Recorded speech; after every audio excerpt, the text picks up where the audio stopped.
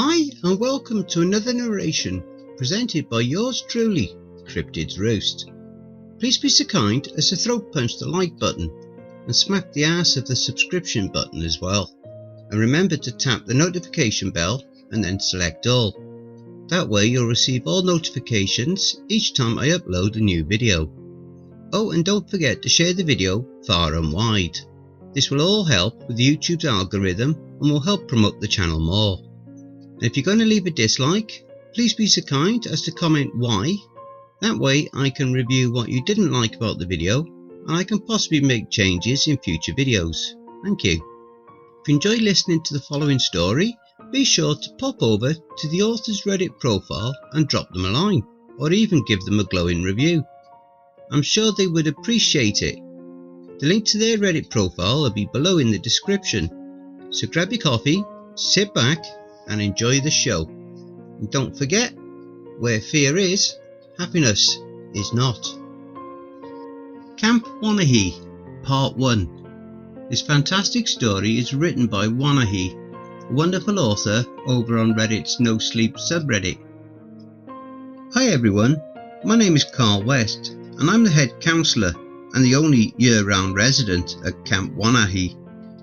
I'm in the US, which from what I hear from the campers and other counsellors is a dumpster fire right now. I don't really follow much that's going on in the outside world. However, I feel that with all the upheaval, maybe I can interest you with some experiences I've had since being here. Camp Wanahee has been the site of many summer adventures for countless kids over the past 85 years. The campsite was established back in 1919, when people were getting back to living their lives after World War I. It only shut down officially during the Great Depression, and even then it was overrun with homeless folk who had lost everything in the stock market crash. Officials from the nearest town came to get them out of the area, but when they arrived, they found it completely abandoned. They took down the shanty town, but you can still find the remains of some shacks in the woods. We have lots of history in the area aside from the former squatters. We are located about a quarter of a mile away from the site of a battle between the United States Army and a part of a now forgotten American Indian tribe. I say battle, but it should be considered a massacre. There were a few soldiers who died, though it was after the battle due to infection from wounds they received. About 100 or so members of the tribe were slaughtered.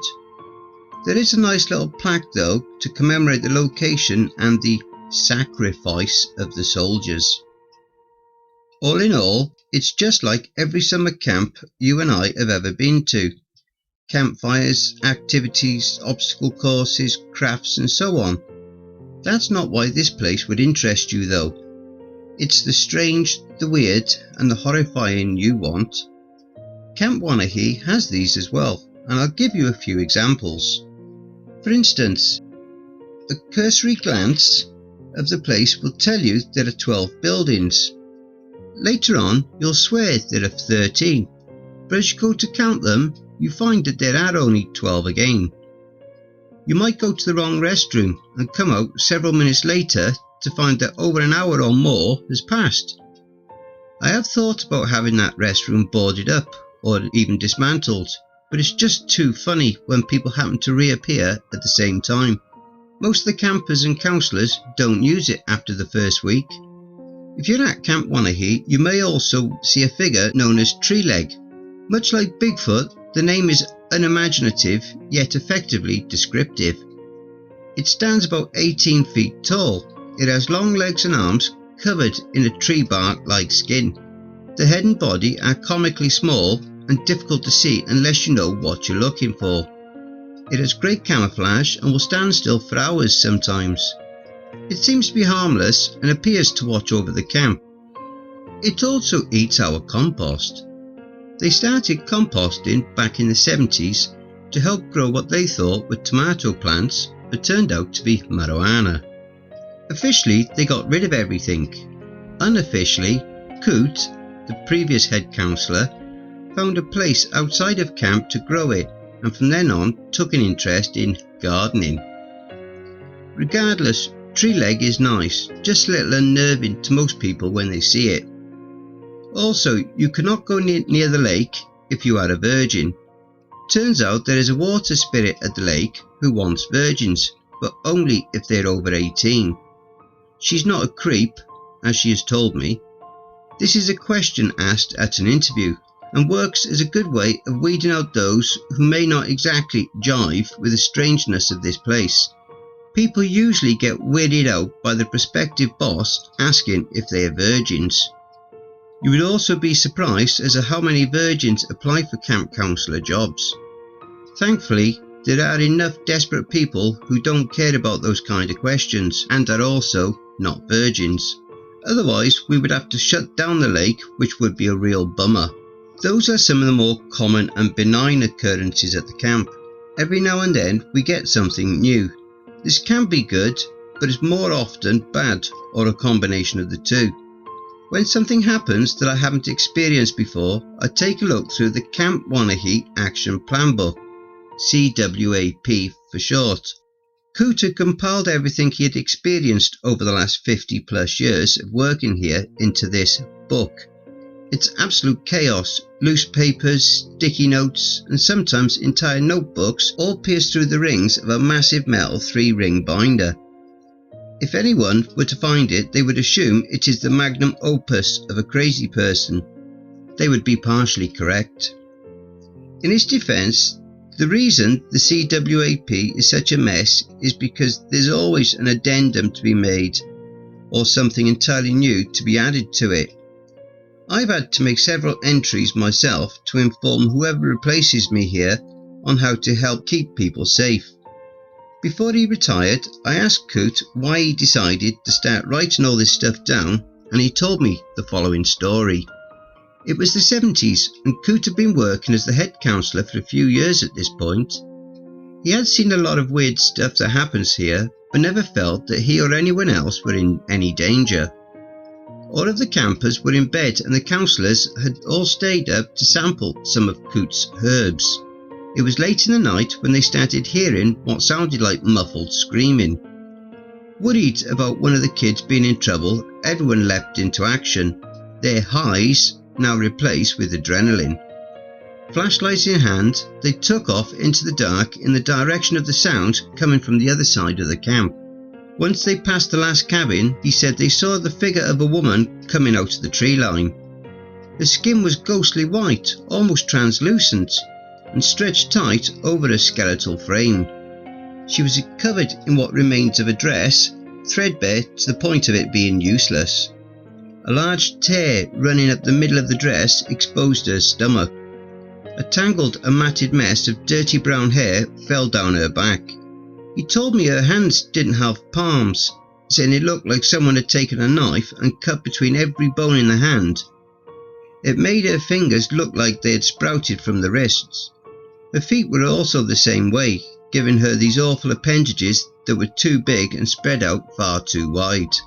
He said the worst part, however, was that she had no face. There were the outlines of her skull and a pronounced point where the nose was, but it was all covered with skin.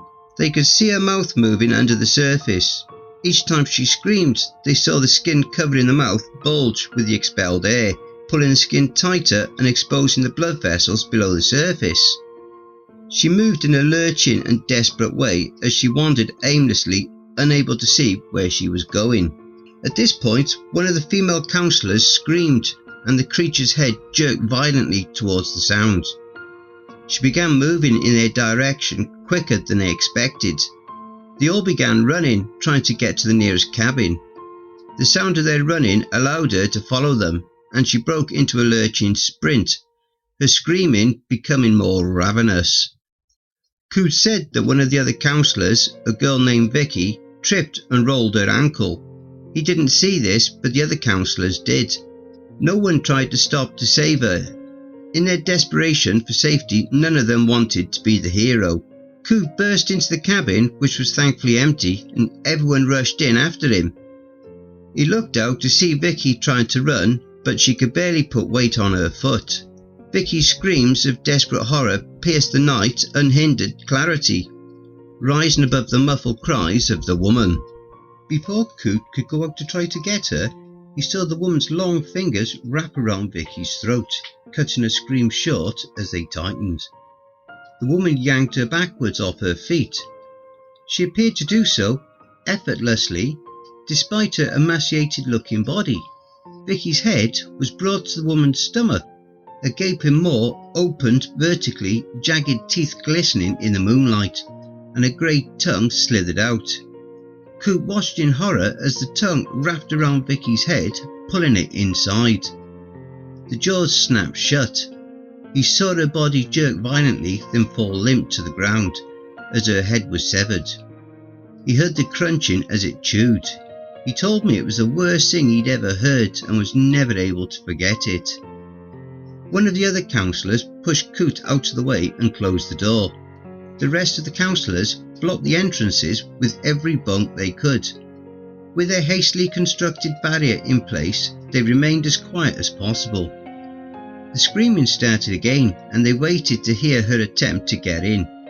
After a very few tense moments, they noticed that the screaming began to recede. Coot walked up the carriage to look out the window. He saw the woman carrying Vicky's headless corpse back into the woods.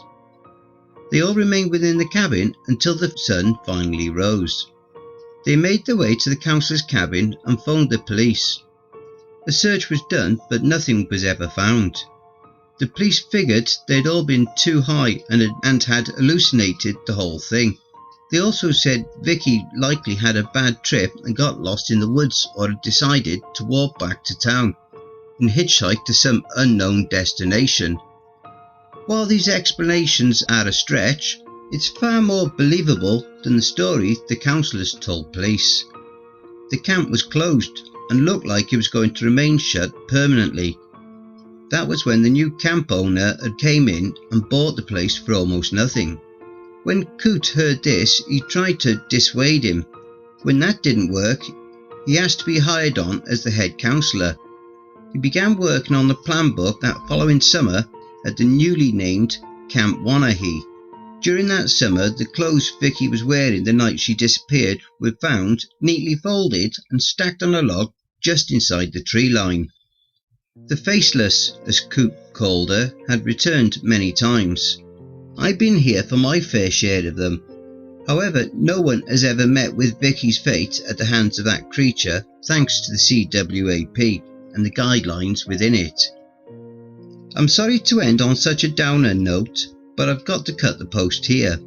It's time to roast marshmallows, and I'm not going to miss out on that. I've also got to make sure that the salt circle around the door that appeared in the woods 2 days ago is still intact. It takes so long for those damn things to go away, and I don't want whatever it is on the other side to have a chance of coming through. I'll be back with more stories of the weird stuff at Camp Wanahee soon. Part 2. Hi again, it's Carl West from Camp Wanahee. So, some big stuff has happened over the past week or so. This was going to be a pretty simple post to tell you all about some anecdotes of my past experiences here. But I've got some good stuff that has recently happened for you, and I have a lot of time to write today since I'm laid up letting my foot heal after last night. Also, if you haven't heard about our little piece of heaven at the corner of weird and batshit crazy, you'll want to click the link to read it. Also, do I need to introduce myself every time? Probably not, but it feels kind of informal otherwise. Maybe I can start off each post with something about myself, like we do when we get new campers. That way you get to know me even better. New fact about Carl West: I have a bachelor's degree in English and I'm working on becoming a writer. I don't get a chance to do much writing during the months that the camp is active. During the fall, winter and early spring, Camp Wanahee is my own Walden Pond.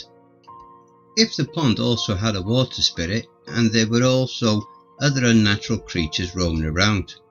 I won't be picky though. Anyway, like I said, it's been kind of crazy. To tell you the first big part of the story, I need to tell you about the people that are labelled Reoccurring Visitors in the CWAP. Every now and then we get people that will wander through Camp Wanahee. Sometimes it's a hiker who's lost their way, or something else equally benign. Other times we have more regular visitors. There are two that have been very prominent since I've been here: Lerodon the wizard and Enola. Lerodon, which is pronounced Lerodon, though I call him Larry, which he does not appreciate, looks a little too stereotypically wizard-like.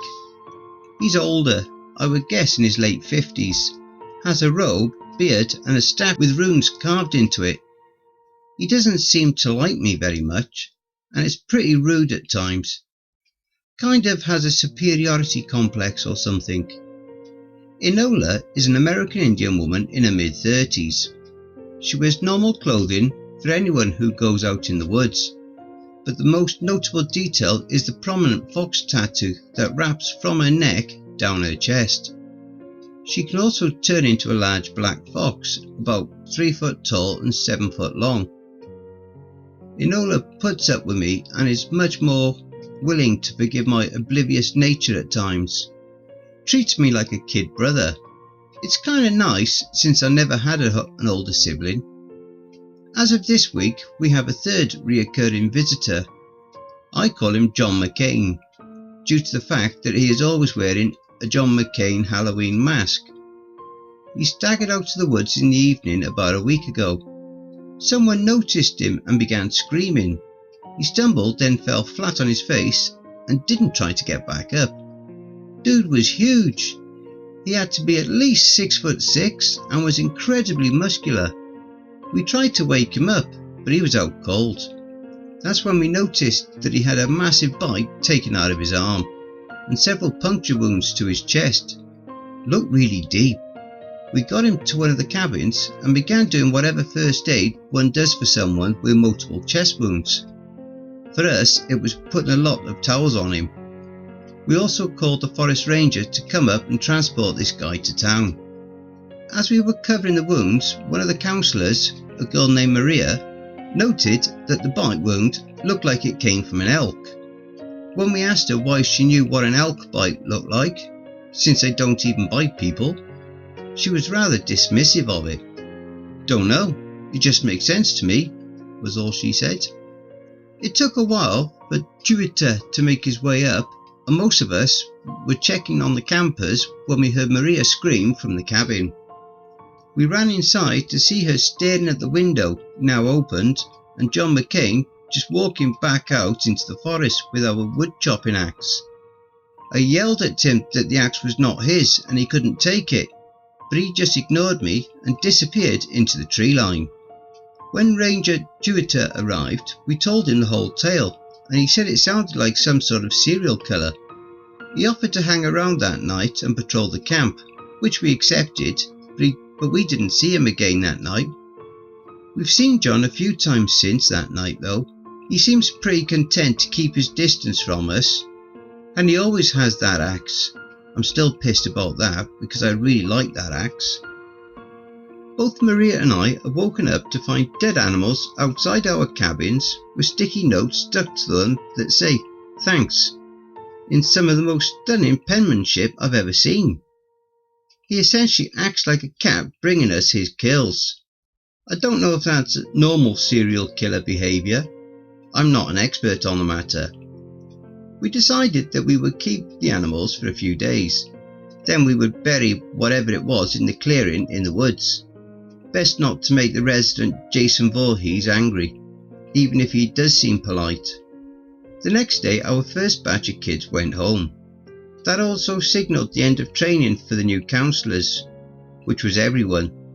That's the worst part about Camp Wanahee. We have a 100% turnover rate, aside from myself, and it takes a month to fully train anyone. That's because everyone forgets about this place after they leave. I have no idea why or how it happens, but they always do. Sometimes when I go to the nearest town to pick up supplies, I'll see someone from the previous summer and talk to them. They have a vague memory of being a counsellor at a camp, but they don't remember anyone or any of the really weird things that happened here. I think it's for the best, otherwise the government would be all over this place. I haven't met anyone who remembers this place aside from Coot, the owner, and Tuita. I guess I should talk about Tuita. Ranger Manu Tuita is 6'4", beast of a man. He's Polynesian, has a voice that will rattle your eardrums, and makes great bread. He's been the park ranger around here for the better part of a decade. He's a nice guy and checks on us occasionally. He used to come and smoke weed with Coot, and stops by to go and harvest some every now and then. The station he works at is some 15 miles away, so we only call him up here when something really big is going down. Tuita came to do his customary wilderness safety rundown for the campers this week. He does this every time we get a new batch of them. We sit around the fire and go over the basics: what to do if you get lost, don't eat mushrooms or berries that you find, don't light fires in the woods, etc. Then there are the ones that are a little more tailored to our camp. If you see a man looking suspiciously like a knight from the Middle Ages that asks you to join him, do not go with him. If you find any bones, alert a counsellor. If a counsellor is not available, do your best to bury the bones, then recite the words, "Your body now rests, your spirit is free." The necromancer is no longer your master. If you see or hear the faceless, you need to hide. Close your eyes, make as little noise as possible, and wait for the screaming to fade. The list goes on. By the end of the presentation of the rules, the campers were saying that we were trying to scare them. Obviously, none of what Tuita said was true. We're used to this, of course, so Tuita grabbed a bag out of his truck and took it out to the field nearby, where he emptied it. The bag contained all of the available wool, silk, or other possible animal fibre clothing available at the local thrift store. Tuita and I watched the sky as the kids began to think we've all lost our minds. After about 15 minutes or so had passed, we heard the sound of a large beating wings. A massive form swooped from the sky and landed by the pile. It had large hairy wings, like that of a moth, set in the back of a creature that had a bear's body and head. Its fur was symmetrical pattern of grey and white. Two large fuzzy antennae flicked through the air as the creature began to feed on the clothing. "This is Martha," Tuita said to the campers, who were now staring in stunned silence. "The only moth bear we know of in existence. So we will once again go over the rules, and I hope you pay better attention to them. We have notebooks for you all to write them down on, with one additional rule: don't wear wool, silk, cashmere, or any other animal-based cloth. We don't want Martha here hunting you down." They all paid much more attention this time around, taking rigorous notes. Later that night, after all the campers were in bed, I was finally able to get rid of the dead skunk that had been left on my doorstep the day before, with Maria acting as a lookout for John. We made our way to the newly designated animal cemetery, where I dug a new grave for the skunk. Nearby, the 4 previous graves sat in their various sizes. I made quick work digging the grave and filling it back in, while Maria watched in silence as she held one of the flashlights. I like Maria. Out of our batch of counsellors this year, she has been the most reasonable. Took a lot of weirdness of this place in stride, which is a relief. She also has training in emergency medicine, so that's handy as well. She has a dusting of freckles across her cheeks and nose which works well with the copper tone of her skin. She's sharp too, always keeping an eye on her surroundings. I've made her my second in command here this summer, which has worked out really well so far. I wiped the sweat from my brow as I hefted the shovel onto my shoulder. "Do you think he's going to keep on doing this? We're going to run out of places to bury them if he continues at this rate." "Dunno. Do you think we should try to talk to him about it?" Maria asked as we began walking back to camp. "I suppose we could," I replied. "I didn't think of that. He always seems kind of standoffish. I think that's just part of his..." She paused as she searched for the right words. "Enigmatic persona." "Sure, makes sense to me. He has to be a nice guy. We see him around all the time and he hasn't killed anyone from camp. Not killing people is the best way to prove that someone is nice. True, but he still hasn't done it, so he's not the worst guy. She has a point. It wasn't the strongest, but I gave it to her. Tell you what, you try to talk to him the next time you see him and let me know how it goes. She looked horrified. Why me? You're the one who deals with this shit all the time. Yes, I do, I admitted. I have learned that it's often safer to not mess with the status quo. If I don't have to, it messes with itself enough as it is. So if you want to go and try to talk to him, feel free. I won't be. Are you scared? Always. I'm responsible for making sure everyone here gets home alive. Which gets pretty hard when a lot of you insist on acting like characters in a horror movie. I sighed. What's that supposed to mean? The counsellors and campers that come up here have the intelligence of characters from an 80s slasher movie, always putting themselves into obviously dangerous situations. As a result, I've seen a lot of really horrible things. I've seen people maimed and killed. Like I've said before, just follow the rules and hopefully nothing bad will happen this year. Are you serious? You've seen people die up here? Maria asked. Carl, why is this place still... She cut off as our flashlights illuminated a single large hiking boot in the middle of the path. The grass around it was darkened. I know this is going to sound stupid, but that wasn't here before, right? I saw her shake her head. I don't think so. We approached cautiously and found that the boot and surrounding grass were covered in what was certainly blood. The name Jessie was written on the inside in silver marker. Good news, it wasn't anyone we knew. I smiled as I looked up at Maria, who obviously looked horrified. What? Someone is hurt and all you care about is that you don't know them, she asked. The hell is wrong with you? You're still new here. I've been a little desensitized to violence and the reality of death in general. Gotta find the positives where you can. I followed the trail of blood with my flashlight. It went off to the left of the path, disappearing in the woods. I looked to the side and saw something that put me on edge. As I'm sure you're all beginning to understand, this forest is a weird place. I mentioned this last time in passing, but sometimes doors will appear in the woods. I don't know where they come from, and from what Coop told me, they can all lead to different places, usually bad. Which is why I tell everyone not to open any of the damn things. I don't want whatever horrors are inside to be let out into our woods. I ran up and examined it. The door and frame were made of some sort of black metal. Okay, not great. Never seen this kind of door before, I thought.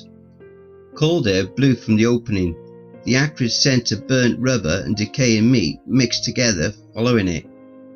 The light from my flashlight illuminated a corridor of stone that stretched into the distance before turning sharply.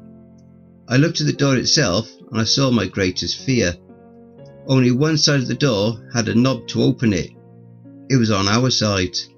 Shit, I said as I looked around the woods. Shit, shit, shit.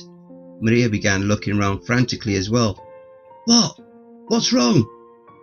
There's only one knob on the door, I said as I heard noises coming from the tunnel. I began looking for a large branch to push the door closed with, but couldn't find one. I really should carry gloves or something for times like this. What? Why are you freaking out about that? Maria's panic had decreased way more than was appropriate for the situation. Really, she should have been freaking out like yours truly. I don't really have time to explain, I said through gritted teeth as I pushed against the door, the entirety of both hands immediately beginning to tingle. Just come and help me before anything else comes through. As if on cue, a horrendous shriek that was an unholy combination of metal tearing and cats fighting sounded from the stone corridor. From around the distant corner emerged nothing short of a nightmare. It had 4 limbs that sprouted from its bony torso. The ends of each limb had blades along its length that clacked against the stone. A long neck stuck out from the front and curved upwards like a cobra about to strike. Its head had a long snout with jagged fangs that jutted out from the lips. 5 eyes curved along its pronounced brow. It saw us and began charging, letting out another ear-rending scream. "Oh shit!" Maria screamed as she ran and threw herself against the door as well. It pushed back against us, some unseen force trying to prevent it from closing. "Why are my hands tingling?" "Just try to ignore it," I yelled through gritted teeth. The sensation moved rapidly up my arms, leaving numbness in its wake. Once it moved past my elbow, my arm collapsed as I lost the ability to control the joint. With my arms from the bicep down, numb and unusable, I turned myself around and used my back to continue to push. Maria did the same soon after, her arms beginning to go limp. "Come on, just a little further," I yelled as the clacking and screeching approached, and I felt the weight of the creature hit the door. One of the appendages moved into the gap between the door and frame. I could see that the blades were made of bone, wicked sharp, and mottled yellow and brown in colour. Its skin was slick with some viscous brown substance. It screeched and flailed. Another of the limbs came out of the top, forcing us to duck down to keep from being hit by the blade from above. This distracted me, and I didn't notice when the other blade turned just enough to slash at my foot. It cut through my boot, sock and skin with ease. I screamed as I felt the blades slide along the bone in my feet. It was a glancing blow. I knew that if I got the chance to use those blades as it would want to, it would cut through someone with ease. My legs buckled from the pain and I fell on my ass. I tried desperately to use my other foot to keep pushing the door closed, but I was having a hard time finding any purchase. I could feel the door beginning to open again as the creature pushed against it. "What do we do?" Maria screamed. I looked around, tears of pain welling in my eyes. The pain was terrible. I saw that the creature's joint was against the door frame. I turned and braced my back against Maria's legs. I kicked as hard as I could at the arm of the creature with my good leg.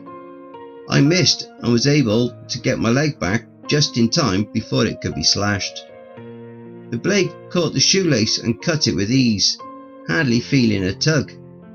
I stabilised myself again and waited for the arm to meet the ground again, then I kicked with all I could.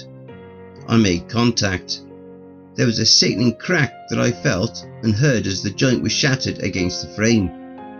The scream from the creature was deafening as it withdrew the appendage. The clacking on the other side of the door was spastic and arrhythmic, but it was moving away. The screaming rapidly receded with the creature. With one final push, we closed the door.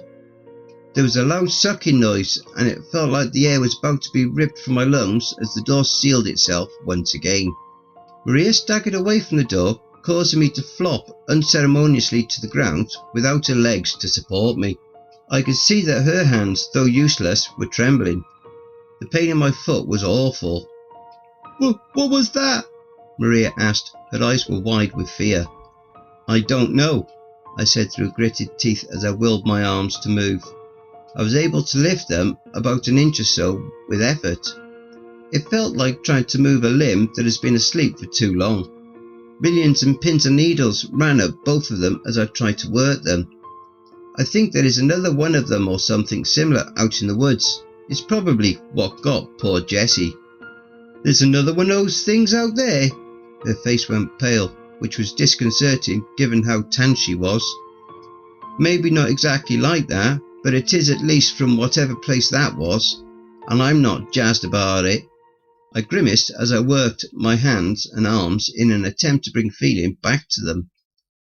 Maria looked at her arms with severe concentration on her face, managing to get them to lift a couple of inches as well. She sighed in frustration. "And why can't I feel my arms? What are these doors? Why are they here?" "I have no idea. I know these doors are portals. They appear here randomly for some reason and lead to different worlds or planes or whatever the hell you want to call them. They aren't great places, that's why I tell everyone to stay away and try to seal them. The numbness is just from touching it. I never touch them with my bare skin if I don't have to. Every side effect of contact is different. None that I've experienced have been pleasant. The stinging from my arms began to subside and I was able to move clumsily to a sitting position. There are two types of doors. Some have knobs on both sides, others have knobs on only one. The latter are the worst kind. That means that whoever or whatever made these doorways originally did not want whatever was on the other side to be able to leave whenever a door appears. Why would anyone want a doorway to whatever that was? She was beginning to get more movement back and grabbed one of the flashlights from the ground. Sorry, but I couldn't tell you, I just work here. I grimaced as I prodded my foot. Maria knelt by me and slapped my hand away. She looked at it with the flashlight. Her hands were still somewhat clumsy from being numb, but she was surprisingly gentle as she examined it. You'll need stitches, Maria asked. Yeah, I figured. Help me to the mess hall. All right, up you go. She put my arm around her shoulders and helped me to stand up. We limped the rest of the way back to camp. We decided not to speak and left our lights off to keep from alerting whatever new horror now stalked the woods. Maria helped me lay down on one of the tables as she stitched me up. I had drunk some of the Vernon Brothers moonshine to help dull the pain. It tasted awful, burned even worse. In truth, it was terrible alcohol, but I have found that there are usually much better uses for it. It sanitizes things really well, which burns even worse than drinking it, as I have now found out. It's horribly flammable and takes the edge off of whatever pain you feel, emotional and mental pain included. Honestly, its usefulness is incredibly surprising in every application, including getting drunk. You should really go to the doctor, Maria said as she focused on my foot. I'm good, but there might be issues for your foot down the road. My head was swimming a little. The alcohol was working, its effectiveness aided by blood loss. No, I can't leave this place. I have to be here to make sure nothing happens while anyone's here. I made that promise to Coot. Besides, I don't have any insurance. She finished up the last stitch and got out a clean roll of gauze. Really? Our boss sucks. We should call him and tell him that you need help and that he should foot the bill. She raised her eyebrows as she held up my foot. That was a joke made in very poor taste, and technically I'm your boss, I said, tilting my head to look at her. Also, we can't call the owner. We can call him. We have a phone, and why do you keep calling him the owner? His name is Gerard Marks. He told me that when he interviewed me. When I was interviewed by him, his name was Tim Christian. Every new batch of hires knows him by a different name, sometimes more than one. It can be a little confusing. I never call him the owner to his face. I just don't know any other way to refer to the guy. I stared back up at the ceiling. I have a few theories on what he does outside of owning a camp. One of which is that he runs a vast black market empire for illegal breeds of domesticated animals. Or he could just be someone who has a lot of money and is incredibly paranoid of people knowing who he is. Regardless, he can only call us because every time he does call us, he destroys whatever burner phone he is using. He calls every couple of weeks to check up on things though. Maria stared at me in understandable disbelief. She resumed wrapping my leg. You're full of shit.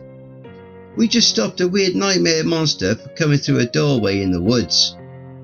I know, we just stopped a weird nightmare monster for coming through a doorway in the woods. I was just hoping that even with all the weird bullshit that is going on here, we would have a competent superior. I shrugged, which made my body shift downward slightly. Don't know what to tell you. I know nothing about the guy. He is as weird as this place. Maybe that's why he owns it. Maria finished wrapping me up. We didn't have any crutches, so I asked her to help me to my cabin and I would throw something together in the morning. I thanked her for patching me up and helping me out around the camp. I let her know that I would likely not be able to help out much tomorrow. She told me she wouldn't let me help out tomorrow, that I should stay off my foot as much as possible, and that she would be by throughout the day to see how the wound was healing. I watched Maria walk to her cabin through the window in my room. I haven't been doing this very long, and I found the isolation somewhat comforting. At least that was the case until that moment, and I realised that when Maria leaves, she will forget me, just like all the others have. I felt a unique sense of sadness and foreboding. Whether it was from that realisation, the moonshine, the fact that there was some new homicidal creature roaming our woods, that and the doors had started appearing more frequently, or a mixture of all of these, I don't know, and I didn't want to try to figure it out then, so I chose to close my blinds and eventually went to sleep. I spent the rest of today working on this whole post. Sorry that it's so much longer than my last, but I had nothing else to do today since Maria forbid me from leaving my bed except to use the restroom. I took some more of that moonshine though, and I feel it kicking in, so I'm going to just post this before I get too frizzy to make sense anymore. I'll see you all in my next post. Part 3. Hey everyone, Carl here. There hadn't been much to tell you about lately since I've been on bed rest while my foot heals. That is until a couple of days ago when shit hit the fan. If any of you need to freshen up on what's been happening here recently, check out part 1 and 2. I'm going to have to skip the whole new fact thing this time. There's just too much has happened today. Things have started to get really weird. I know that doesn't mean much since this place is weird to begin with, but things have just gone completely sideways now. It's kind of hard to explain, but I'll try my best. I've had to stay off my foot for a few days, which gave me time to fashion a makeshift crutch. It's essentially a big branch that Maria found for me with a Y shape at the end to put my armpit in. I cushioned it with some old rags and it has worked well so far. Don't get me wrong, I am used to solitude, but hearing all of the kids and counsellors out and having fun with their activities whilst I stayed inside was driving me a little crazy. I should say I have been completely alone since Maria came by to check on me, bring me food and chat with me. Even John Mccain stopped by a couple of times, but he doesn't talk much. Maria was very proud of having talked to him about not bringing us more dead animals. He did stop and she's still alive, meaning I was wrong and I have to give her credit for her plan working. Anyway, I was incredibly surprised one day when I woke up from one of my moonshine-induced stupors. Seriously, that stuff has to have something other than alcohol in it. To find Enola sitting by my bed. She was chatting softly with another person and I was having a hard time focusing since I was still a little inebriated. Enola? She turned and smiled at me, wrinkles forming at the edges of her dark brown eyes. Hey Carl, we heard that you'd had an accident and came by to see how you were doing. Oh, I said as I patted her hand. That's so nice of you. It's good to know that I have friends like you around who are just looking out for people like me. Of course, and we also brought you some herbal medicines that will help with the pain. You should probably not continue to drink the moonshine, it'll probably kill you far quicker than any infection.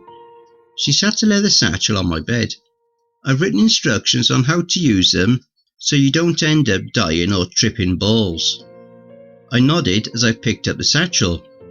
That's smart. You're smart, Enola, I said as I opened the satchel and was hit with a variety of strong herbal scents, which made me almost immediately dizzy. I resealed the satchel and sat it on my side table. I really appreciate that. So, how have you been? I've been doing alright, living life one day at a time, pretty boring stuff. I nodded. Well, that's good, doing better than me, I said as I lifted my foot. By the way, have you run into the thing that may have escaped from the doorway? The smile dropped from her face. Well, that's the reason why we're here, Carl. I haven't seen anything new in the woods, but things feel off around here. Also, my great aunt Mida had a vision, and she insisted that she come and see you. She gestured towards the foot of my bed. I turned to find a very old woman sitting at the end of the bed. Her hair was silvery white and braided down her back, while her face had so many age lines that they piled on top of each other. Her hands were gnarled and held an old walking stick with the head of a wolf engraved on the top. Its sharper edges and lines have been smoothed and worn away over many years of use. This woman was old, so old she made Coop look young. Mida said nothing as she stood on shaky legs. I watched as her eyes rolled into the back of her head as they widened. "Is this normal?" I asked. Enola shushed me as Mida took a long wheezing inhale and began speaking in a raspy voice layered on top of many others. "With blood to spill and hunger sate. Doors have opened, fear awakes. Demon walks his place askew, and with them terror made anew. Their mother lets her children play. On this earth they wish to stay. The one who travels far from here. Visiting places 'twould been wise to veer. Doors once hid now reappear. Your danger grows ever near. With ways now open, they seek revenge. The world's fate stands upon the ledge." There was a long silence. I would say it was easily a minute before the old woman tilted her head to the side. "Questions?" "I'm sorry?" I asked. "Do you have any questions?" she repeated in a wave of voices. "Oh, I didn't think that's how this stuff worked. I thought you just gave me an ambiguous warning about something and just left me to try to figure things out." I turned to Enola. "That's very considerate of all of you." "Dude!" Enola said, gesturing to her great aunt. "Oh, right," I thought for a second. "Why did you receive a warning that was a basic rhyme poem?" "What?" the many voices of Mida asked. "I mean, it sounded okay, but it sounded like something a high school kid would write for their Dungeons and Dragons game," I shrugged. "Just seems out of place." "You know what? Fuck this guy," a male voice said from Mida. It was joined by a chorus of other voices. It was very off-putting since she didn't move her mouth anymore, with the voices pouring out insults and curses over each other. There was one last voice, sounded like a little girl, who said, "I hope he gets the clap." Then Mida closed her mouth and fell back into her chair. "Whoa, that last one was not okay," I said, squirming a little. Enola punched me hard in the arm. "What the hell, Carl?" "Ow!" I cried, rubbing my arm. "What? It was a legitimate question." "Those were my ancestors. They worked really hard on that to tell you something important in a way your dumbass would understand." I felt a sharp impact on my shin. I cried out and turned to see the old woman holding her stick in her hands and the most sour look on her wrinkled face. I hadn't even seen her move. "Okay, I get it. I messed up. Can we bring them back?" "No!" Mida yelled in a raspy voice. "You are an ungrateful child. It will serve you right if you get eaten. Enola, let's go." "Wait, what did it mean about the person that travelled from here and opened the doors?" I asked, looking between Enola and her great aunt as they both got up. "I have no idea, boy," Mida said as she slowly walked from the room. "Figure it out. I did my job, and I'm going home." The rest of that day was soured by that interaction. This is a good example of why I don't drink very often. It tends to cloud my better judgment, and I can't be insulting someone's ancestors when they're trying to help me out. It sets a bad precedent. This job is hard and I need all the help I can get. Thankfully, Enola slipped me a written version of the poem before she left. I guess Mida had shared it with her before she came here. After a few hours of looking over it and trying to figure anything in the CWAP unsuccessfully, I still didn't know what it was talking about. I tried to write to take my mind off things, currently working on a romance novel between a female vampire and a merman in future Tokyo. Even though I tried, I just couldn't get my mind off of what Enola had said and the warning from her ancestors. I decided to go for a hobble to find Maria, despite her telling me to keep resting. The crutch was awkward and a little unwieldy at times, but it got the job done. It was approaching dinner time, and I found Maria with a bunch of the campers at the archery range. "Thought I told you to stay back in your cabin," Maria said as I came up beside her. "Yeah, but I was going stir crazy and needed to get out," I said as I watched the kids attempt to hit various targets. We had your traditional round straw targets, one that looked like an elk and a handful that looked like various other creatures from around the woods. It helped to know who you could trust to make a shot with a bow when it counted. We didn't have many promising archers in this group. She said as she surveyed the kids. "So who was the women that visited you today? Never seen them." "Johnny, don't point that to Erica!" before. I heard two of the boys muttering as they began firing at the targets again. Long story. Enola, the younger woman, is a regular around the woods and camp. She visits somewhat regularly, but she doesn't like being seen, so she tends to sneak around. Enola is really chill. She can turn into a massive black fox. How big is massive? About 8 foot long, but 2 of that is her tail and 4 feet tall, I replied, showing her the height with my free hand. Maria nodded. "Yeah, that's pretty massive. What about the older woman?" "It's her great aunt, apparently," I said with a sigh. I hadn't met her before today. Apparently she received a message from their ancestors that she needed to give me some sort of warning. "Oh really? That sounds exciting." I shrugged and took the paper with the poem out of my pocket and handed it to her. I guess I kind of insulted her and her ancestors, so they all don't like me now. Maria took the paper with a raised eyebrow. "How did you insult them?" "Told them I didn't think the wording and style of the warning was very impressive. Thought it was kind of cliché."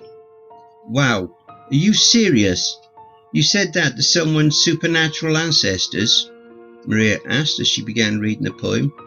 "Your ass is getting haunted." "It's surprising that I haven't been haunted already. Maybe I have the opposite problem of the kid from The Sixth Sense. It would make it hard for anyone to haunt me if I couldn't see them." I watched as a girl tried to shoot 2 arrows at a time, only to have them flip wildly through the air for a couple of feet before hitting the ground. Her friends laughed at her. "Sounds ominous," Maria said as she handed the paper back to me.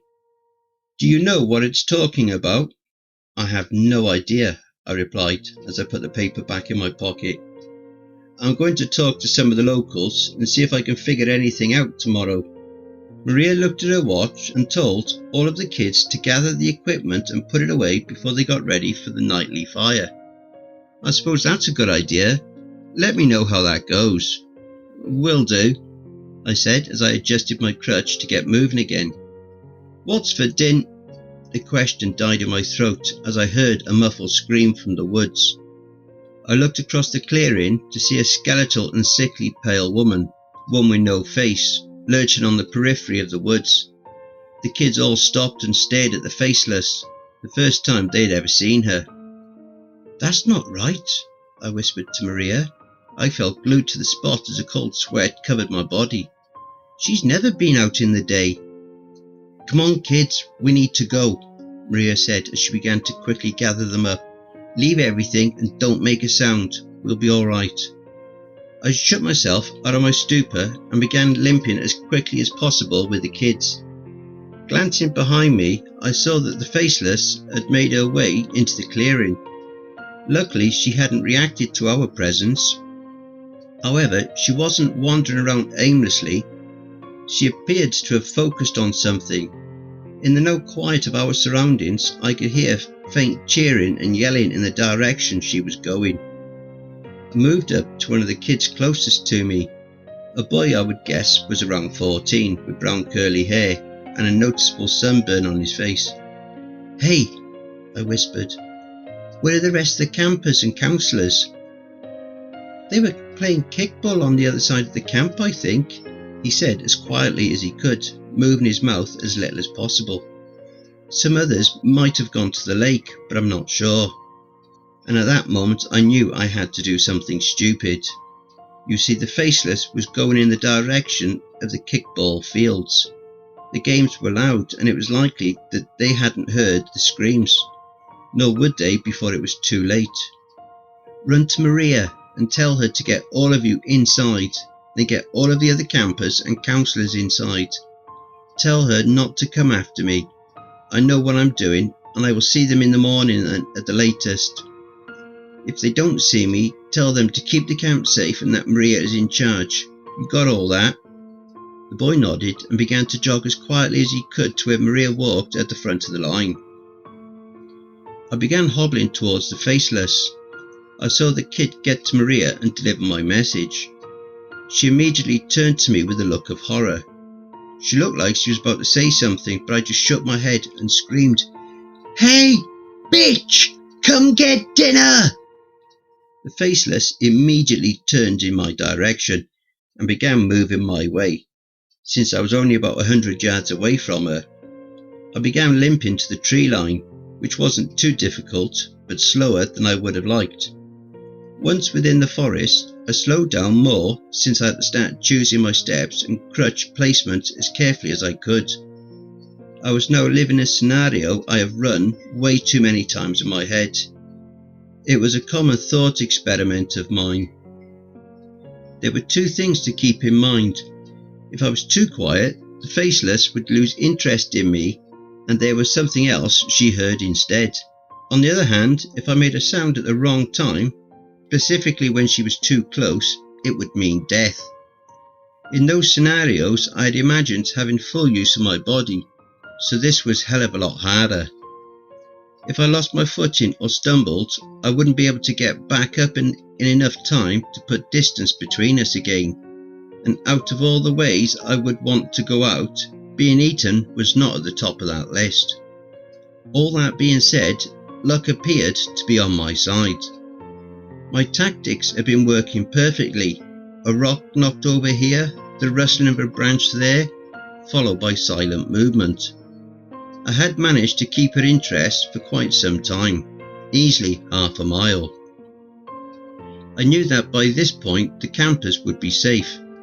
Now I had to figure out how to get it off of my own trail. And that's when the crutch slipped on a rock as I was making my way downhill. I cried out as it sent me toppling forward and rolling down the incline dozens of yards. I hit my head on something so hard my vision flared white, and I felt my injured foot hit squarely on a rock or two. The pain seared through my foot, burning a path up my nerves, which might have been the only thing that kept me conscious. I was brought to an abrupt stop when I rolled into a tree, the impact against my back knocking the wind out of me. I wanted to scream from the pain in my foot, but managed to hold it in enough to be a very anguished which is more than I thought I would be able to accomplish. I heard the faceless getting closer, her screams growing louder. With that much sound, I had jumped the proverbial waters. She was crashing through bushes and branches in my direction. I looked around desperately for the crutch, hoping it was close enough that I could get up and put more distance between us. I couldn't find it. It was now lost in the underbrush somewhere further up the hill. Instead, I began looking for anything else around me, a branch, a rock, anything I could use to maybe distract her. I searched desperately, her screams getting louder with every moment. And then I saw her coming down the hill, moving with a predator's grace. Though blind, she never hit into anything. I knew my search was pointless now. I would simply alert her before I found a distraction and be dead anyways. Instead, I grabbed the Leatherman from my pocket and flipped open the knife. I wasn't going to be eaten without a fight. I knew I almost certainly couldn't kill her, but I was gonna try. I held the tiny weapon, ready to make a last stand as she ran at me. The Faceless was almost on top of me when she stopped stone still. She was only 5 feet away at the most. Her head turned from side to side, making no noise. The Faceless was listening for me. She didn't know exactly where I was, didn't know I was right in front of her. She was waiting for me to give the next hint of where I had gone. I had a possible chance, but I couldn't think of what to do. My brain had stopped working as I looked at her. I've seen the Faceless many times, but I had never seen her this close. At any time, it would have been absolutely terrifying. In the light of day, it was exponentially worse. We expect monsters to exist at night and in the dark. That's why we run from the basement when we turn off the lights or hesitate to leave the safety of our beds in the middle of the night. The day is safe though. It's always been safe, even at Camp Wanahee. No, that was gone. I was before her now, a living nightmare in the light of day. All I had was a tiny knife. I was at her mercy, and in the light of the afternoon sun I could see every bit of the horror I was up against. The skin was stretched so tight and thin that I could see the veins and muscles moving beneath it. She had eyes, but I could see them moving under the skin as well, flicking and jumping violently in a pointless attempt to see anything. I could see her stomach, a thick line running up it looking puckered, like a poorly stitched wound that had healed into a disfiguring scar. I saw that line twitch. My breath, as little as I was breathing in an attempt to be quiet, caught. All at once I saw a skeletal torso expanding as the true mouth of the Faceless opened. Her waist grew to several times its width. I heard her ribs pop and her sternum snap as they separated to reveal a gaping orifice with teeth and jutting bones yellowed with age. The smell of rot and death that emerged from it made me want to retch. The grey tongue slid out from the bottom of the mouth, extending several feet towards me. It dripped a viscous liquid and squelched as it moved. It was grey and tube-like, more a tentacle with a glossy smooth surface. It flickered around like a snake tasting the air. Then she started walking in my direction. I gripped the knife tighter. This was it. I was going to be eaten by this creature, this nightmare that day could no longer hold at bay. It came within 2 feet of me where its tongue hit the tree, and she diverted around the tree and me. The Faceless was walking slowly to make as little noise as possible. I watched as she used the tongue as a probing cane so she could find her way through the trees without making noise. I saw her stop again only a few yards away, and I instinctively held my breath as she began listening more carefully. This process repeated again and again as she moved away from me. Thinking I was in the clear, I rolled over onto my stomach and began to crawl away as quietly as I could. I hadn't gone more than a few yards when I heard screeching. I turned, expecting to see the Faceless running at me, fearing that I somehow had made enough noise for her to hear. Instead, I saw something that managed to be worse and lucky at the same time. It was large and humanoid, its flesh marbled crimson and yellow, looking like the cross-section of a body's fat and muscles. It had an oval head with bulging pale yellow eyes, attached to a neck that was too long. The neck opened up horizontally like a Pez dispenser to reveal the mouth of a demonic lamprey, which let out another curdling scream. Its fleshy tentacle-like arms ended with bony nodules that had long, wicked spikes. I knew this abomination had to be the one that escaped the door Maria and I had closed. It felt too similar. It was wrong in the same way as that other creature had been. Then they were fighting. The large and brutish newcomer attacking the much more nimble Faceless. They were attacking each other like wild animals. Their urge to kill each other became a need that was all-consuming. This was it, my chance to escape. I stood up, ignoring the pain that was coming from my foot, and began running. I could feel the stitches pop as I continued, one after another. I felt blood flowing freely and the pain was making my head swim, but I had to get away. I had to run in the direction of the camp. I had to get back. I had to escape the horrors that now roamed the day. I had to get to safety. I had to get to Wanahee. It began to become difficult though. I was beginning to lose blood a lot quicker than I thought, and my head was swimming from what I believed was a possible concussion. I had to make sure I ran back to Wanahee, back the way I came. I had to run straight. If I strayed in my state, I would likely get lost. I had to get away. I had to get away from the screams. Needed to hear them fade. But they followed me. I could hear the screaming. I heard it changing. The screaming turned from the murderous feral anger of the creatures to begging, terrified and human. The screaming that would wake me up some nights. I could hear her voice. The voice of a girl being attacked. The voice of a girl that I couldn't save. The voice of a girl I had to leave. I didn't look back. I feared she would actually be there this time. The ghost that did haunt my dreams and my memories. She's not here. She's gone. She's been gone for years. I thought as my lungs burned and my foot screamed for me to stop. Don't stop. Don't stop. She may be gone, but she may not be. Don't let her catch you. You will deserve what she does to you. Don't stop. She's not here. Don't stop. Don't let her catch you. I ran and I ran. I ran straight, hoping that I hadn't been turned around at some point. I ran, delirious with fear and increased blood loss. I ran for hours. A nightmare I couldn't wake up from. I could have sworn that the sun had gone down and all was darkness around me. I ran past the door and thought about going inside out of desperation to escape. I just kept running and I kept hearing the screaming. Please, Carl, help me. Don't stop, keep running. She's not there. Don't let her get you. I continued day after day. I continued after my feet wore away and I was running on bare bones, wearing away. My lungs no longer functioned and I could feel myself suffocating, but I kept going. I passed more doors, some colourful, some dark, wood, metal, square, round, and many in between. Why are there so many doors? I thought through the haze of confusion.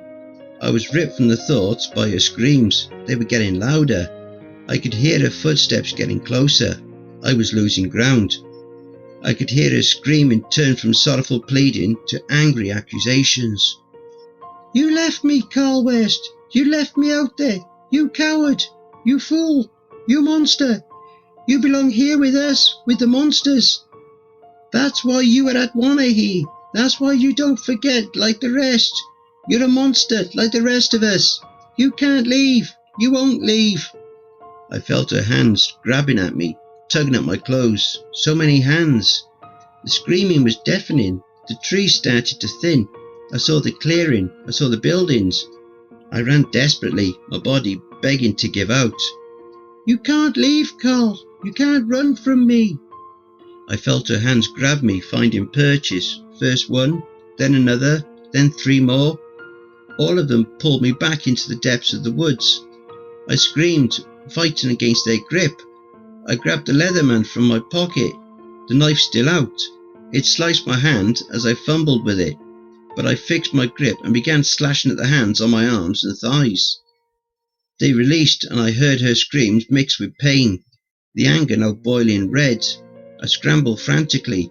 I heard her right behind me. No! And then I was in the clearing. I ran all the way to the buildings. My broken body couldn't comprehend that it could stop. My brain was unable to understand it was safe. I just ran, thinking of running to the building. It was there. It wasn't always there, only sometimes, but it was there now. Maybe it would help. Coot said it could help. Another scream came. Carl! It was Maria, and I stopped. I heard footsteps from several directions, and looked and saw some of the counsellors running to my direction, all with looks of worry and panic. Carl! Maria yelled again from behind me. I turned and saw her running as well towards me. Her eyes widened as she got closer. "Oh shit, Carl, are you okay? Marcus, go get the medical kit."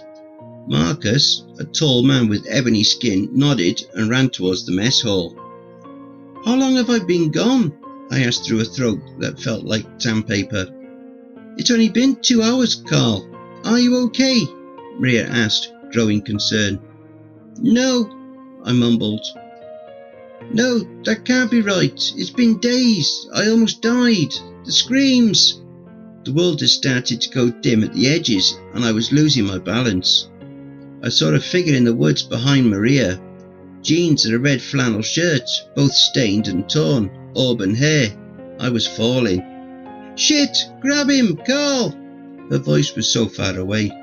That was the last thing I remembered as the scream deafened out of all other noise. Silence and blackness followed.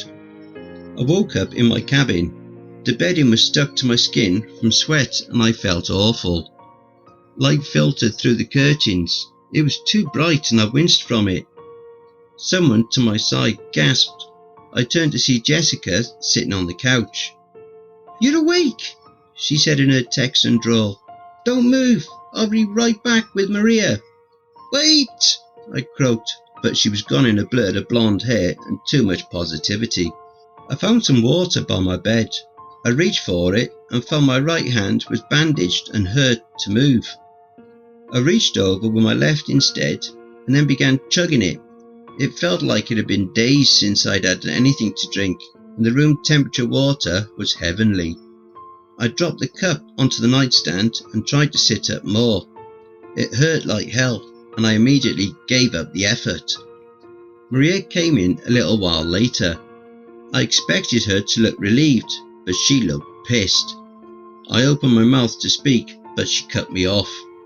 "Don't you dare say a single word," Maria said as she stalked towards me. "You have been unconscious for almost 2 days and have a possible concussion. And not only did you split your stitches, but you managed to widen the wound even more. I was going to have Tuita take you down to the hospital, but he told us that the roads were closed. Apparently there was a rock slide or something, and no one will be able to get up here for a while. Thankfully, he had some pretty serious antibiotics and painkillers from a surgery a while ago, and he's been letting us use them. It would serve you right if you lost your foot, but I don't think you will." Maria stood at the bedside now, glaring daggers at me. "What the hell were you thinking? You were injured and not even supposed to be outside of your cabin. We could have handled the situation." "No, you could." "I'm not done. We could have handled it. You taught us what to do. We can handle the faceless. It's one of the creatures we know the most about from the CWAP. You have a stupid hero complex. I don't care what your reasoning behind it is. It's going to get you killed. Get your shit together and quit it with the self-sacrificing behaviour. You won't be able to walk on your foot much at all if you do anything else to it. You're lucky the tendons still work. But if you try this shit again, if you go out of your way to try and be everyone's saviour, I will cut those tendons myself." We held each other's gaze for an extended moment. I laughed nervously. "You wouldn't do that." Maria pulled something out of her pocket and flicked at it. A blade appeared, which she put next to my foot. "Want to test me? Where the hell did you get a switchblade?" She shrugged. "Confiscated it from Meredith. The kid had a rough home life. I think she's from Nebraska.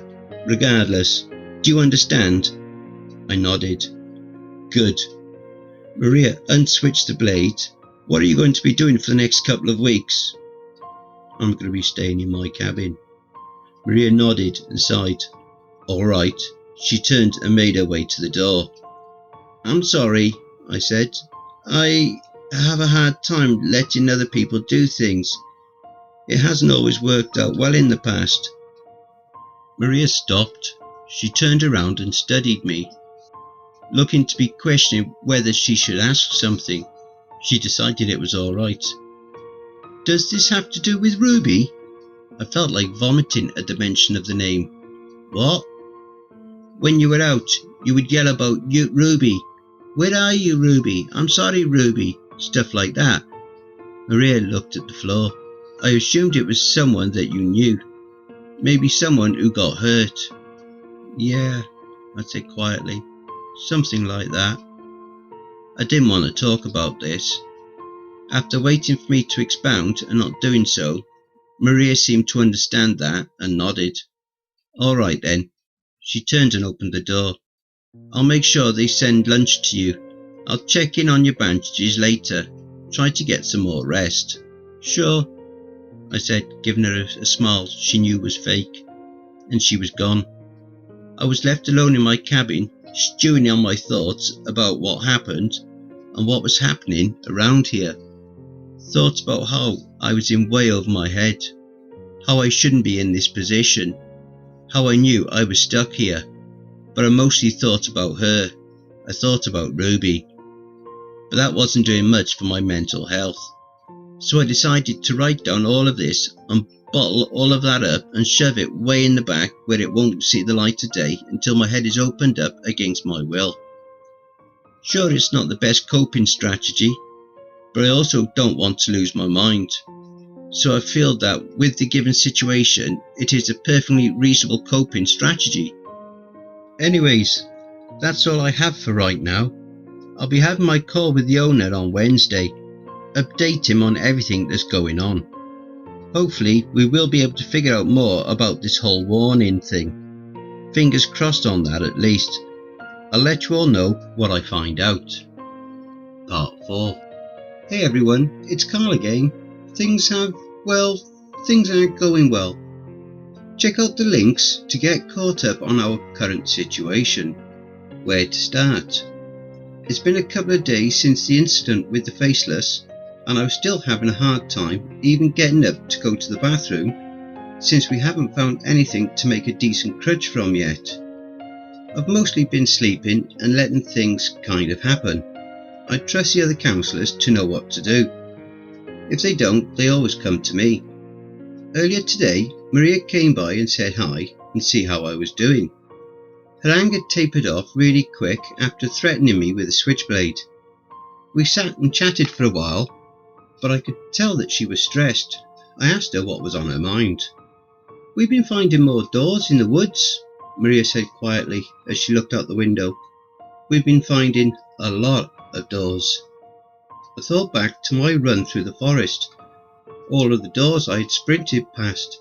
How many is a lot? Dunno, we haven't exactly been going deep in the forest since the faceless is out during the day now. We can't risk having any of us separated from the rest of the camp. We have counsellors that stay at the more distant edges of the woods in the clearing to listen for her though. They've been the ones who have reported seeing more doors. I took a walk around the perimeter, about 50 yards inside the tree line.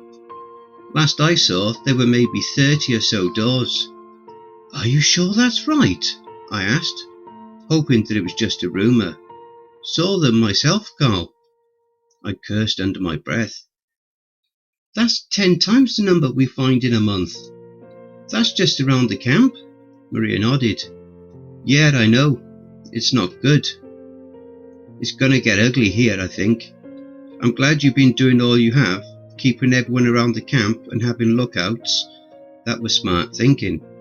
If you could, set up a rotating schedule to have 2 counsellors watch over the camp at night from on top of the mess hall. I want to know if anyone sees anything weird happening at night." "Sounds good. I'll figure it out." "Tell Tutor about everything as well," I said. "He should know what's going on, and ask him if there's anything else strange he's seen." "Sure, I can do that too." "I'll let you know what he says later today." "Anything else you think we should do?" I thought for a moment. "No, that's all I can think of right now. Let me know if you have any other ideas." "Will do." Maria got up to leave. "You doing all right?" "As well as I can," I said with a shrug. "I'll be talking to the owner today at some point. I'm hoping he knows something about all of this. I'll let you know what I find out." "All right, I'll talk to you later then." She looked disappointed as she left. I know she was asking about how I was doing regarding the subject of my sleep talking, but I wasn't going to delve into that. There are so many other things going on right now that were more important than my past. Why was all of this happening?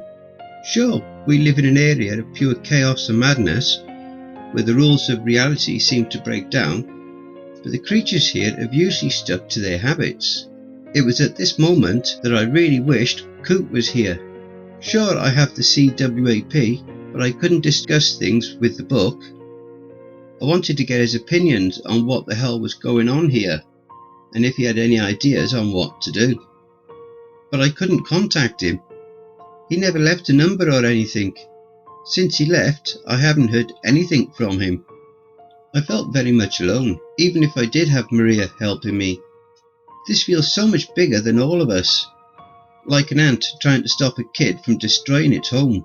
How do I stop something that I don't know or comprehend what I need to stop? My only hope was to talk to the owner, so I waited by the phone.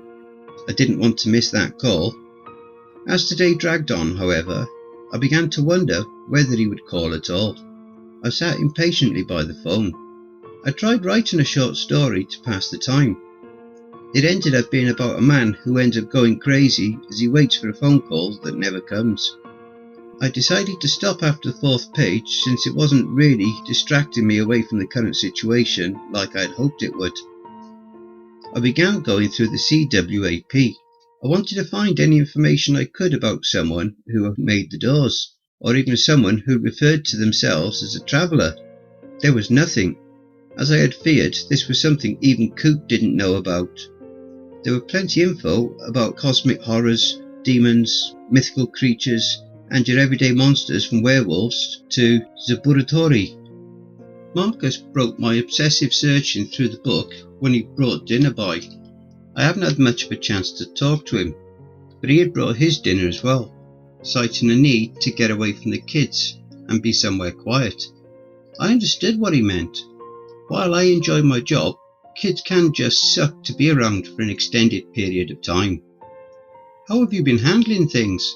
I asked between bites of rubbery chicken fried steak. Things are pretty intense, I won't lie. We are all on edge, having to keep watch of the forest and everything. Well, it's a lot, Carl, but I understand why we're doing it.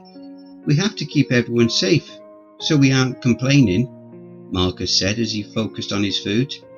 He looked like he wanted to say more, but was debating about whether or not it would be a wise idea. Hey, if you have something on your mind, you can talk to me about it. It's not like I'm going to fire you or anything. I just hope you all aren't planning a revolt already, I said with a hopefully disarming chuckle. Marcus met my eyes. They seemed to be searching for whether I was telling the truth or not. There is something, he finally said, and he was choosing his words carefully. It's kind of a long story. I noticed that his hands were starting to shake. I thought this was going to be a complaint about one of his counsellors getting on his nerves, but now I was afraid that maybe the mental stress had caused him to snap. I put my dinner aside. Oh, okay. Do you want to drink? I've got some booze that you can help yourself to if you want. Yeah, Marcus said. Yeah, that's probably a good idea. I pointed him to where the 2 mason jars were located. He opened one and began coughing just from the fumes that came from it. Yeah, it's going to be strong. I recommend sipping it and tasting as little of it as possible. Do you have a high tolerance for alcohol? Yeah, I drink my buddies under the table, he said as he studied the alcohol. Why? Just want to make sure that you won't pass out on me in the next few minutes, I replied. Marcus gave the jar an apprehensive look, but just shook his head and took a very long pull. He came away coughing, spluttering and hacking. He sat the jar on the table, managing to spill very little of it. What the fuck is that? Marcus said between fits of coughing. Something that's definitely not legal, I said as he shoved some potatoes into his mouth to get rid of the taste. I let him have a minute to get settled back onto the couch. Anyways, what do you need to tell me? Marcus sat for a moment, debating what he should say. When I was 13, I was committed to a mental hospital. Okay, not a great start to this conversation, I thought. I tried not to show any reaction on my face. I was in there for 5 years. My parents kept worrying about me since I would wake up screaming in the night. They said it was night terrors. I told them it wasn't night terrors. I was having flashbacks. Flashbacks of when my friend Ricky was killed because of something I did. See, I wasn't a very popular guy growing up, but I had Ricky. He was born in Mexico and his parents moved here about 8 years or so before. He had a real thick accent since he still had to speak Spanish with his parents a lot, since they were struggling with the language. Had to translate, you know. Anyways, Ricky and I were close buds from school since we were both minorities, the Hispanic and the black kid. We understood what it was like not to be like everyone else. Well, we went away to camp when we were both 13. My parents actually helped his parents pay for him to go. We had a blast and met a bunch of different people. The counsellors were cool and we were excited to have a summer in the woods. I met a few guys who I got along with real well, and I thought they were really cool since they were the older kids. They accepted me, but they didn't like Ricky. I asked if I could invite him to sneak out with us to go to the lake nearby, and they said sure. I was excited and told Ricky about it. He was hesitant, asking if I would stop hanging out with them. I remember begging him, "Come on man, just give them a chance. Once they get to know you, they will totally accept you." He wasn't fully convinced, but he agreed. It was around midnight when we all snuck out. The counsellors were out cold in our cabin, so it was really easy for us. We met up with the other guys at the head of the trail leading to the lake. As we walked, they began asking Ricky questions, racist ones. He just laughed it off, acted like it didn't bother him at first. Looking back now though, I know they did. I went along with the guys as well. Ricky was laughing, so he must have been okay with it, right? Marcus chuckled. But there was a bitter edge to it. Kids can be absolutely cruel. We like to think they are innocent, that we are innocent at that time, but we can be the cruelest during those years. We kept ribbing him, making fun of how hard it was to understand him due to his accent and other things. I just wanted to belong, you know. I finally felt accepted, and I wanted Ricky to be accepted too. Then one of the kids said something really off colour. Ricky told them that they needed to stop, but they called him a pussy for not being able to take a joke. They just kept going. Ricky looked to me and asked if we could leave. The guys told me to leave him and come with them to the lake. I told Ricky to go back to the cabin. He told me I was a horrible friend and that he hated me. I don't blame him for doing so. I was an awful friend. His voice broke on the last word. There was a long pause, and Marcus looked to be trying to get his emotions under control. "If it's too hard, Marcus, you don't have to tell me about it. I get it." Marcus shook his head and took a deep breath. "No, I need to tell you about this. It's just been a while since I thought about everything that led up to his death. It hurts, you know." I just nodded and waited for him to continue. Anyways, he began running back up the trail. We were at the lake by that point, so it was a decent distance back. At least 20 minutes if you were walking. I started to feel really guilty as the guys began screwing around and trying to get some of the boats out to the water. They kept telling me to quit worrying about him. Told me he wasn't cool like I was and how they accepted me. I realised I didn't want to be accepted by them.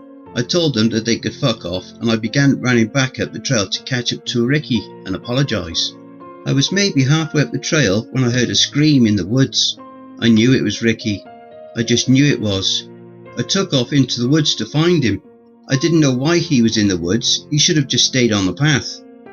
He always got lost so easily. I had to find him before he got hurt or really got lost from wandering off. He was my friend, even if he didn't want to be mine anymore. I ran as fast as I could and I heard him scream again. I made my way that direction and saw... He took a deep breath. I saw Ricky's body in this little clearing. It was just big enough to let in moonlight so I could see him, and this thing. It wasn't very large, maybe 4 feet long. It was about a foot off the ground. It had pale pink skin that covered a boy that had wrinkled bulges of fat or maybe muscle on its limbs. All 6 of its limbs ended with 3 bony looking clawed fingers. It had these small black eyes too. Long limp strands of hair fell off its fleshy skull. It was so focused on Ricky as it ate him. There were these absolutely horrific noises as it did so, not just from the sound of it eating, but from how much it was enjoying it. It made these wet cackling sounds as it buried its face further into Ricky's torso. I have no idea what had happened and I couldn't move. I just sat there with absolute horror as I watched this thing eat my friend. I vomited as it pulled out some of Ricky's organs and it noticed me. It gave another one of those horrible chuckles and began moving towards me. I couldn't move. I couldn't scream. I was so damn scared. Then there was this real loud bang. It was so loud and so sudden that I thought I had been shot. I screamed and fell to the ground. I looked at the thing and saw that it now had a gaping hole running through its body. It flailed and chuckled and tried to run, but there was another shot. It stopped moving after that. Then I saw a man come into the clearing. He cursed as he saw Ricky. I could see in the moonlight that he was the old man. He had a large rifle and made his way slowly to the thing that had killed Ricky, poking it with his boot to make sure it was dead. Satisfied, he came over to me. I don't remember if he said anything to me, but he picked me up and brought me back to the camp. I didn't recognise the old man until then. Didn't even remember where I had been until I was back at camp, when all of the other counsellors were asking us both what had happened and where Ricky was. They sent me home the next day, telling me I would forget what happened after I left. Realisation swept over me. Shit, you were here? You were here as a camper, and you remember it? Marcus nodded. My parents picked me up and asked me how camp was, but I was still in shock. The nightmares started almost immediately. Seeing Ricky being eaten, seeing that thing chasing me down as well and eating me. I didn't forget about Wanahee, but my parents did. They remembered sending me to camp, but when I told them everything that happened, they became concerned. Their son, who had been completely normal before camp, was now talking about monsters that had eaten his friend. He was freaking out and screaming that it was real and why they didn't believe me, when they didn't remember the camp. Strangest thing, they didn't remember Ricky, who had been my best friend for years. I told them to drive me to his parents' home, which they reluctantly agreed to. I knocked on the door, and when his dad came to answer it, I asked about Ricky. He looked confused at the question and told me he didn't have a son, just 2 daughters. Ricky's sisters, who I knew. My parents apologised for the interruption and took me back home. They scheduled me to see a psychiatrist, but it didn't help. I knew what I had seen, and the nightmare kept happening. I got angrier because no one believed me. They thought I was crazy, and I think I eventually did become a little crazy, whether it was from them saying it never happened, my guilt over being the reason Ricky got killed since he came with us and crossed paths with that thing, or a mixture of the two, I don't know. But I was in a hospital for 5 years. Aside from my story and now obvious PTSD, there wasn't anything really wrong with me. I didn't have some sort of schizophrenia or psychosis. Eventually, I decided to go along with what the doctors said. I told myself it wasn't real, just real bad nightmares, and I even started to believe it. The nightmares kept happening, but everything else seemed to get better. After a while, I was able to leave the hospital when I was 18. Why did you come back? I asked. You could have gone on to live a somewhat normal life. Just lie to yourself about Wanahee. I'm sure a lot of people do. I tried, Carl, I really tried. Tried to live a normal life, but the nightmares never left. I felt like I needed to find this place again, so I spent my time trying to find this damn place. Trying to find Camp Wanahee. I had to come back. I had to see that it was real, make sure it wasn't all in my head. It was the only thing that mattered to me. It took me 3 years to do it. I hitchhiked all the way to town, then hiked my way up here. I never applied for a job actually. Marcus smiled at me apologetically. That's the best thing about somewhere that is so weird. Someone's lost application is nothing to worry about compared to something like the Faceless. And who would complain about having some more help somewhere like this? I knew you wouldn't look into it. I whistled. That's pretty damn smart, Marcus. I'll give you that. He smiled. Yeah, not too bad, huh? Marcus sighed. And it's all real. I don't know why I didn't forget, but I couldn't. Meds didn't help. Therapy didn't make me believe it was fake. I couldn't completely convince myself it was fake either. And it's all real. Ricky was real. That thing Coot killed was real. What I did really happened. Ricky really did die because of me. It wasn't a delusion. It wasn't a nightmare. It was real. And that is so much worse. We were both quiet for a moment. Marcus was wiping away tears and looking at the floor. I didn't really know what to say. I'm a camp counsellor, not an emotional mental health counsellor. I don't exactly enjoy emotions or people coming to me with their emotions. This was some heavy stuff.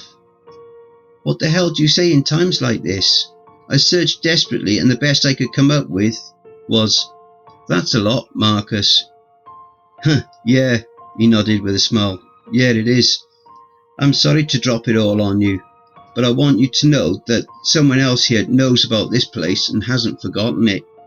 I know what being in this place is like, so maybe I can help out more. I mean, I will be more than happy to have someone who has more experience around here than none at all.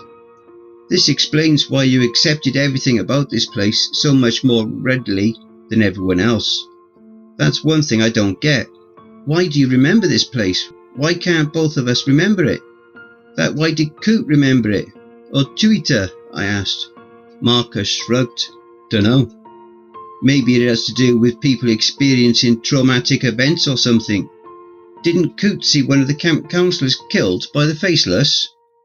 Yeah, but none of the other counsellors ever remembered once they left at the end of the camp, I said with a sigh. And there is traumatic stuff that happens here constantly, but people rarely ever remember. I guess we can look into it more though. Thanks for telling me about this. Sure, Marcus said as he stood up. Thanks for letting me talk to you about all that. It's good to let it out and have it accepted by someone else. Oh, and sorry for lying to you about everything before now.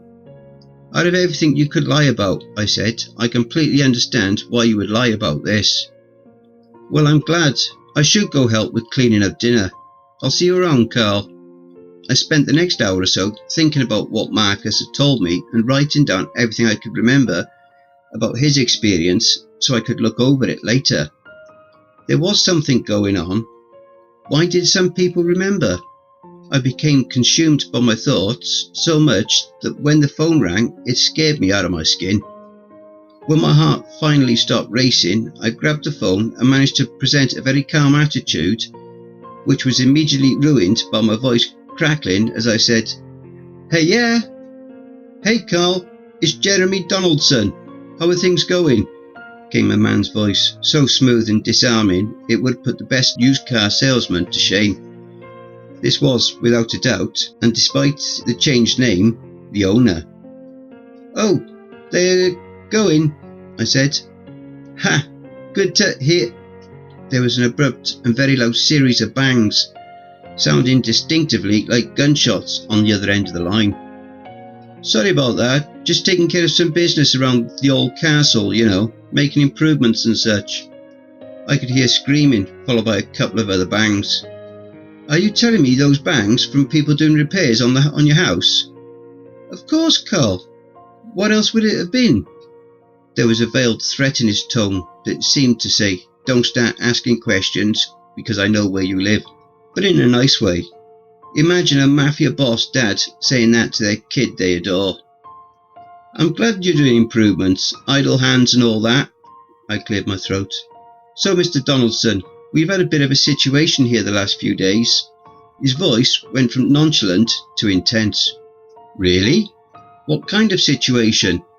Have the police been there? Seen those people in suits again?" Has anyone been around asking questions?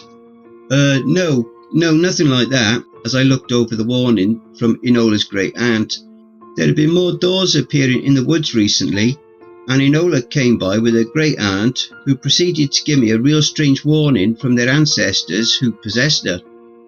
Jeremy's voice returned to its normal uncaring nature at this news. Oh, that kind of situation. Hold on, Carl.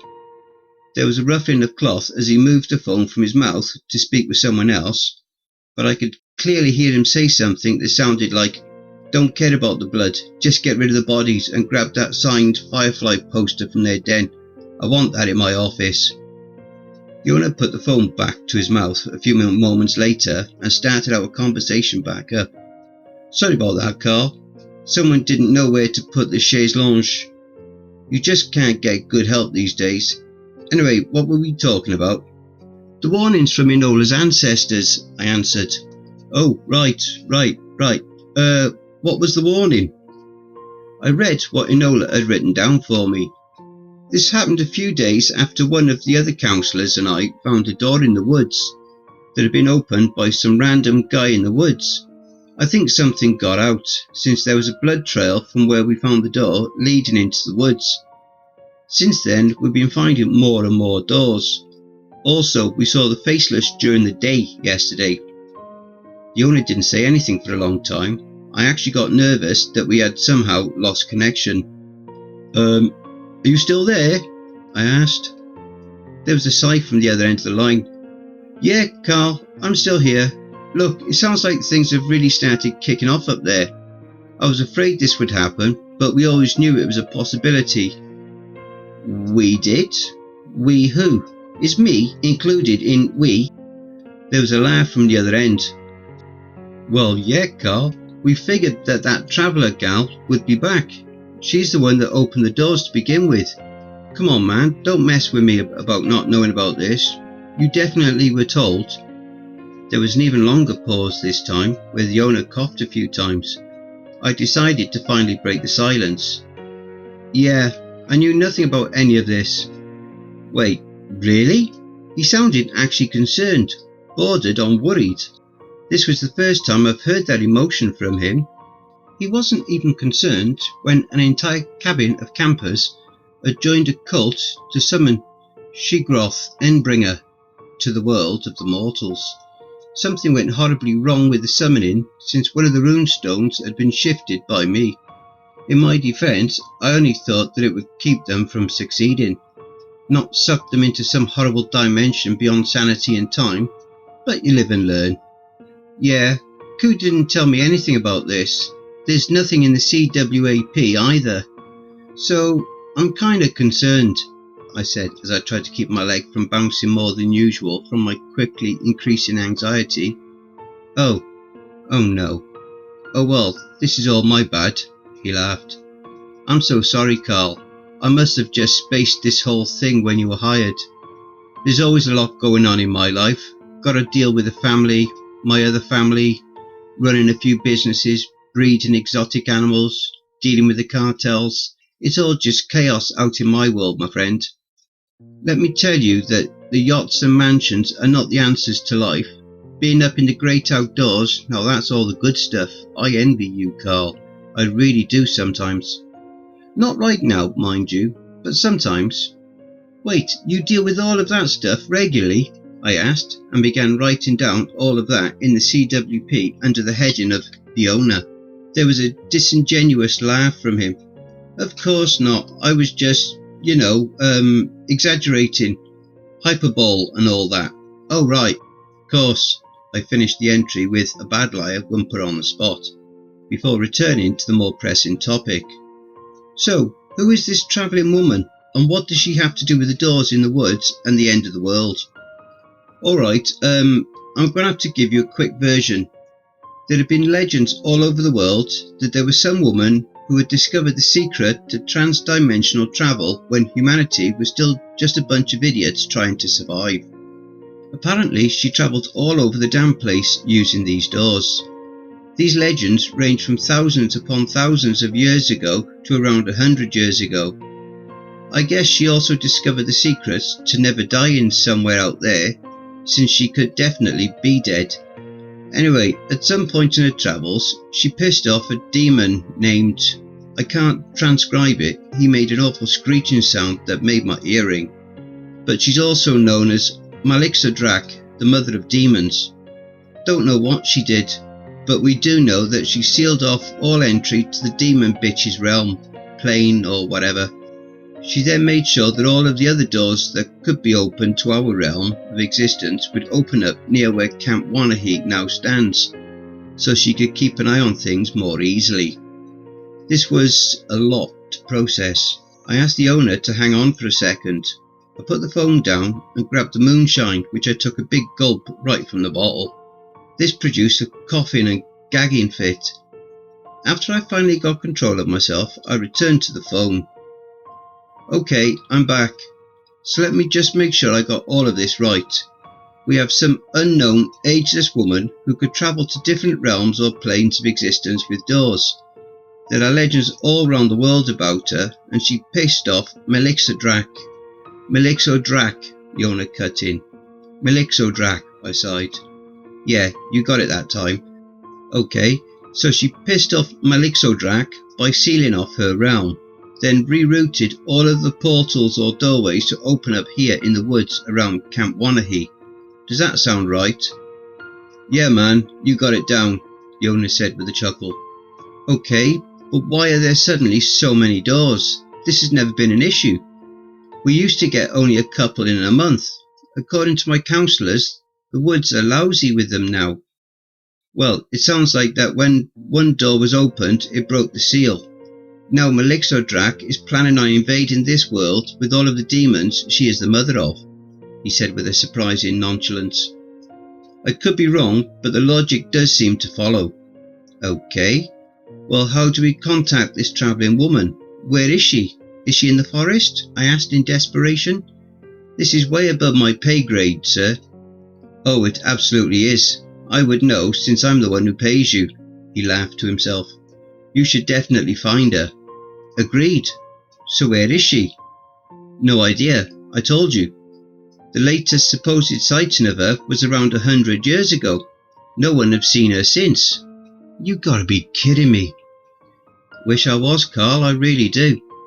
I would tell you that there is supposedly a shrine or some shit there in the forest dedicated to her.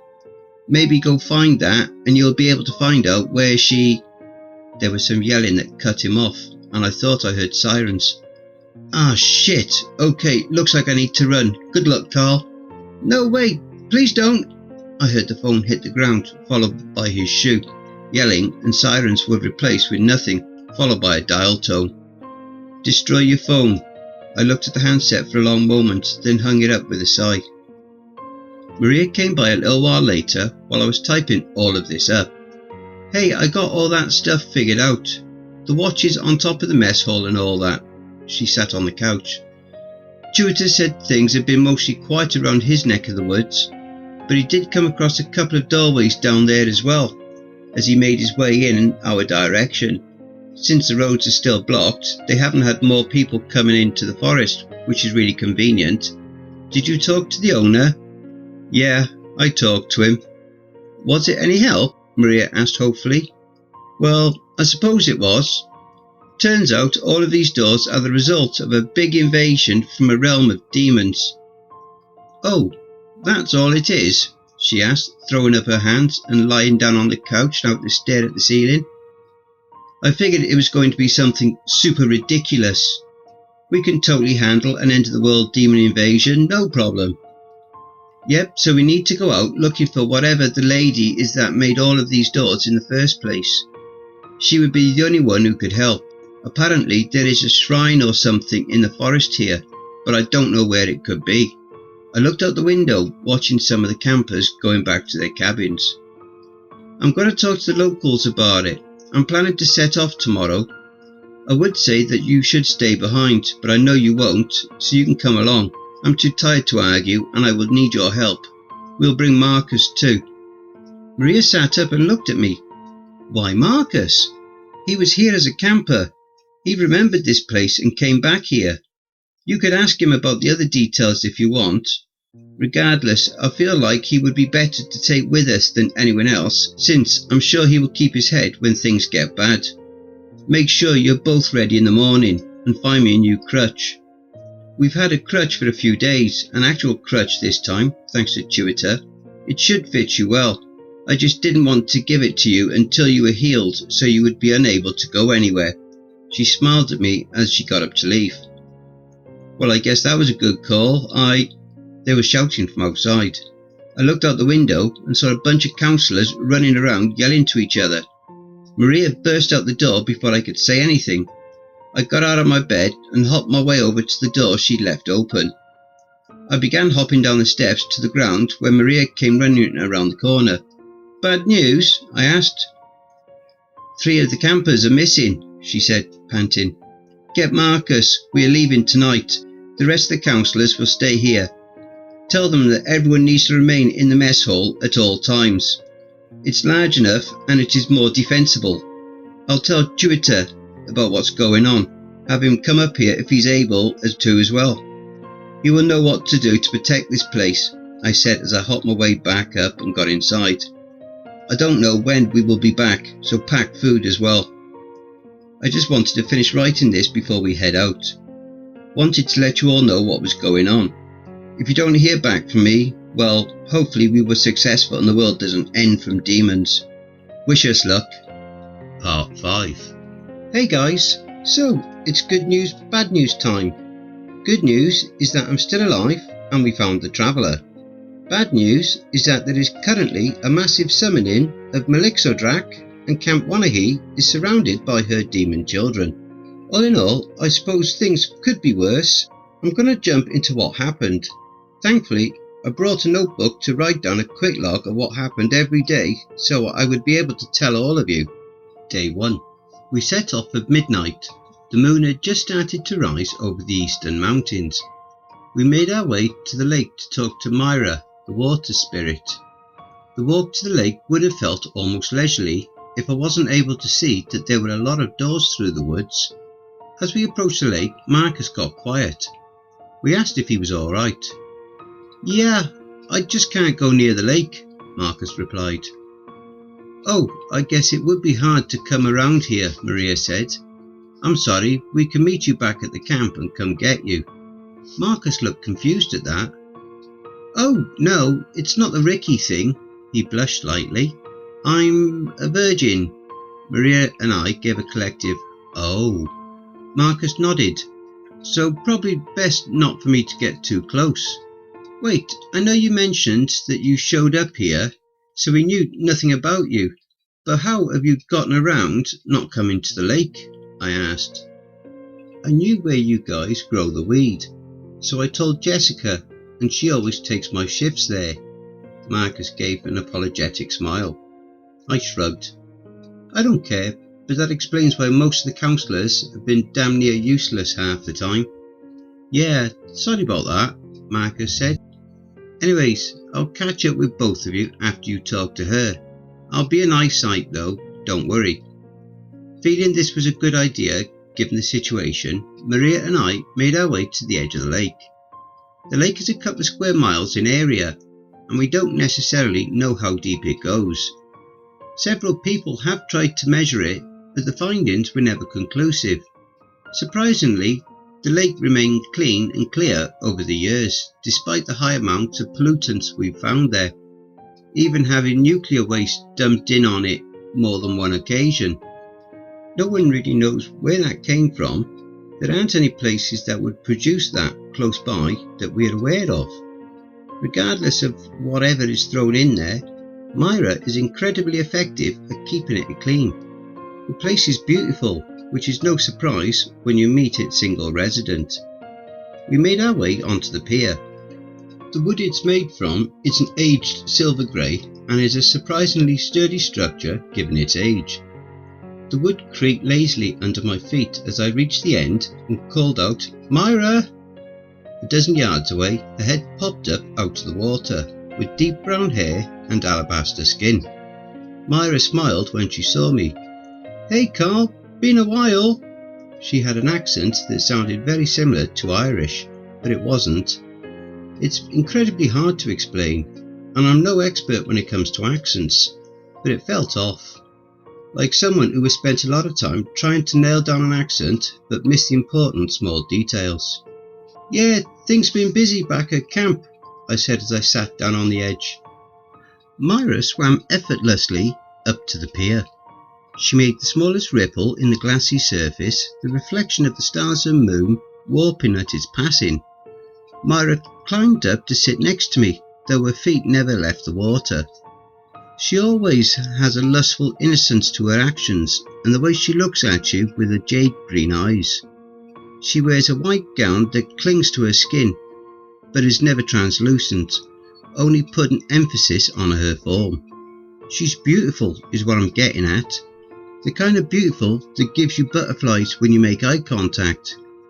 It still happens to me, even after years of knowing her. Myra wrung out her hair. "Such a shame. I've missed seeing everyone." She turned to Maria with a smile. "Hey there, what's your name?" I had completely forgotten that Maria was still there until Myra acknowledged her. "It's Maria," she replied with more terseness than I've seen her give anyone, even when the campers had finally crossed the threshold of her patience. "Well, it's nice to meet you, Maria," Myra said with a smile before turning to me. "So, Carl, what brings you to my lovely home? It's certainly not to let me get to know that strapping man you left back on the trail. You never let me have any fun." "Myra, the last person you had fun with has been in a mental institution for 6 years and can't be around water without coming violently aroused. And the gal before him hasn't been seen again." "Ah, yes, Zach did very much enjoy our time together," Myra said with a fond smile. "He got too clingy though. That's really why he's in the loony bin. Couldn't accept the things were over. Nothing to do with me there." "What about the girl?" Maria asked, a concerned curiosity in her voice. "Oh, I didn't do anything to her either. We had a lovely time. Her name was Tricia, and she was a real firecracker. We spent a week together, got to know each other on a level even I am not completely familiar with. Talked about everything, you know. Anyways, our conversations led to some deep realizations about what she wanted to do with her life, and she decided to go to Italy and start her own vineyard there. Carl knows all about this." "Wait, so if you know where she is," Maria said, "why doesn't Carl believe you?" "Because last time she said her name was Tiffany and she went to South America to do archaeological digs that would change everything we know about human history," I said. "And no one can remember her name. Coot just wrote down that she went missing, and Myra won't tell anyone where she went. Because then people would ruin what she is trying to do, Carl. And she is doing great things. Besides, I don't want to keep you up with too many thoughts about her, and I know you did know who it was. It's for your own protection, really." She winked. I rolled my eyes. "Regardless, Marcus is staying far away from here because we have some questions to ask you." "Marcus, huh?" Maria looked with a raised eyebrow at Marcus, who was pacing back and forth on the trail. Side note, this has been a pain in the ass to keep straight. I'm glad I took a notebook with me because Myra and Maria have names just close enough to be confusing when writing. Then we have Marcus to add in the third name to start with an M. It's very annoying. "He looks real sweet, nothing like the drunk guys who come around here to go skinny dipping. Sure, there is usually a virgin or two among them, but I would like to meet a nice guy every now and then. I can't stand the whole dude bro thing." "Hey, keep on track," I said. "Fine," Maria said with an exaggerated sigh and eye roll of her own. "What questions do you have?" "Have you seen anything going on in the woods?" Maria asked. Myra's smile faded at this as she looked around the woods surrounding the lake. "Yeah, I have. Seen some weird things on the edges of the forest, but they don't come out of the trees. I just see them walking, strange silhouettes that make awful noises. Nothing more than that, but it's happening a lot."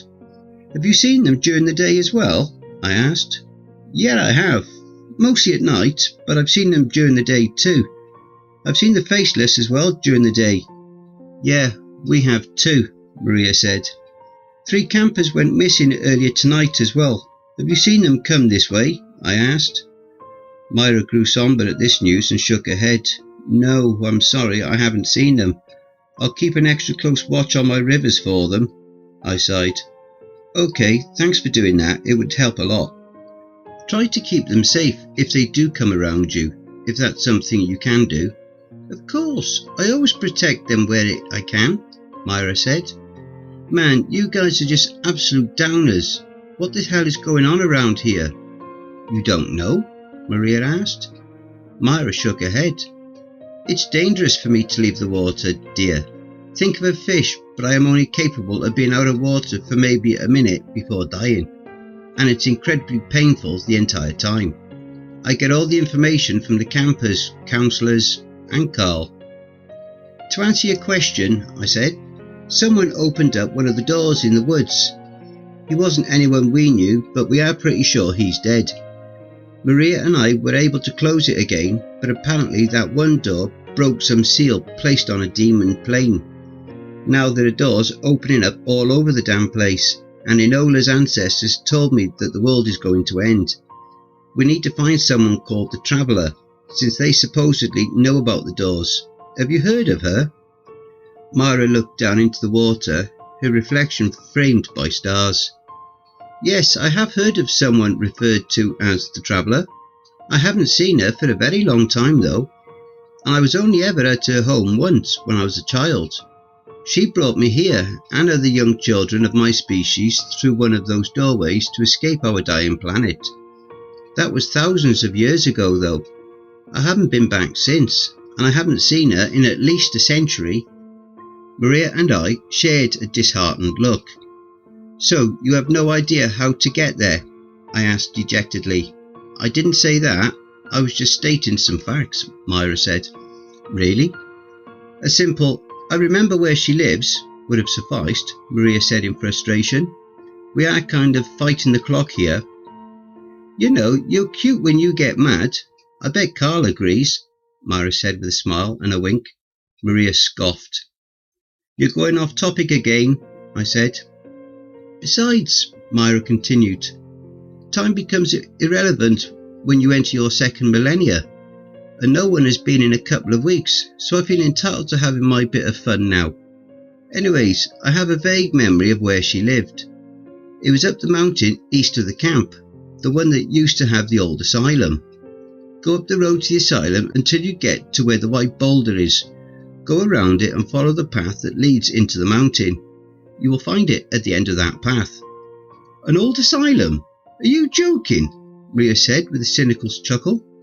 Of course there's an old abandoned asylum out there. Any other horror tropes you want to throw in?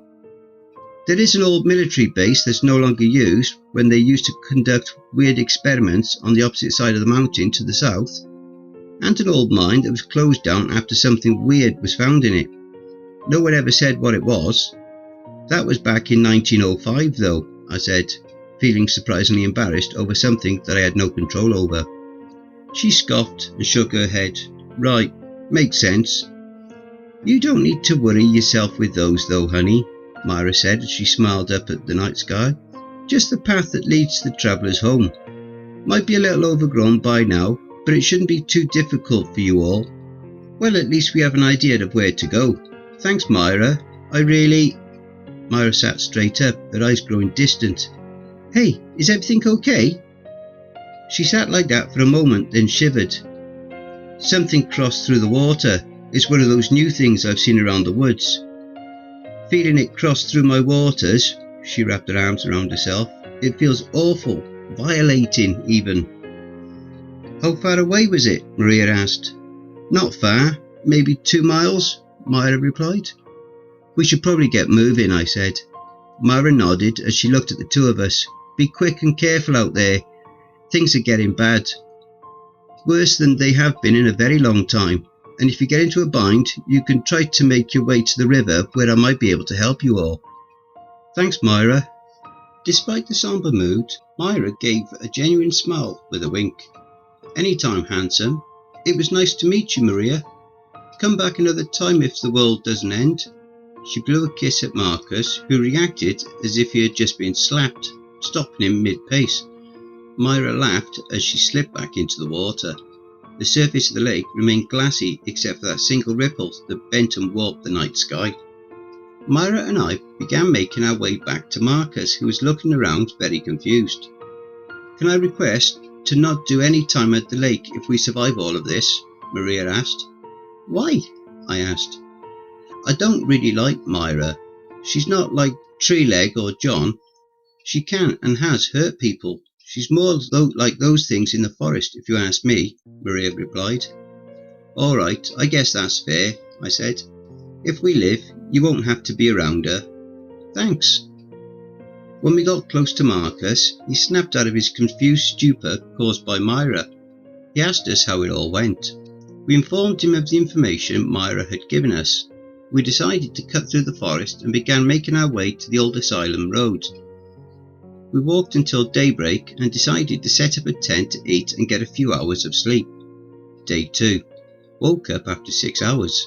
Despite the day no longer being safe as it used to, we felt as if it was still safer than trying to sleep at night and being caught unaware. We had a breakfast of protein bars. I figured if we kept moving at a good rate, we could reach the road to the old asylum by the next day. The three of us kept close as we travelled. Maria had the rifle that Enola had given to Coot about a decade ago. Maria said it was a Remington 700. When I asked how she knew that so easily, she told us that her father would take her and her siblings hunting in Alaska every year. I have never been hunting and I know nothing about guns. All I had known was it was a big gun and had equally large rounds. These came from Enola as well. The bullets were made of silver and had been blessed by one of the tribe's elders. The rifle had carvings that ran the length of the gun from the stock and up along the barrel. Don't know if they are important, but I thought they looked cool. I gave Marcus a dagger. Lerodun gave it to me one day, saying that it contained great powers of unmaking, which you may find yourself in need of one day. I don't really know if I believe him. Honestly, I think Lerodun might just be a crazy dude who lives out here in the woods pretending to be a wizard. Don't get me wrong, the dagger looks impressive, but it makes me think of the knives you can buy online that look cool, but would break if you tried to actually use them. It didn't rattle when I shook it, so it would hopefully be more useful than a katana bought at a mall. The forest has been quieter than usual. No birds are around. We came across doors all the time. Most of them are made of that strange metal, and there is an oppressive feeling when you get near them.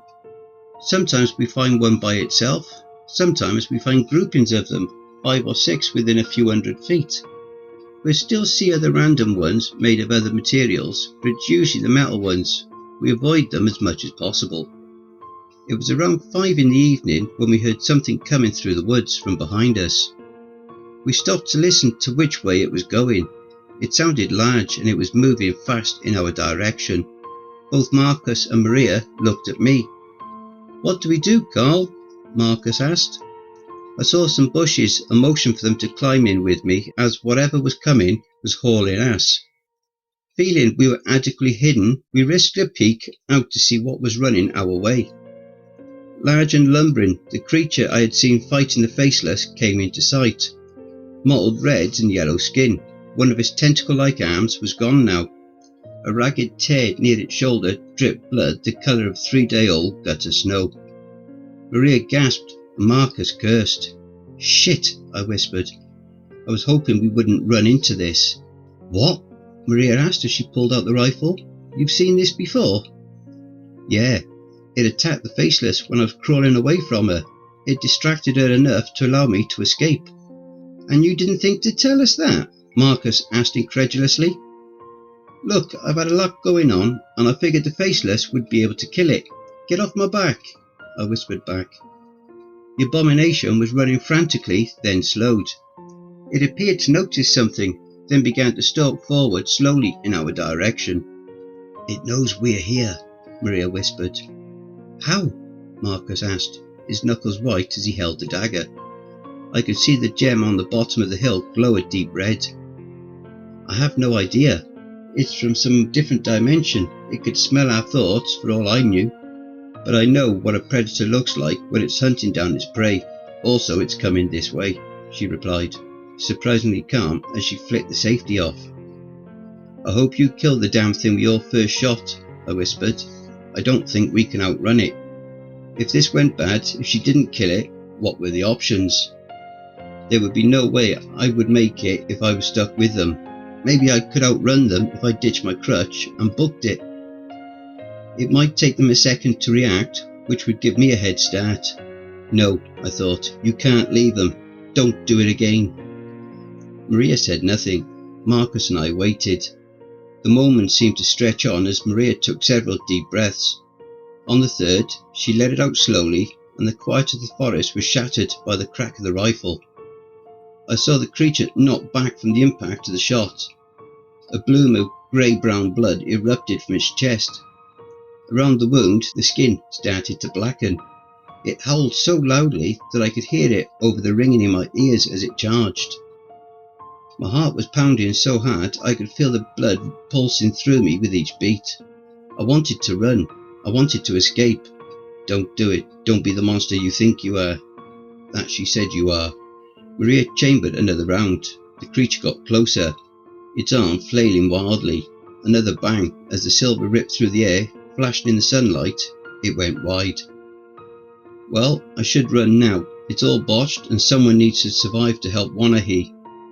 I know the most. Why shouldn't it be me? You are a coward, I thought. I hate how much it rang true.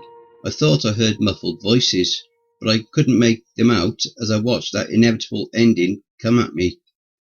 Maria grabbed my arm and we ran, my crutch left behind. I snapped out of my stupor. It was just us. Where was Marcus? Did he run away? Did he do the wise thing and escape, just like I should have? Maybe that's what the voices were. Maria yelling at Marcus for running. I could hear the creature screaming. I could hear it charging at us. If he did, I could at least be happy knowing one of us might survive this. I ran, expecting to soon be greeted by a bony flail to the side of my skull. I felt welcoming anticipation at the possible relief. I heard another set of footsteps charging from behind. There was a shout and the creature screaming again. The colour around us all began to fade for a moment. There was the sound of tumbling, flailing and unnatural screaming. I heard Marcus cry out. Maria pulled me to a stop. I turned to see Marcus on his knees next to the creature that had begun to turn a dull grey, which crept outward from a smouldering wound it had in its back. Marcus was holding his hand against his stomach. Blood was dripping from it. Maria ran over to him. I followed close behind, noticing the dagger on the ground next to the abomination. When I got to Marcus, Maria was examining his hand, which appeared to have a puncture wound in it. He gasped as Maria poked at it. "Guys, we've got to get moving," I said. "Those shots are going to draw other things here." "In a second," Maria said, not turning to look at me as she had Marcus move his fingers. "We don't have time for this. It doesn't look serious." "How the hell would you know? You told us that thing was new to here. He could have some toxins in his blood, or even more likely it could have severed an artery in his hand." She got out some of the moonshine we brought along to begin disinfecting.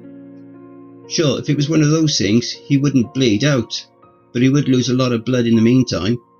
That could prove equally dangerous for all of us, so leave me alone while I do this. Who the hell did she think she was, thinking she could talk to me like that? I was trying to keep us alive. Maybe I should get my stuff and leave them. There are too many things that will make their way here. And this far away from the camp, there could maybe be other things we don't know about. I couldn't hear very well due to the gunshots, so I couldn't tell if anything was coming this way by sound. The trees obstructed my view, so I was unable to see anything coming before it was too late.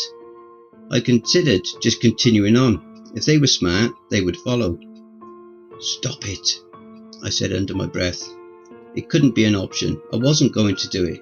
I picked up the knife, noticing the glow of the gemstone glowing a little brighter. It felt warm in my hand. Stranger than that was there was no blood obscuring the dark metal of the dagger anywhere. It was spotless.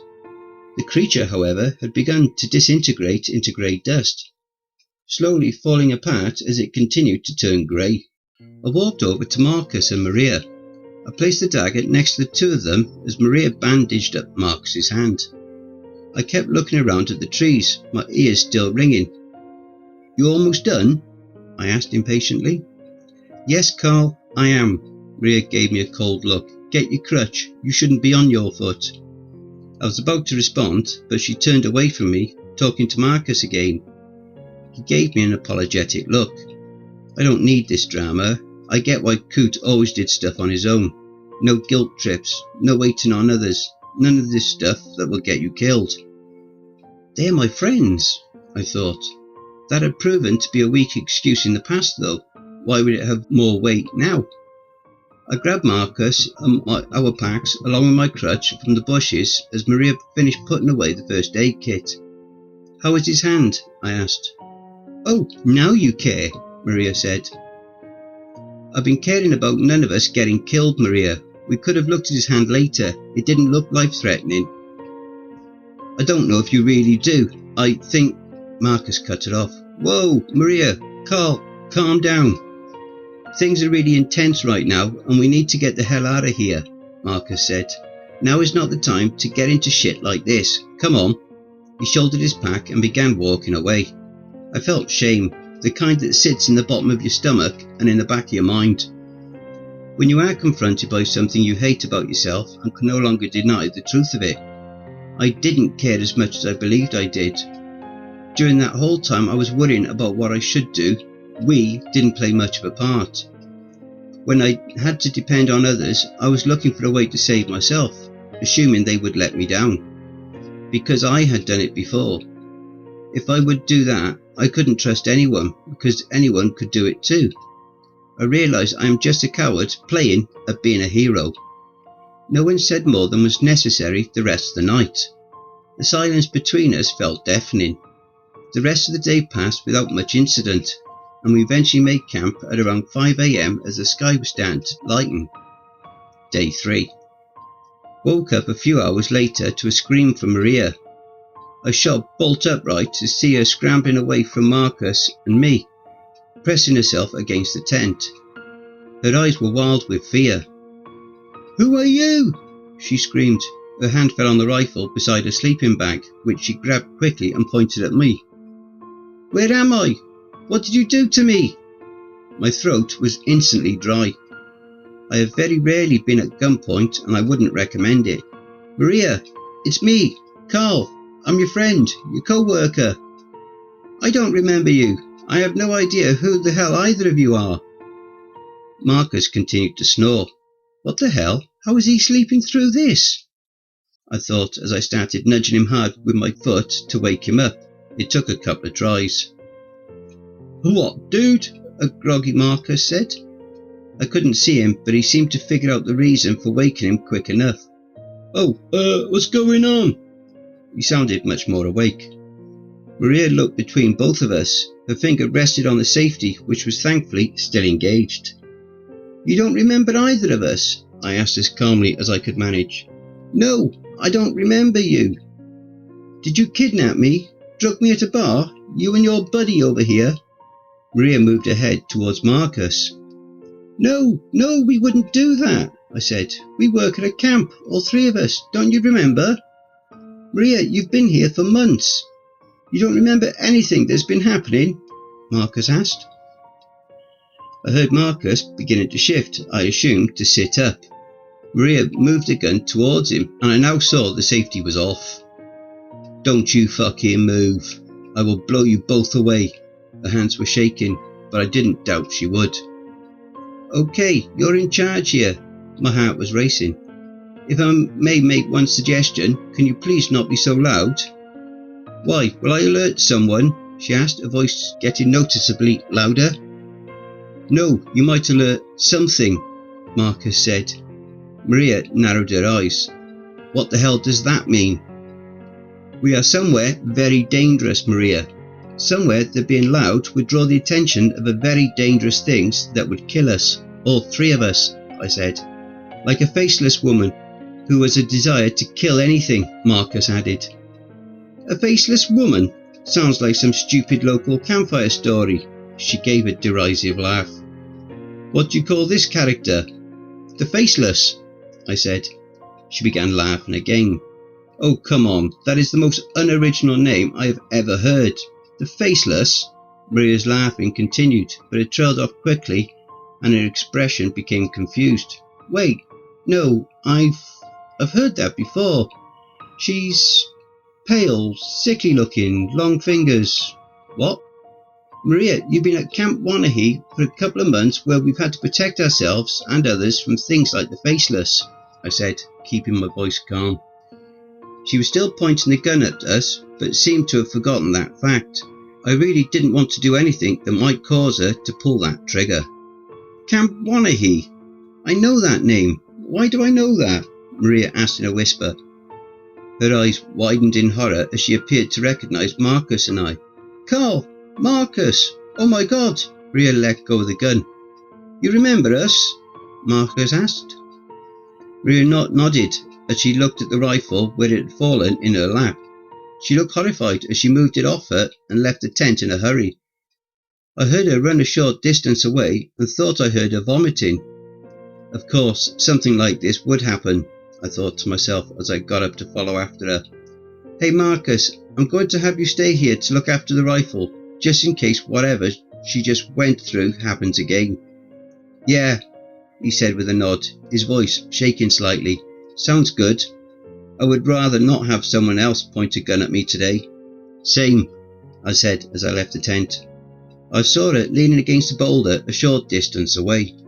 Maria was staring at the ground, tears running down her face. I approached slowly. Maria, are you okay? What the hell happened? I'm sorry, Carl, she said between sniffles.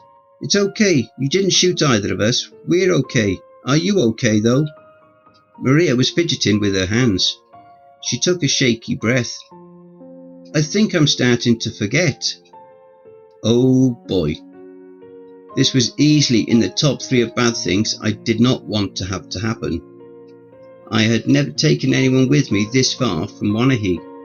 I figured that forgetting didn't happen until you were out of the forest. That's what Coot hypothesized at least. When did it start happening? Towards the end of yesterday, after fighting that monster. I kept forgetting where I was going or what I was doing. I remembered who you both were, but not where I was, Maria said. This morning I couldn't remember anything. I found myself in a tent with 2 guys I didn't know. Didn't remember how I got here or anything like that. Figured you both had drugged me or something and taken me somewhere to, well, she trailed off. I felt mentally numb. This just made everything so much more dangerous. How many days before she forgot everything? Could we send her back before she forgot again and became lost? Do I send her and Marcus back and just hope I can pull this off on my own? Would we still be close enough to get the memories to come back at all? Would it start happening more often? What if she forgot and decided to run off while Marcus and I slept?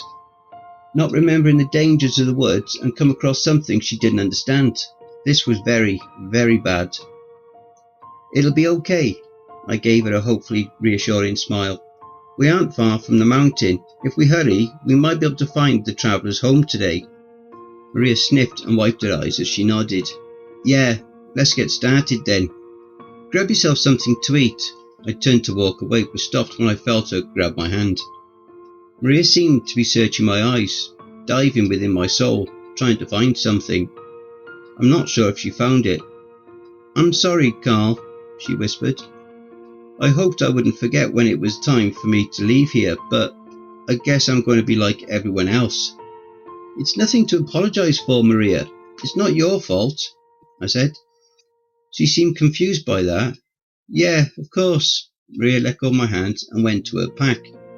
She was shaking her head as she wiped her eyes. In truth, I wish I could forget too. I wish I could forget Wanahee, but I couldn't. I had been like Marcus. I went home at the end of my first summer and remembered everything. Couldn't function in society. Everyone else treated me like I'd lost my mind. I couldn't stop the screaming and everyone told me they'd never heard of Wanahee. that no one was looking for a girl named Ruby Harris. The rest of it I could deal with, but I couldn't handle that she was completely forgotten because of me. She existed in only my memory, and I didn't deserve that. It should have been her family. I decided I only belong at Wanahee. I belong here in the woods, where monsters and demons exist. I returned after a month away. Could let me stay here. He was surprisingly understanding. He decided to teach me everything. He felt he could retire now since the burden had been passed to someone else. Someone he and the owner felt was competent. I'd hoped it was going to be a place I could belong, where I could be with people who understood what was going on here. It ended up being that place, but the fact that they left after a few months and I was forgotten made things so much worse. As I have been going through the shit show that this past month has been, I've realised that Camp Wanahee is my prison. For whatever reason, be it a god or the multiverse, I was cursed to remember Wanahee. Now I have to watch over this place to keep others from being killed so I could possibly make up for my past. I was starting to realise that I hated this. I hated Wanahee, and I was starting to hate myself more than usual. The thought of abandoning Marcus and Maria yesterday, I had been so close to doing it, so close to just running and leaving them to be taken by that creature while I got away. You're a monster like the rest of us. Ruby's accusation when I was running through the woods. I wish I could say I disagreed. I never thought I was, but after yesterday, I think she's right. What a mess I've got myself into, I thought to myself as I went to the tent to start packing things up. Told Marcus about what had happened with Maria. He understood that we needed to get moving. We covered a lot of ground. As we walked through the woods in the afternoon, Marcus mentioned how he felt like he was being watched. I told him we probably were. There were lots of things in the forest that would likely be following us. We couldn't see or hear anything, so decided to keep going. Once night time finally fell, we came to the foot of the mountain. We started making our way south, and within the hour we found what remained of the dirt road to the asylum. It was only discernible due to how flat it had remained despite how overgrown it was with vegetation. Climbing the path was easier due to the lack of trees, but we felt horribly exposed as well. It was terribly unnerving. I figured at any moment we would hear the scream of something and see it charging up at us, with no way to escape it.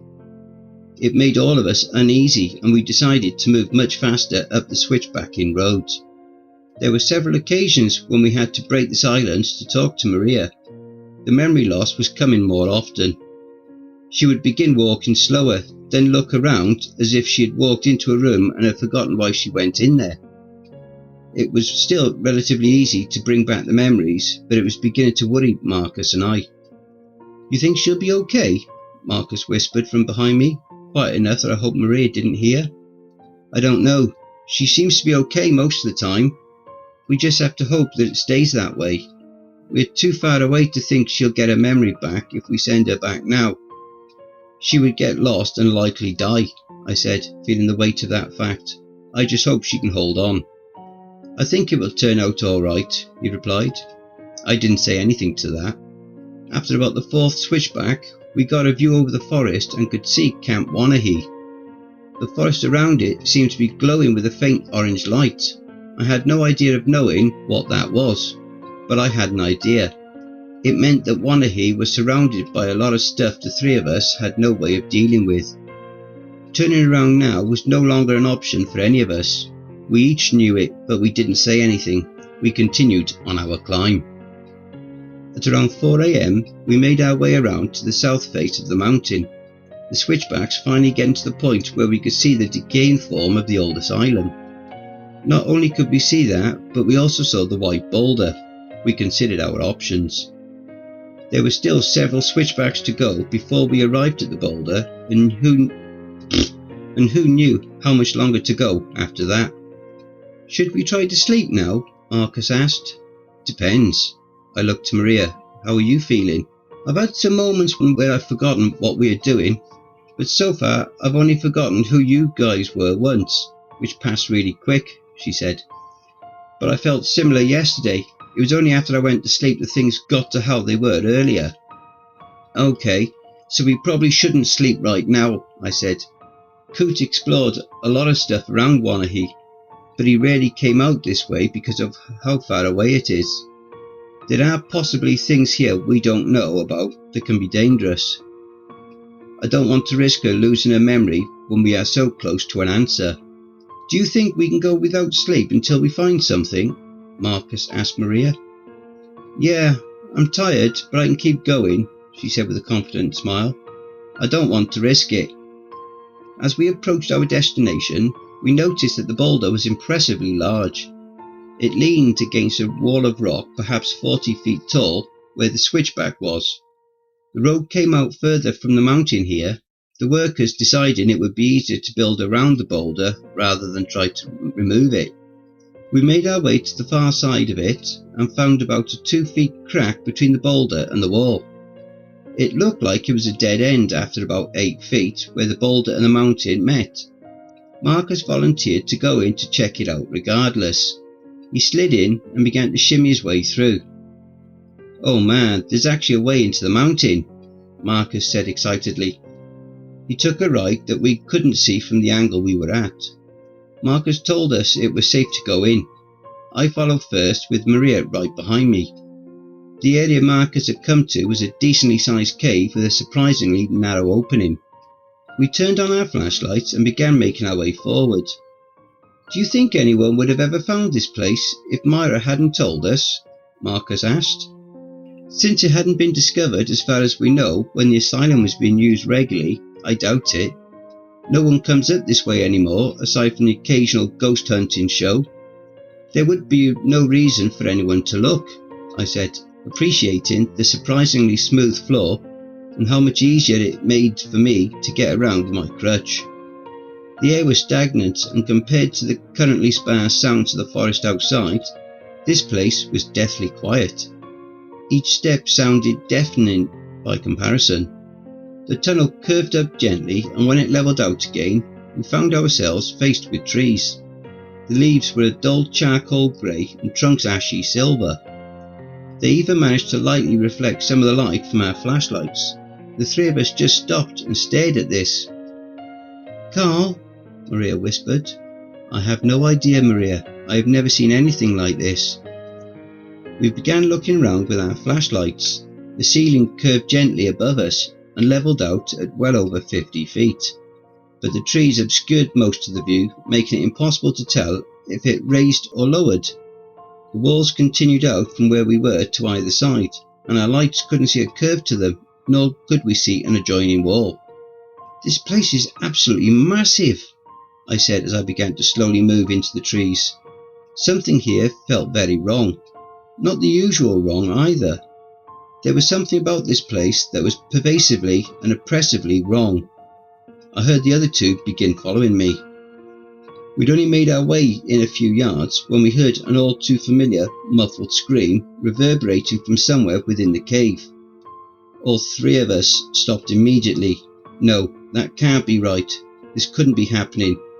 It was a shared delusion or something. We heard it again, erasing that flimsy doubt. Of course, I thought, even at the end of the world, that bitch would be where we need to go. Shit, I'm sorry to cut things here. I think something is happening outside. The defences around Wanahee have been really stressed. The sky has also turned a new shade of crimson that makes my fingernails itch, so things can't be going great. I need to go. I'll update soon. Hopefully. Part 6. Alright, sorry about the cliffhanger. I'm back now though. Apparently the whole nail itching thing is just part of the summoning that's going on, which is super irritating. A couple of the campers and counsellors decided a good solution was to rip off their nails. We've hidden the pliers from everyone else. Seems like a good idea. Anyway, let's get back to where I left off. Are we going to keep going? Marcus asked. We have no other choice, I said as I began walking again. Our progress slowed greatly as we had to be much more careful about not making any noise. When we spoke, it was now barely above a whisper. The screams continued off and on. We tried to figure out the direction of the sound, but doing so was difficult. The reverberation of the scream in this cavern was disorientating and made it difficult to pin down where it was coming from. It wasn't long before we noticed a growth of some kind on one of the trees we passed. It was sickly pale white that glistened wetly from our flashlights. The tree around it had turned grey. Tendrils of white flesh spread from its centre, making it about a foot across. In the centre of it, there appeared to be an opening. There was a single thick protrusion that waved in the air as the whole thing pulsed. As we continued, we found there to be more and more of the growth. The further in we went, the larger the infestation on the trees became. They looked withered and had no leaves. The grey tube was as thick as a finger and a foot long on some of them. "Is it some sort of parasite?" Marcus asked.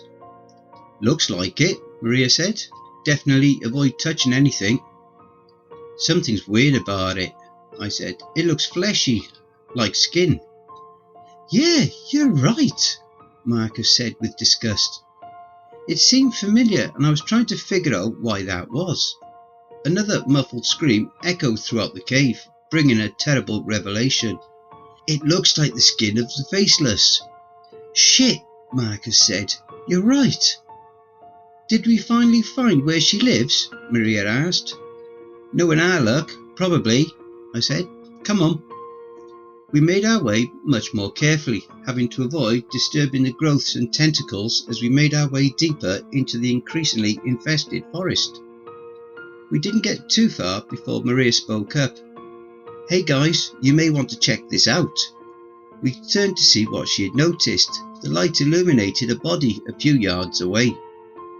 I had no idea how old the body was, but it did not seem to be decomposing. It was face down and looked to be male. The parasitic growth had begun to take over the body, having covered the legs and part way up the torso. The feet had begun to resemble the faceless, though as drastic, but only making the toes appear slightly longer. I noticed a pile of what looked like clothing next to him. "It's been bringing people back here," Maria said. Some clothing was crumpled in a pile nearby. I grabbed the pants and found a wallet in it, which I began looking through. I found a ticket to a Rolling Stones concert from 1975 and their driver's license. His name was Jeremy Bell and he was born in 1950. "Looks like he came here sometime after 75, I said. "Don't know when he died, but he doesn't look to be 70 years old. I'd say he was in his mid to late 20s. Somehow he was being preserved while the parasite takes over his body." The legs lurched towards me. I fell on my ass at the sudden movement, and the others both gasped in shock. The fleshy growth along the body shifted and amassed into a bulge where a mouth formed. A grey tube-like tongue emerged and licked at the air. It seemed to not be in full control of the body yet. It was only able to flail the legs. The sound of the limbs hitting the ground was sickening in the silence. I gathered my crutch and stood up. "It might be possible we are dealing with more than one faceless," I said with a sigh. I turned to start walking again when the three of us were caught in a bright beam of light, followed by the distant sound of a shotgun being cocked. "Can I help you?" I asked in my best customer service voice while holding my one hand up. I want to reiterate, I don't end up at gunpoint very often. It's been twice today. "Knew you were in way over your head, Carl," the new arrival said in a gravelly voice. "Thought I'd come and pull your ass out of trouble." I recognised that voice immediately. "Holy shit! Coot! Is that you?" I turned my light to him. Sure enough, there he was. Grey hair, wiry muscles, shit-eating grin and all. The shotgun was new though. "Coot?" Marcus said with relief. "Wait, who are you?" Maria asked. I turned to see she was looking at everyone, becoming frightened. "Where am I?" "Shit," I said. "Marcus, you got it?" "Yeah," I heard him start talking softly to Maria. I made my way over to Coot. He looked the same as he had when I last saw him. Leathery tanned face, a grey and white beard kept tight and trimmed, and a persistent, no bullshit look. "What's wrong with her?" he asked. "We're too far from Wanahee," I said softly. She's been forgetting since this morning. We keep on getting her back, but it's happening faster. Damn, and in the middle of all this? Well, this shit show just keeps getting better and better. Coot slung his shotgun over his shoulder. Is he having the same problem? I shook my head. Marcus was here before as a camper and remembered Wanahee after he left. Remember the chuckler? How it killed one boy and you found the other? No shit, that's Marcus, he asked. You remember him? Coot nodded. And his friend Ricky. I remember the ones who got the real Wanahee experience. It's too bad you didn't retire sooner then. Had to wait on your slow ass to get here before I did. Coot punched my shoulder as the others approached. Maria was back to herself. You three ready to go into what's looking to be hell itself? We nodded, feeling a lot more confident than we probably should have, but we had Coot with us now. It also looked like he was packing. The shotgun was obvious, but I could smell ozone and some other faintly alchemical scents coming from his backpack as he began walking. We followed eagerly behind. We passed a few other partially infested corpses. Some were older, others younger. Most of them didn't react to our passing, but we tried to skirt around them as best we could. How did you find us? I asked as we took a break. Jupiter called me. Told me that hell was literally breaking loose. Talking about demons and there being too many doors. Came up and asked the dipshits you left at Wanahee where you had gone. They had me go talk to Myra and she sent me this way. Oh, I said, nodding my head, then realised something. Wait, Jupiter has your number? Yeah, we're good buds. We smoke all the time, Coot said nonchalantly. You give Jupiter your number, but not me? The guy you left in charge of all this shit? I asked, feeling rather angry over this. Yep, I was retired and didn't want anything else to do with Wanahee. You were my out, Carl, and I took it, Coot said without looking at me. I didn't want to come back. Truthfully, I didn't want to be here as long as I was to begin with. I also don't want the world to end, and if Jupiter was calling me about it, I knew it to be big. I didn't say anything back as we started walking again. He didn't seem to want to continue the conversation. This was unusual for Coot. He used to be so friendly, even if he was a hard ass.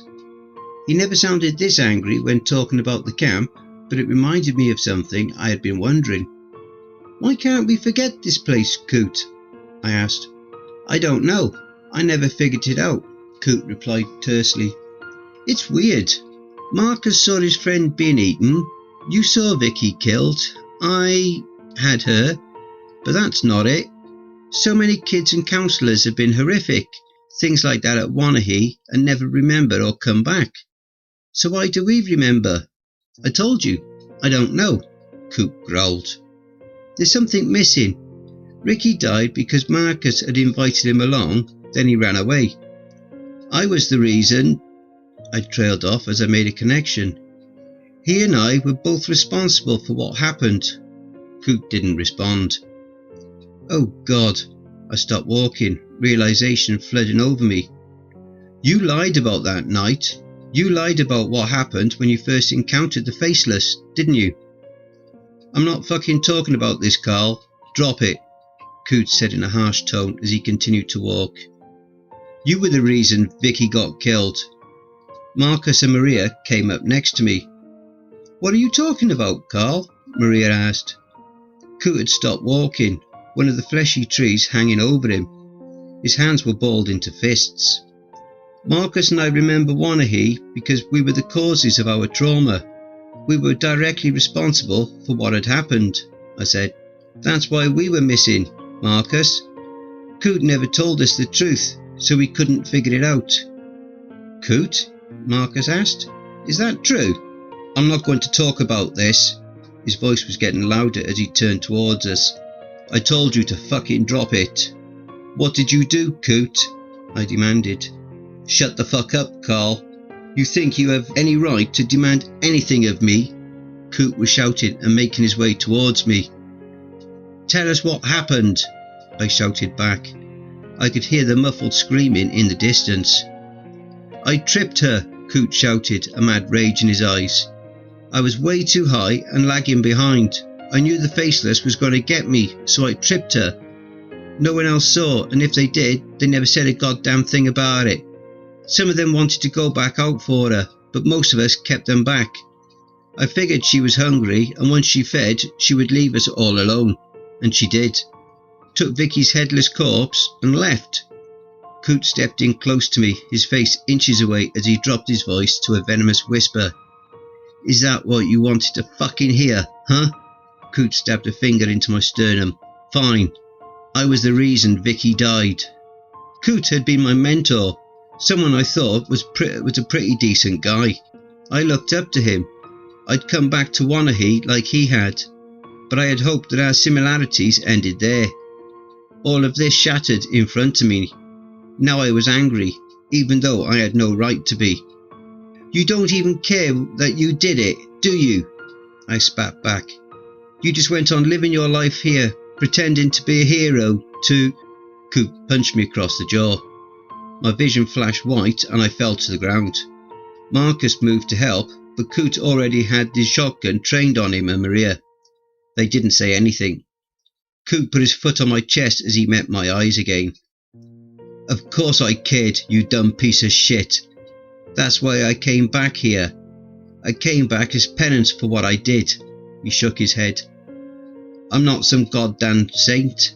I don't give a rat's ass about this place, the campers or the counsellors. I would much rather burn Camp Wanahee to the ground. Better yet, if I could find the owner, I would throw him in here and make him deal with this shit himself. I wanted to leave. I wanted to forget like all the others, but I couldn't. When I heard that the owner was going to reopen this hellhole, I tried to convince him not to do it. Then I tried to hunt him down to kill him. When I couldn't do either of those things, I told him to hire me on to protect those I could. Not because it was the right thing to do. I remember what I did to Vicky, and I couldn't live with myself, couldn't sleep. I just wanted my conscience to leave me the fuck alone. Now it's your turn. The universe gave you your sentence for what happened to Ruby. You need to own up to it. You need to pay for what is owed.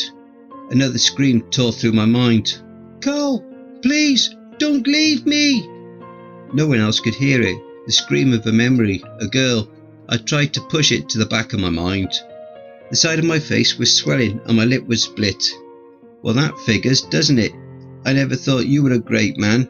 I thought you were crazy, but I didn't think you were such an absolute piece of shit. I spat out some blood as I stood up.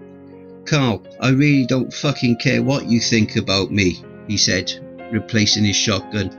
I've carried the guilt for long enough. The faceless is here, and I'm going to kill that bitch or die trying.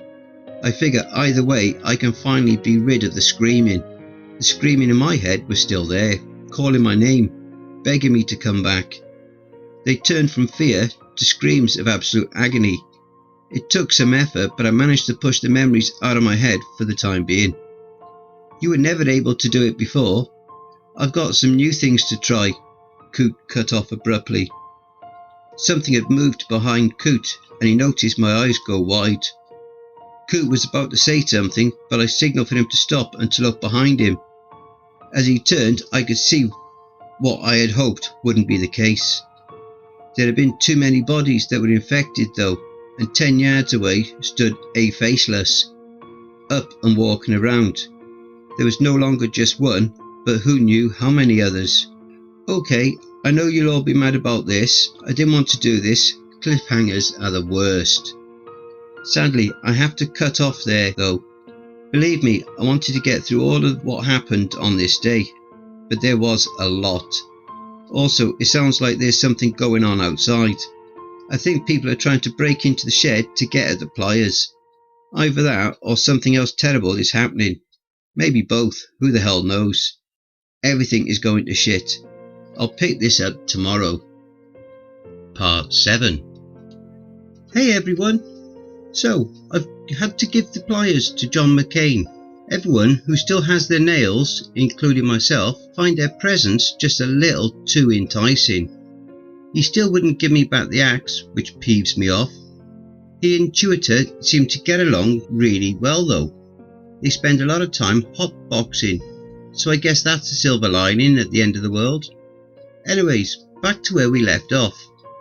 The faceless that stood before us was small, maybe 4 feet tall. I knew immediately, after all I had seen, this was most certainly a kid who had undergone this transformation. It had the telltale other features, the longer digits, the skeletal frame, and the features covered with skin. There was something wrong though. As we stood there, seconds stretching to hours as adrenaline flooded my brain, I realised what it was. The screaming continued elsewhere in the cave, but this faceless didn't make any noise at all. It didn't scream. It didn't breathe. The slight twitching of its fingers were all that moved as it stood there. The mouth of the parasite quivered. I could see the grey of its tongue writhe against the stomach before it slithered between the lips, stretching out. I could hear the slime that dripped from it patter onto the ground, even from this distance. The tongue began to move through the air as the creature started moving towards us. I saw light flashing on and off rapidly to our right, where Maria was pointing her light. I turned to see what was going on, and my blood grew cold. There was a second faceless moving in our direction. This was larger than the other, larger than the faceless we had known. Whoever the parasite had taken control of had to have been immense, easily over 7 feet tall. It had to hunch over as it moved forward to avoid the branches, which gave it a terribly predatory look. Its tongue was out, waving and tapping off the trees as it moved towards us. We'd been too loud, and it was starting to look like that had been a fatal mistake, letting our emotions get the better of us. We had drawn a couple of them here. I saw Coot slowly reach for his shotgun again. Marcus had pulled out the dagger and had turned to face the larger of the two. We began backing up as quietly as we possibly could. We had no way of knowing if anything we had would kill these things before they had a chance to eviscerate us. My mind screamed at me to run away. I knew that was a stupid idea. They would chase me down easily, but there was no way we could win. Coot had found time and time again that no magical, eldritch or alchemical equipment that he could get his hands on before would stop the original faceless. I doubted what he had now would do anything. We couldn't fight this. Maria held the rifle, aiming between the two, trying to figure out which would be the best target. As soon as someone did anything, it would be the end. They were too close, and even being as quiet as possible still made no noise. They were getting closer. If we ran, they would chase us, and there would be no way we could lose them in this silent cavern. No, there had to be something else. We had to distract them. I whipped my pack around and unzipped it. Something loud, I thought. I need something loud. Then I found it, a mason jar of clear liquid.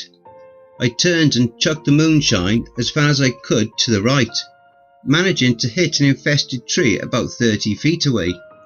The two faceless immediately spun around and took off in the direction in a disturbingly silent frenzy. The clacking of their bony feet receded with them. The other three stood in shock silence as I shouldered my pack. "Go!" I hissed to them. We began moving quickly ahead, trying to get as much distance as possible while they were distracted. We began checking our surroundings much more carefully as we went, not wanting to come across any other quiet ones. The screaming of the original faceless echoed through the cavern. We had travelled easily a couple of miles since we had entered this cavern. It was beginning to feel like we had somehow entered an endless underground nightmare, flesh tree forest. Since no one felt like talking, it gave me time to think. I certainly didn't want to, but I couldn't shake what Coot had said. I've always ignored thinking about Ruby, thinking about that night. Now I was flooded with memories. I remembered watching the stars, the smell of her shampoo, the warmth of her body, and the feeling of her kiss. I remember something was off, something that worried us, the look of fear in her blue eyes, a shape in the darkness gliding towards us. I shoved those thoughts away, This wasn't the time for that. Coot was right. I needed to face it, but I couldn't do it right now. I could feel the memories clawing, wishing to run wild in my mind, to claim it as their own. There was a part of me wanted to give in and let it drive me to madness, to insanity. Perhaps that would be a relief. That possible relief sounded so tempting. Even so, I resisted and focused on keeping quiet as we moved forward. Time and distance meaning nothing in this void of blackness and trees. It wasn't much longer before the trees started to thin. The thinning trees gave way to a clearing. Our flashlights revealed something that caught all of us, even Coot, off guard. There was a Victorian-era home in front of us. Beautiful without being over the top in size or style. The grey-blue of the paint of its exterior and the white of the trimming had begun to fade and peel badly, though the structure still seemed to be in mostly good shape. The front door, scratched all to hell and hanging lopsidedly from a single hinge, was wide open. Of course there would be some creepy old house here, Maria whispered. Coot, Marcus and I gave her a confused look. She just shook her head and approached the house. We followed after her. From the doorway our lights revealed an entrance that was in disarray, with a couple of rooms and hallways that branched off. A stairway could be seen further down. We stood around the doorway. "All right," I whispered. "What should we do?" Coot was already going inside. "Coot!" I hissed. He turned to look at me. "We need to go," he said as he turned to look at me with contempt. "Or have you forgotten about the fact that the world is going to end if we don't find this traveller? Come on." He continued inside, shotgun in hand, checking each room as he passed them. The three of us shared a look. I just shook my head. "Don't go far from each other. Try to stay on the same floor." They nodded and we entered the house. The floorboards creaked dully as we made our way inside. The smell of age and mildew hung in the air. Most of the furniture and decorations in the rooms we passed were strewn about and in various stages of disrepair. Claw marks stretched across walls and furniture. Broken glass and knick-knacks covered the floor. The place looked like it had been nice once, but age and facelesses had taken a toll on it. This was all incredibly disappointing. It looked to be a normal house. Sure, it was in a weird-as-hell place, but there was nothing that screamed, "A trans-dimensional being lives here." Aside from the very old furnishings and decor, it was just a house. I sighed as I made my way up the stairs, figuring that there wouldn't be anything else worth noting up here. Perhaps just a bedroom or two. I didn't know where Coot had gone. I assumed he had likely found a basement of some sort. I didn't much care at this point. If he wanted to go off by himself and die, that was fine by me. The landing revealed several rooms, one being a bedroom, as destroyed as the rest of the place. There was another room that appeared to have been a reading room of some sort, judging by the destroyed chairs and books. The room at the end of the hallway, however, quickly drew my attention. The door was closed, and the sheer number of scratches on the door and walls surrounding it was excessive. Everything was so torn up that I was amazed the door was still in one piece. I went up to it and tried to push on it, but it didn't budge at all. That was surprising given how much of it had been torn away. I figured a stiff breeze would just make it fall to pieces. Having no better option, and against my better judgment of opening up ominous doors, I tried the doorknob, but it wouldn't budge. It was then that I felt what I could only describe as some sort of presence within it, like it was alive. Touching it caused us to become connected in some way. I had this weird feeling of vertigo as I could sense the presence in my mind. I heard nothing, but got the sense that the presence was verifying that I was not a faceless or any other dimensional being. I got an impression of approval from the doorknob and I heard a soft click. I turned the knob again and the door opened. Walls were lined with shelves that had various books and objects covered in dust. A large hutch stood behind a stately-looking desk. The glass of the hutch was obscured by the dust, so I wiped it away from one of the windows with a shirt sleeve.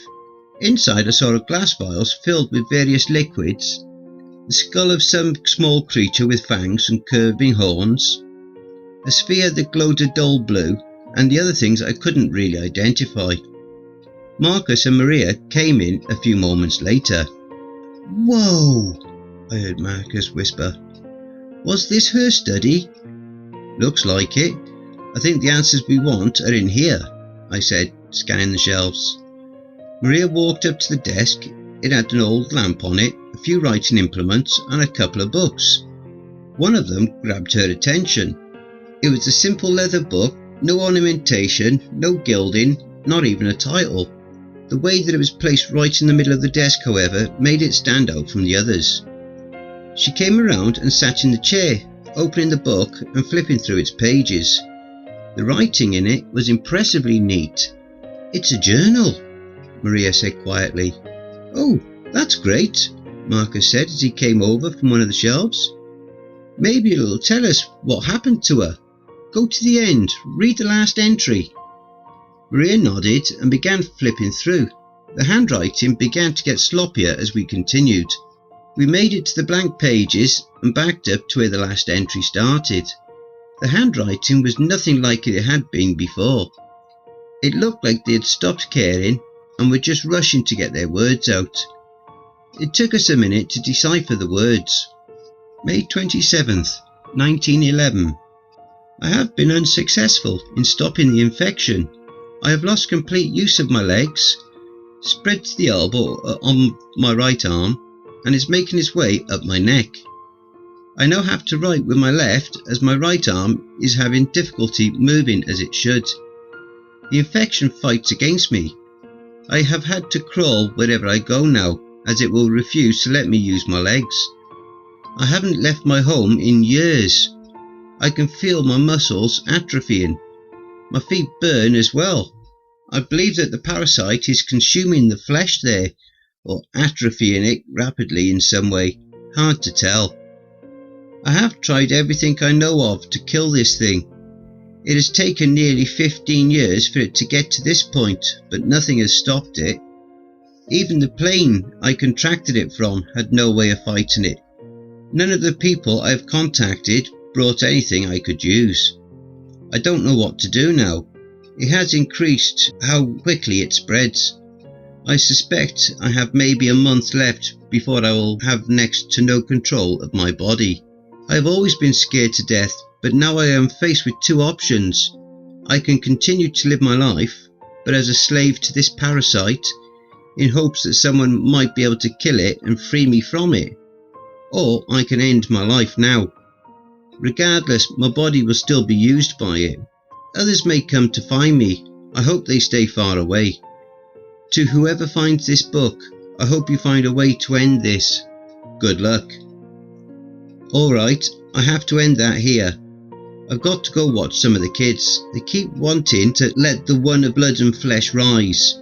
We've had to stop several of them from ritually sacrificing each other or counsellors that they've overpowered.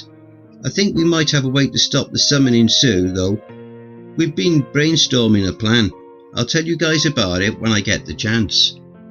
Part 8. To catch up, click the links for a compilation. Does everybody remember the kids that went missing at the beginning of our little quest?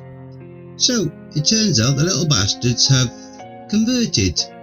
They snuck back into camp before we returned from our trip. Now they keep on trying to get the other kids to join Melixodrak's side and start sacrificing each other. So that's not great. We keep tying them up, but they still manage to get out somehow. They also smile too much, like when Jehovah's Witnesses missionaries are trying to get you to take their pamphlets. Fingers crossed that we can end all of this soon. Anyway, back to day 3 of our trip to find the traveller. We stood in silence, staring at the revelations on the page. "She's the Faceless?" Maria whispered. "She can't help us." "Unless we find a way to kill the parasite, right?" Marcus asked, looking at both of us. "I don't think she killed herself. We've encountered 2 others, neither of which screamed. Maybe she's still alive and that's why she screams." "It's been almost 110 years, Marcus," I said. sitting down on the floor, my back against the hutch. How can she survive this long? I don't know, man. She was able to travel to different planes of existence. It's possible she doesn't need food or water. He seemed hopeful, but I didn't feel the same way. We came all this way and it's been a fucking waste. The traveller can't help us, I thought. I heard boots on the stairs. Coot came into the study soon after. He looked at all of us. Well, what did you find? A journal, Maria said as she pushed the book across to him. He picked it up and began reading. Coot laughed and tossed it back onto the desk before he turned and left the room. Where the hell are you going, Coot? I asked. I'm going to kill the faceless, Carl. I told you I was going to. Now it seems like the only way to save the world, since the traveller might somehow still be alive inside of this parasite, he said over his shoulder. I heard his boots on the stairs. Marcus looked after him, then turned to both of us. I'm going with him. I think she's still alive, and it's the best chance we have of ending all of this. You guys coming? Maria looked at me. I just shook my head and looked at the floor. What? You just want to sit here and let the world end? Coot's a fucking idiot, I said. He has been full of shit this whole time, and if he wants to go out and get himself killed now, he can go right ahead. If some all-powerful planar travelling entity can't stop this infection, he definitely can't, and neither can any of us. There's just no way we can do it. So, I will not go out and vainly try to stop the end of the world. I will wait right here and accept it when it comes. There isn't anything worth saving in this world anyways. I'm surprised it didn't end sooner.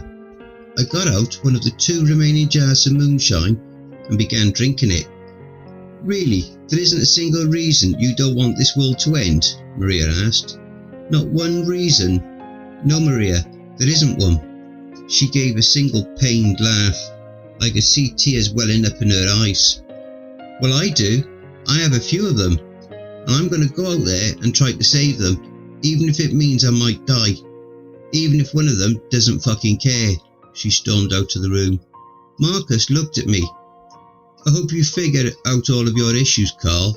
He turned to leave. Yeah, fuck you too, Marcus, I said.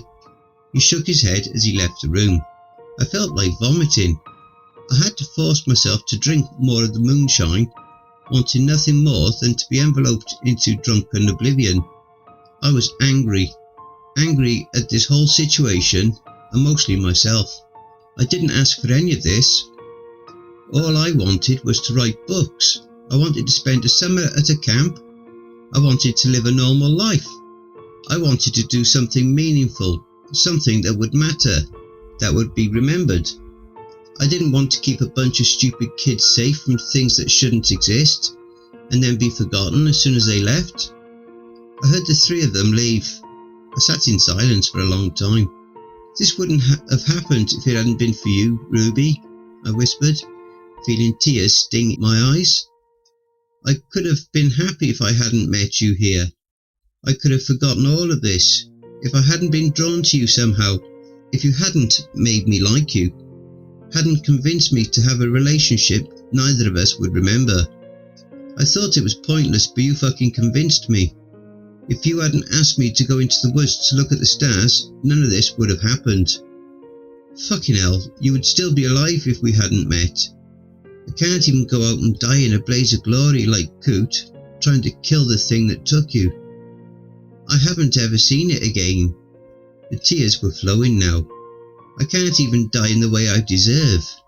Fuck. I can't even die right. I'm so sorry, Ruby. I wish I would have died instead. I can't stand the guilt. I wish it was me. If not that, then I wish it would have taken me as well. And the dam broke. All of the emotions poured into me and I broke down. I cried until my body hurt from sobbing. My voice became hoarse and my head throbbed. I cried until I was numb, until all I could do was stare. And as I stared, I thought. Tried to make sense of all of the emotions, which I began to understand. No one else deserved this anger, I felt. Just me. I was the one it should have been directed at all along. I wanted to put the blame on others. I wanted to blame her. blame the thing that took her, blame anyone but me. No one else deserved it though. With that, my mind was made up. Alright, I thought as I stood up. First things first, stop the end of the world, then deal with all of this shit in my head, if we succeed. I took one last sip of moonshine and put it back in my pack. I didn't know how long I had been wallowing in my own pity, but it was long enough that the others were definitely far ahead of me. I left the house in a rush, leaving behind my crutch. Maria would chew me out for it later, but I needed to be able to move quicker. Besides, my foot was healing quite a bit better anyways. I began jogging. I couldn't see their flashlights, nor could I hear them. I hoped I would be able to reach them before they started doing whatever they planned. I don't know how much time passed, but I surprisingly didn't come across any of the faceless as I made my way back to the cave entrance. I soon came across the very strong smell of alcohol which burnt my nose. Confused, I stopped and looked around with my flashlight. I saw the ground glitter a short distance away. I went over and found the remains of the jar of moonshine I had thrown earlier. More shocking, I found the parasite on the tree had begun turning black and large parts were cracking and falling off. I quickly got out one of the other jars and poured a little bit on another tree that had not been hit by any of the previous alcohol. There was a hiss as it hit the parasite, and I could see the tendril on the tree wave wildly from pain. The spot blackened almost immediately, and grey started to spread from it. The moonshine. Somehow, the Vernon brothers, the absolute batshit crazy son of a bitches they were, had made something that could kill the parasite. We might be able to do this after all. I grabbed my pack and started running. I didn't know how long I had. I could hear the muffled screaming coming from somewhere. I heard a commotion. Someone cried out, followed by the sound of gunfire. I ran faster. I didn't know how many of the creatures there were. Likely more than 2 jars of moonshine could handle, but there would hopefully be time to take out all of them later. Right now, we only had to take out one and pray the person inside was still alive. I heard a few more gunshots as I ran. Thankfully, nothing chased me this time. I realised for the first time that I wasn't running away from danger. I felt like an absolute lunatic doing it, and self-preservation was screaming at me to stop, but I ignored it. It felt freeing. I saw a flash of blue and felt a concussive blast hit me, almost knocking me over. As I shook my head and began running again, I heard limbs above and around me breaking, followed by several impacts. Looking around me, I saw several faceless writhing on the ground. None of them were dead, but many appeared to have broken bones and were attempting to move the now broken bodies that they were using. A few looked to have fared better than others. Coot had definitely brought some heavy stuff with him. That would be great if it hadn't put me in the middle of a bunch of the faceless. I could hear yelling now, definitely Coot. Knowing that there might be some that would likely chase me, I decided to sprint the rest of the way, hoping to avoid as many as possible. I saw flashlights moving around wildly. "I'm coming! Don't fucking shoot me!" I screamed. "Carl?" Maria called back. "Hurry! Coot is hurt and we need to get out of here." More gunshots rang out. "Keep going! I'll catch up!" I yelled. As I ran, I finally saw them. Several of the faceless were chasing them. Some had bullet wounds, others looked like they'd been burned. A couple had limbs or necks at awful angles, but they did not give up their pursuit. I pulled out one of the mason jars out of a side pocket.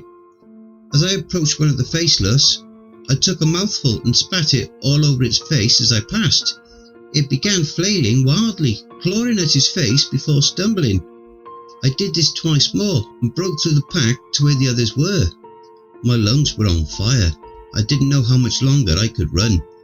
The cavern narrowed. There was light up ahead. I saw Coot was bleeding from a wound in his side, but it didn't appear too bad. Maria had been slashed across her back.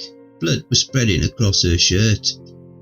As we came into the more narrow portion of the tunnel, I could hear the facelesses pursuing us getting closer.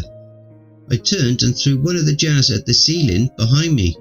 I didn't stop to look, but I heard the sound of the glass shattering, followed by a satisfying hiss as the concoction rained on them. Bodies tumbling to a stone floor soon followed. We closed in on the entrance. Coot went through first, followed by Maria, then Marcus. I turned to look behind me as I neared the mouth and saw that a good 6 or so faceless were writhing and turning black in a mass of bodies. The parasite fell away and revealed the faces beneath, long dead and cold, all but one. But that's only because they didn't have a head. That was an odd, since none of the other creatures had any missing limbs. The headless one continued to struggle. Apparently not enough of the moonshine had splashed onto it. Parts of the parasite did slough away on the shoulder, rendering the arm useless. My curiosity was cut short. From the blackness beyond I heard a scream, and saw the faceless. Apparently uninjured and not planning on letting us get away, she leapt over the bodies and was sprinting at me. She had never been this fast before, but this was her home. She knew it best, of course. She would be able to traverse it so much quicker. I turned and ran. The faceless was gaining ground faster than I could grab the other jar of moonshine. I felt stupid for not having it readily available. As I ran, I took off my pack. I turned the corner where the boulder was and saw the others were outside the opening. I threw the pack at them. "Grab the moonshine! Main pocket!" I screamed as I moved through the narrow crack. "She's right behind me! Get the moonshine on her!" None of them were ready for this. By that I mean they had let my pack hit the ground. I heard a pop as it impacted. The faceless slammed into the boulder behind me and began making its way through the crack, reaching and clawing at me. The others scrambled to the back and I could hear the sounds of shattered glass as they opened it. I was at the mouth of the crack. "Get whatever you can!" I felt something grab my shirt and yank me back. I hit the ground hard. The air knocked out of me and my ears rang. I saw the faceless appear as the tongue whipped out, wrapped around my neck, cutting off my shout of surprise. I grabbed at it, tried to claw or rip it somehow. It wasn't working. My face began to feel swollen as it lifted me upwards. I couldn't do anything but stare at the skin-covered face, watching as it screamed. It was only now that I noticed how anguished that sound truly was. She was still alive. She was still alive after all of this time, and she knew what was going on. She knew what would happen. Shit, I thought. I guess there were much worse fates at Wanahee. As I was lifted by my throat, time seemed to slow and stretch. I was terrified, but also at peace. I tried my best and ultimately I had failed. There was some sort of comfort in that though. I welcomed whatever was to happen next. My mind and vision started to fuzz from lack of blood and oxygen. I heard a roaring shout, and as my sight began to tunnel, I saw someone run up and stab something into the screaming mouth of the faceless. The tongue around my neck unravelled and I hit the ground again. I was coughing and gasping for air. I heard the screaming of the faceless become clear. I saw her collapse. Coot standing with a large shard of glass in his hand, blood dripping from it. Hands grabbed me, pulling me up and away. There was silence on that switchback. Wind blew through the trees below, rustling the trees below us and sending waves of movement through them as it passed. Coot stood silently over the faceless, breathing heavily as he looked down at her. The creature writhed as the parasite greyed and blackened. It cracked and fell away, revealing the gaunt and sallow features of the woman we had come searching for. "Move! Get away!" It was barely a whisper from her. She was very weak, but the intensity was still there. The tongue of the parasite was moving wildly. It found Coot's leg, wrapping around it. Coot cried out as it yanked and buckled his knee, causing him to fall, the shard of glass flying out of his hand. I pushed the two away from me and grabbed my pack. I grabbed a shirt that was soaked with the moonshine. I ran over and wrung it out over the maw, which gnashed wildly, trying to pull Coot's leg inside. He fought hard against it. The entirety of the parasite shuddered as the moonshine splashed across it and within its mouth. The tongue loosened and Coot moved away. Marcus and Maria were by my side moments later, wringing out articles of my clothing. The symphony of hissing could be heard as the parasite blackened. A foul smoke roiled, smelling of burnt hair and a frat house bathroom after a kegger. The rest of the parasite fell away, revealing the nude, dangerously thin figure beneath, breathing weakly. I heard the rustling of a pack and a plastic bag being ripped open. Coot came up next to us, holding a bottle with a beautiful white and sky blue liquid swirling inside. "Drink this," he said as he held it to the woman. As she did, she seemed to regain some of her strength. Marcus and I helped her up slowly. "Thank you," she rasped. "Please, we must leave." "Already called us a ride, lady," Coot said. He handed her an oversized Camp Wanahee t-shirt, which she accepted. It featured a child's drawing of the camp, with a cute childish rendition of Treeleg as the mascot. "Very well," she said. The traveller found the piece of glass Coot had used to stab the parasite with. With it, she cut her finger and used the blood to draw a symbol on the ground. She whispered something and a shimmer crossed the opening. The traveller seemed to become weaker as this happened, propping herself against the cliff. "Hopefully this will hold any of the others at bay. We should be safe for a time until whatever way you have of escaping comes to find us." She made her way over to a rock and sat down. Maria joined her and they began talking. While I was trying to get the glass out of my clothing and pack, I saw Marcus go over to the opening where a faint shimmer could be seen. He raised his hand and touched it. It didn't pass through, and there was a kzup sound. He withdrew his hand with a yelp. "Shit, that hurt!" I chuckled. I noticed a pile of clothing on the ground by Coots' pack. I went over and examined it, finding it was a bunch of wool items. "Martha is how we're getting out of here?" Coot was standing nearby, eating some jerky. I waited for him to continue, maybe after he had finished his bite of jerky, but he just took another one. "Okay, but how?" I asked exasperately. "I've been training her," Coot replied as he rubbed his temples. "I have it figured out, Carl. Get off my back." I looked at Marcus, but he shrugged. I just shook my head and began picking out the shattered pieces of glass from my clothing. After a few minutes, I noticed movement at the entrance of the cave. I saw that one of the faceless had been crawling all this way, the one without the head. It was very shaky as it moved, jerking as the parasite contracted around the frame to move it. The right arm hung limply behind it, most of the infestation there having died and sloughed off. It contacted the barrier and there was another gazut, which just got everyone else's attention. I heard Coot mumble something as he stumbled over to the barrier. He knelt down, his face hidden by shadow. The creature continued to try to find a way past the barrier, only to be met with more zaps and flashes, illuminating Coots' face. For the first time since I had known the man, I saw him crying.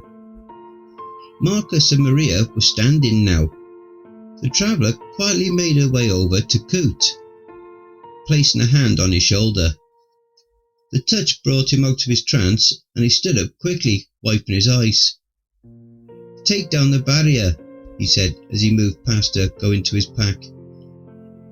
The traveller didn't do anything. She seemed to be staring at him, evaluating Coot. She took too long for Coot's liking. "Are you deaf, woman?" he shouted. "Take the barrier down." He had a foldable spade in his hand. She turned to me. "Do you have more of the concoction to kill the parasite?" "Yeah, there's still a fair amount left in my clothing that I can wring out onto it." The traveller sighed, drawing several shapes in the air and waving her hand. The sound of static filled the air for a brief moment, and the faceless began moving forward again. Coot made his way over to me and I gave him a shirt that still had a fair amount of moonshine in it. The hissing of its contact with the parasite's skin filled the air, followed by the acrid smell. None of us said anything as the creature which had controlled Vicky's body for nearly 50 years finally died. He wiped away the dead portion of the parasite that remained before wrapping her body in a green tarp. I made my way over to him and began helping him to wrap her. I expected him to lash out at me, to yell, to do something. He only met my eyes and nodded. Coot looked old, so much older than he ever had before, like all of the years and worry and silent suffering had finally caught up with him at this moment. He lifted her up, not needing my help for her petite frame. I picked up the spade that he had dropped and we began walking further up the trail. Marcus, Maria and the traveller had their heads bowed as we walked past. None of us said anything as we made our way up the side of that mountain. I knew there was nothing that could be said, so we walked in silence, passing several switchbacks before we came to a shelf that overlooked the forested valley. It looked so peaceful from here. "Where do you want the grave to be?" I asked. Coot gently set her body down. He looked worn out and he winced as he touched his side. The spot, which had been covered in bandages, was wet, the blood having seeped through them as we made the climb. Still, he came over to me and reached for the spade. "I'll do it." "No," I said with quiet determination. "You'll get your turn, I promise. Just rest for now, take some time." There was an emotion I couldn't discern in his eyes at that moment, and I thought he was going to protest some more. Instead, he looked over the valley. "Bury her right there," he said, pointing a few feet away. "She'd love the woods. She would want a front row seat to watch over it." The digging was slow. The small folded spade was not the most effective tool, but it got the job done. After I had dug several feet down, Coot came over and helped me out of the hole, where he replaced me. After an hour, the hole was finished. It wasn't the greatest or the cleanest, but I was still proud of it. I helped Coot out of the hole. He walked over and gathered up Vicky's remains, cradling her in his arms. He passed her to me as he got back into the hole, where I placed her back into his arms. Coot laid her down, then placed his hand on her chest, where he held it for a few moments. Then he straightened up and I helped him out of the hole again. The two of us began pushing the dirt into the hole. Not long after, Vicky's grave had been filled, and the two of us stood silently over it as the wind blew lazily past us. Coot took in a shaky breath. "I didn't know it was her that I tripped. I thought it was someone else and that Vicky was off ahead of me," he said quietly. "Vicky and I were dating before we came here. We decided it would be fun to be counsellors together because of how much we love the outdoors. I lost track of her in the confusion. I thought she was ahead of me. I only figured out she wasn't with us when we were already inside the cabin, and it was too late to help her when I had figured out what I had done." I didn't respond. I turned my head to look at him. He continued to look at the grave at his feet. "It was a mistake, but I was still the reason she died. There's no way around it," he said, his voice trembling. "I've had to live with it all of these years. I know you'll have to deal with your mistake for a long time as well. I don't know what took, Ruby. The thing you described was something I'd never seen before. Maybe that traveller woman knows. I have no idea. All I know is that you have some things to work out, and you're going to have time to do it here. Try to make the best of it. Try to be better. It took me far too long to figure out that's what I should have been doing all along. Not just acting like I was different. It took me until today to figure that out." "I'm sorry, Coot." "I know," he whispered. "So am I." I put my hand on his shoulder. "You ready?" Coot nodded and we made our way back down to where the others were waiting for us. Not long after, we heard beating wings and looked out to see Martha, the moth bear, flying towards us in the early afternoon sunlight. I'd never been too close to Martha because she was still part bear, and that's not something I want to risk. But being this close and her beating wings threatening to blast us off the cliff, I realised how absolutely massive this creature was, easily 9 feet long and a wingspan of 30 feet. She was absolutely massive. Martha landed by the pile of clothing and began eating.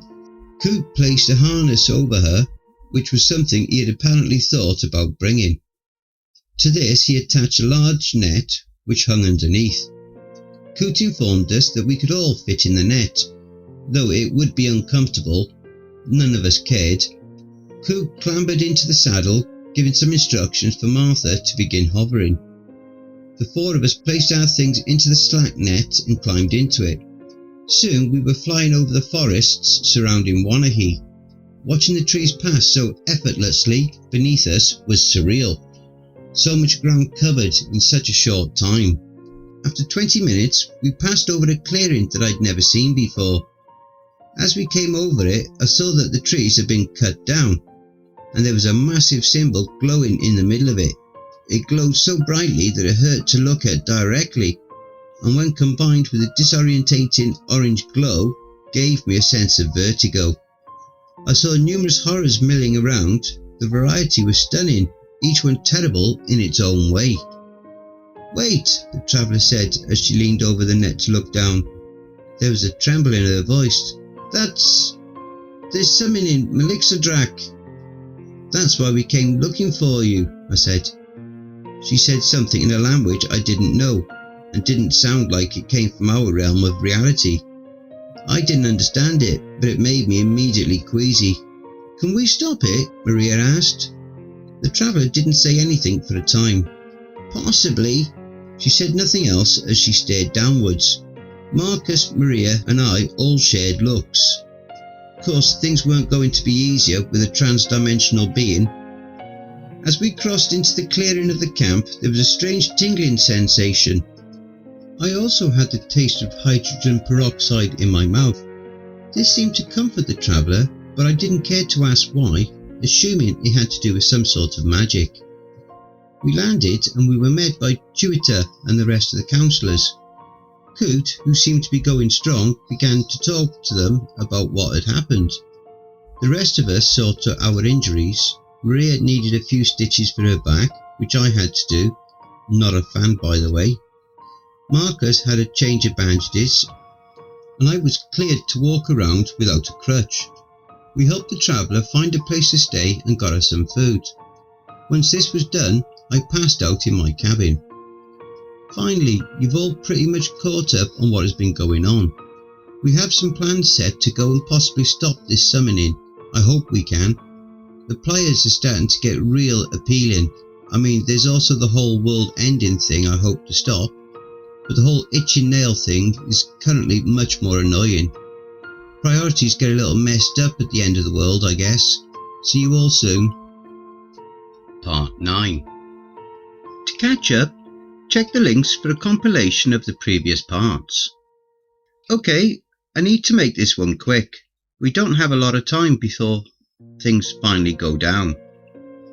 It looks like we have a choice of stopping Melixodrak, but it's slim. Thankfully, the process to summon the Mother of Demons is a slow one, which has benefited us. After returning and falling into our respective comas for a time, we were filled in on what had happened. Jupiter had to put down a camper uprising started by the 3 I mentioned before.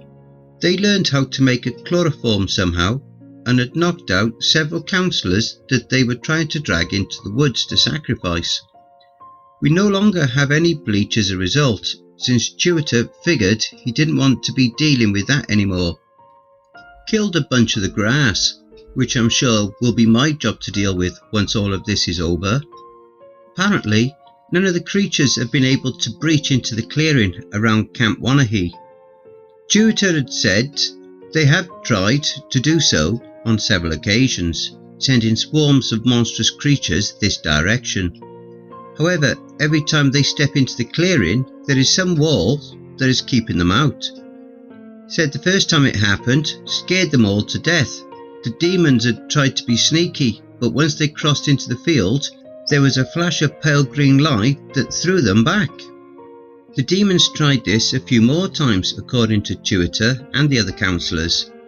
All of these had met with failure.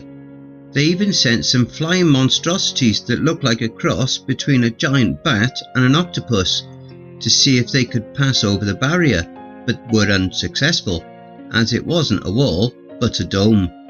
Regardless, they've continued trying to break through, even if they are still unsuccessful. I guess they don't like sitting around and waiting.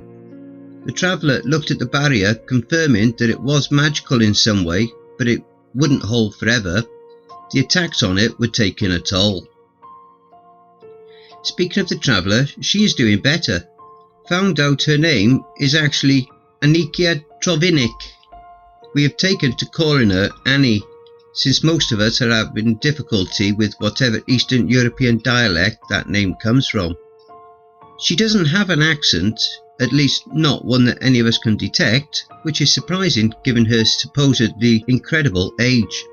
Annie has started to gain weight again, the atrophy of her muscles disappearing much more rapidly than any of us suspected with each day. The curious thing to me, however, were her hands. The splits between the bones in the palms had a silver liquid that congealed there. It looked as if she had taken silver tape and placed it over the gaps. Upon closer inspection, you could see that it moved and flowed with her movements, but restricted movement to the normal range to prevent further damage. Annie said she had learnt about the process from a Mesdian blood caller on what she called the plane of Veshin. It's made from an awful sounding product from a strange organ in an impossible for me to pronounce or spell creature. She also found that if you took ketchup, which we needed to use up, and mixed it with the mercury of a thermometer, which I now have to buy a few more of, then let it sit out in the full moon for 3 hours and 6 minutes exactly, you can create something with a similar effect. If you do it wrong, however, you'll probably die from mercury poisoning. Sounds kind of 50-50 to me, but you can't argue with the results. The first day after returning from our expedition was dedicated mostly to us taking it easy, but I found myself getting stir-crazy by the evening. There hadn't been any fires since everything started happening, but I needed the comforting smell of smoke and the crackle of burning wood, something familiar and safe. So I started one in the smaller fire pit used by the counsellors when they decide to stay up and chat after the campers are down. Not long after, as the sun was setting and twilight was setting in, I had a nice fire blazing, sending sparks to the sky where they dimmed among the appearing stars. I spent a long time staring into the flames, watching them dance, split and flicker. There was something peaceful and primal about fire. It made sense that such a thing was from the gods. There is so much power within fire. It's there, you can see and feel it, but you can't hold it. It's ethereal and beautiful. It can't be harnessed and used to work amazing modern wonders, but left to itself it can consume and destroy without a second thought. My musings were interrupted when there was a splash of liquid which erupted into a fireball. The sudden blast of heat and light caused me to flail backwards, tipping my camping chair over and landing on my back. I clumsily got to my feet to see Coot there laughing his arse off, an empty bottle of moonshine in his hand. "What the fuck, Coot? Are you trying to kill me?" I asked, grabbing my chair and setting it back up.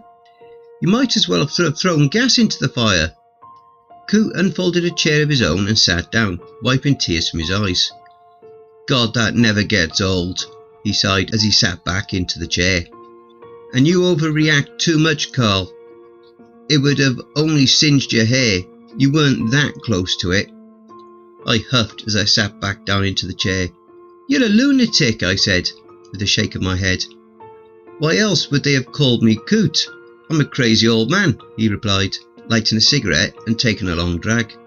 "Been crazy since I got here, just like you." "Fair point," I replied, leaning back. "I did miss this," Coot said quietly as he gazed into the fire. "I haven't been around the fire in the years since I left. It's nice, even with all the crazy shit going on, to have something so familiar." I couldn't agree more, came a woman's voice from behind us. I looked behind to see that it was Annie, the light reflecting on the metallic lines on her hands. It was strange to see this person, who was obviously ancient, wearing an old-fashioned shorts and a Camp Wanahee shirt that fit much better. Do you mind if I join both of you? Her voice was smooth. It made me think of the lake when it was undisturbed and glassy, like you could step on it and glide to the other side.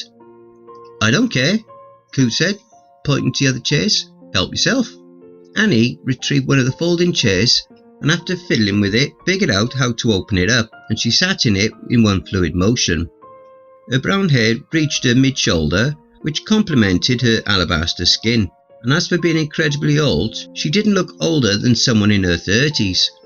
Imagine the only good-looking female teacher in your school, there's usually only one, and you've pretty much got it pegged down.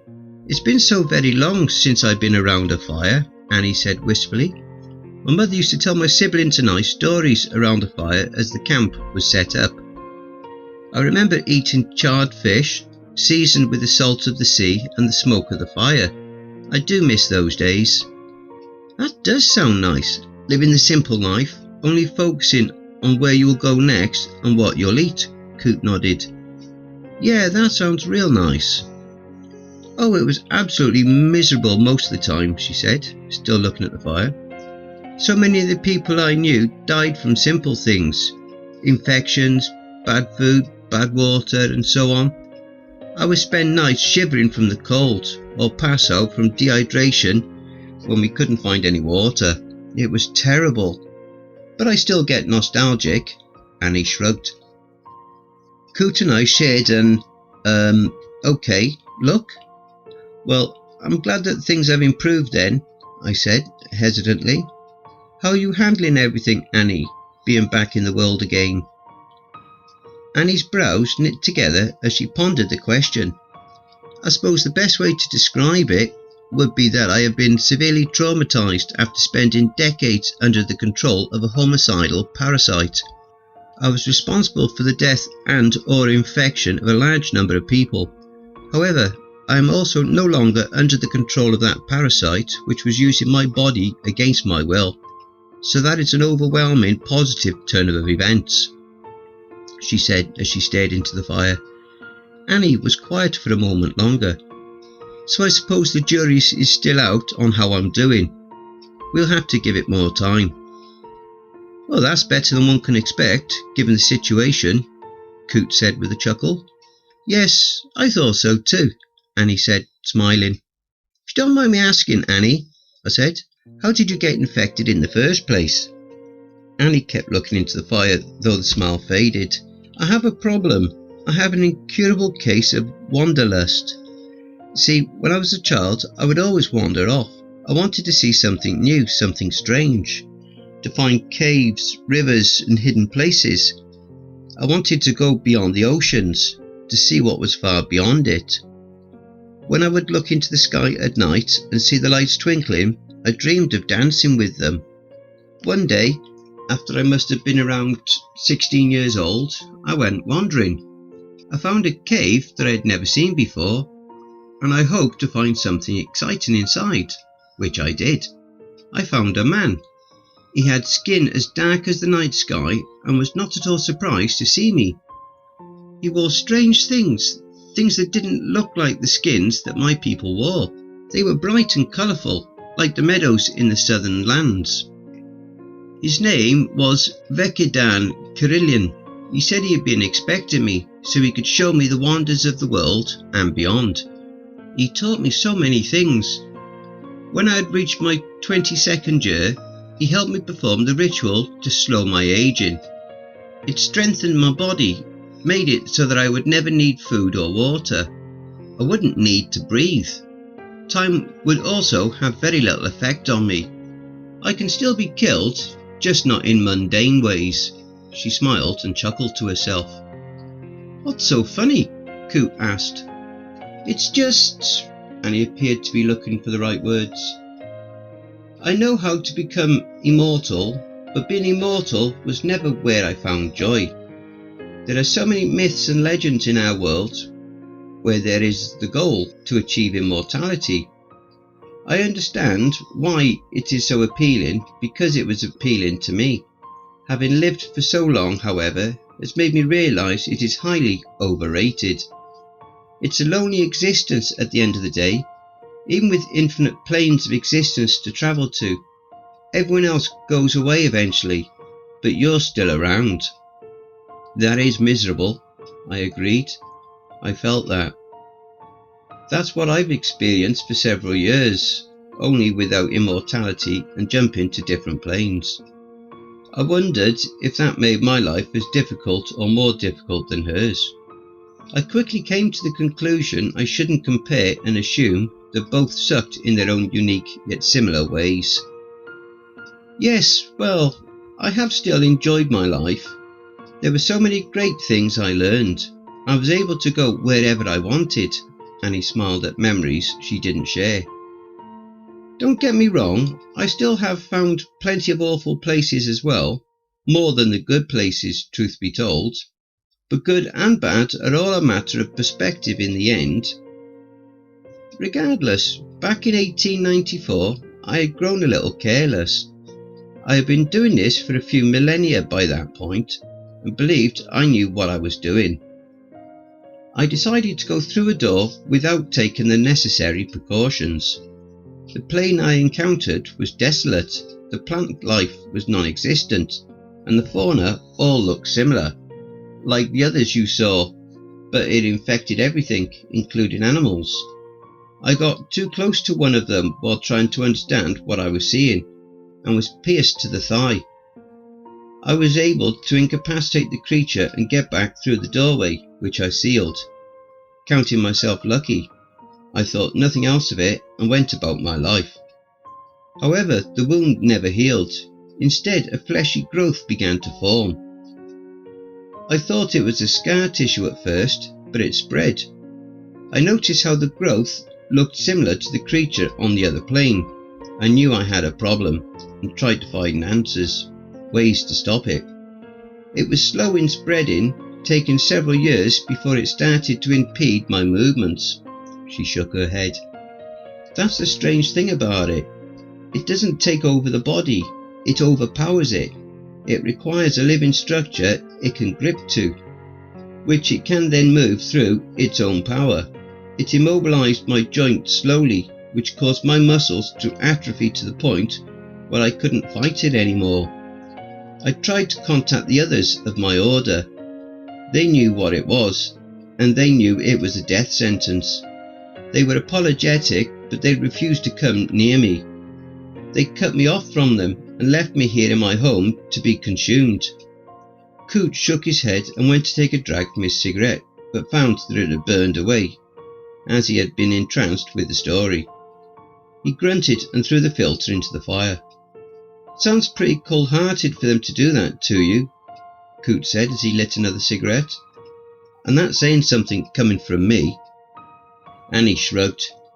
It was my own doing. There are things out there that are incredibly dangerous. Things and forces that have devastated entire planes of existence. They wanted to ensure it would stay here, hopefully on just this planet. This parasite is strange since it spread so slowly. Such things are usually very aggressive. I suppose with how indestructible it is, it never needed to be quick about the process. What was it like? I asked. The almost century of being a prisoner within my body as something else used it for its own purpose? Annie asked, turning to me with a raised eyebrow. I said, feeling intimidated by her gaze. Yeah, that. It was awful, she whispered. I didn't know exactly what was happening when it took a victim, but I had an idea. I could hear the screams. I could feel it. Annie shuddered. The memories had a very visceral effect on her. That's why I would scream. I wanted to make sure that I could give people the chance to escape. It's very good at being quiet, of using our structure to make itself into a deadly predator. Jesus, I said, looking back into the fire. That must have been terrible. Annie just nodded. We sat in silence for a long time after that. Coot stood up and stretched. "Well, I didn't sleep much last night, and I think the exhaustion and alcohol is going to finally knock me the hell out." He flicked the end of his cigarette into the flames, then headed towards one of the empty cabins. "Don't burn down the forest," he called over his shoulder. "I believe I should get some more sleep too," Annie said as she stretched and moved to stand up. "Can I ask you something first?" I kept my eyes on the fire. Annie sighed. Whether it was from finishing her stretch or being inconvenienced by me, I couldn't tell. Sure, what is it?" "Why are things the way they are here?" I asked quietly, turning my gaze from the fire to her. "You've been here, in this area, for a very long time. Why are there such strange things here? Why do we forget about it unless something traumatic happened that we caused?" Annie sat there, contemplating as she stared into the embers. "Those are very heavy questions, Carl. Why did you wait until I wanted to go to bed to ask me?" "Don't know. It just came to me," I said. "I've been kept in the dark for so long, I just need to have some sort of answer, if you have any." She sighed and sat back down. "Fine, I will answer what I can, only because you saved me." "Sure," I said, feeling hopeful. Finally someone who could give me answers. This is what I had needed. Maybe I could find a way to get out of this place. "This place is special.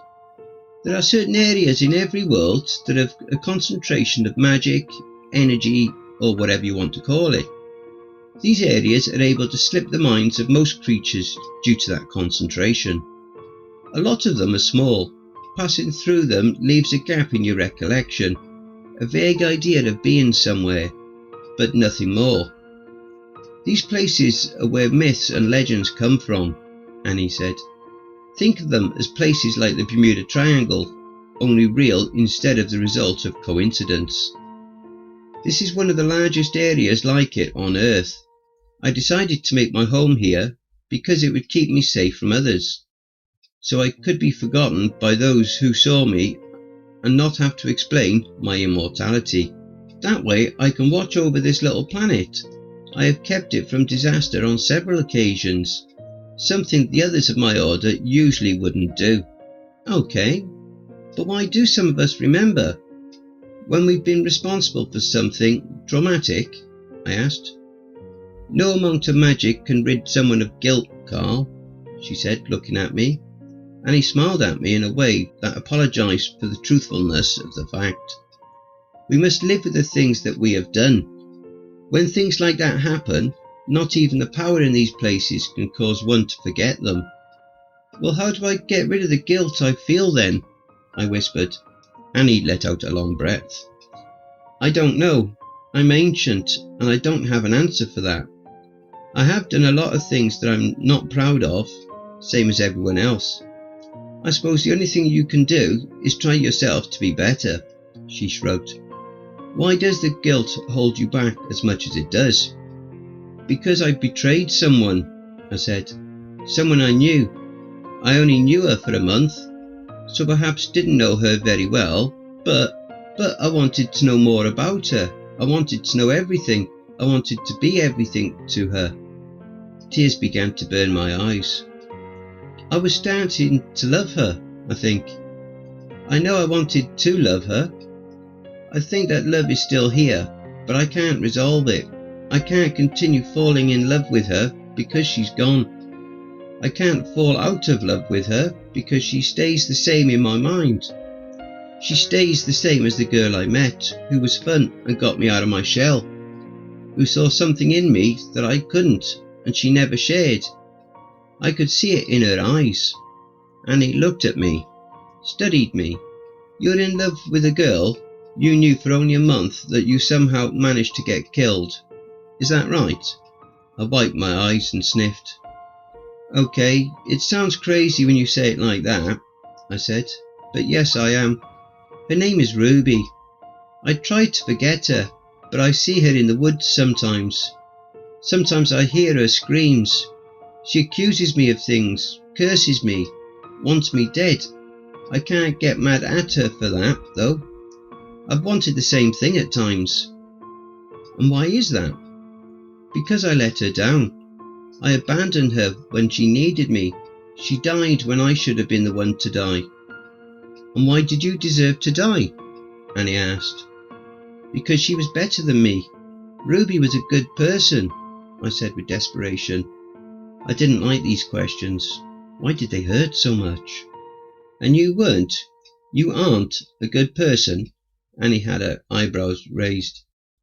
Her eyes were piercing, the light from the fire making them glow like embers. No, I don't believe I am, I said, turning my eyes away from hers. I wouldn't have left her. I wouldn't have run away if I had been. I would have stayed.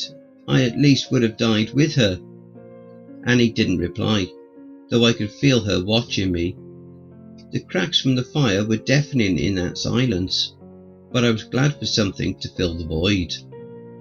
Damn woman is immortal, has lived for millennia, and I get no answers from her, just more questions.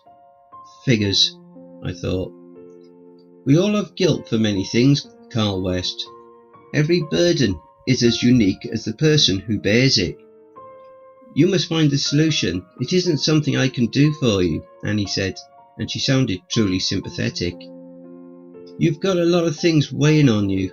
I have little knowledge in these areas, but I feel that you will be strong enough to get through this. I didn't know what to make of that. It was, and wasn't, an answer at the same time.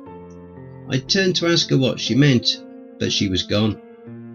I sat for a time on my own, watching the fire dim and die. I wrestled with my thoughts and emotions, which had only become more confusing from this conversation. And in that swirl of conflicting thoughts and emotions, I found myself back there, reliving a memory I had shoved so far down. I thought. I hoped I would never see it again.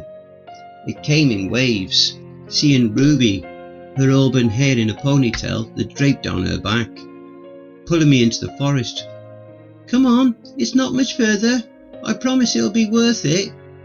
We shouldn't be out here this late, I said.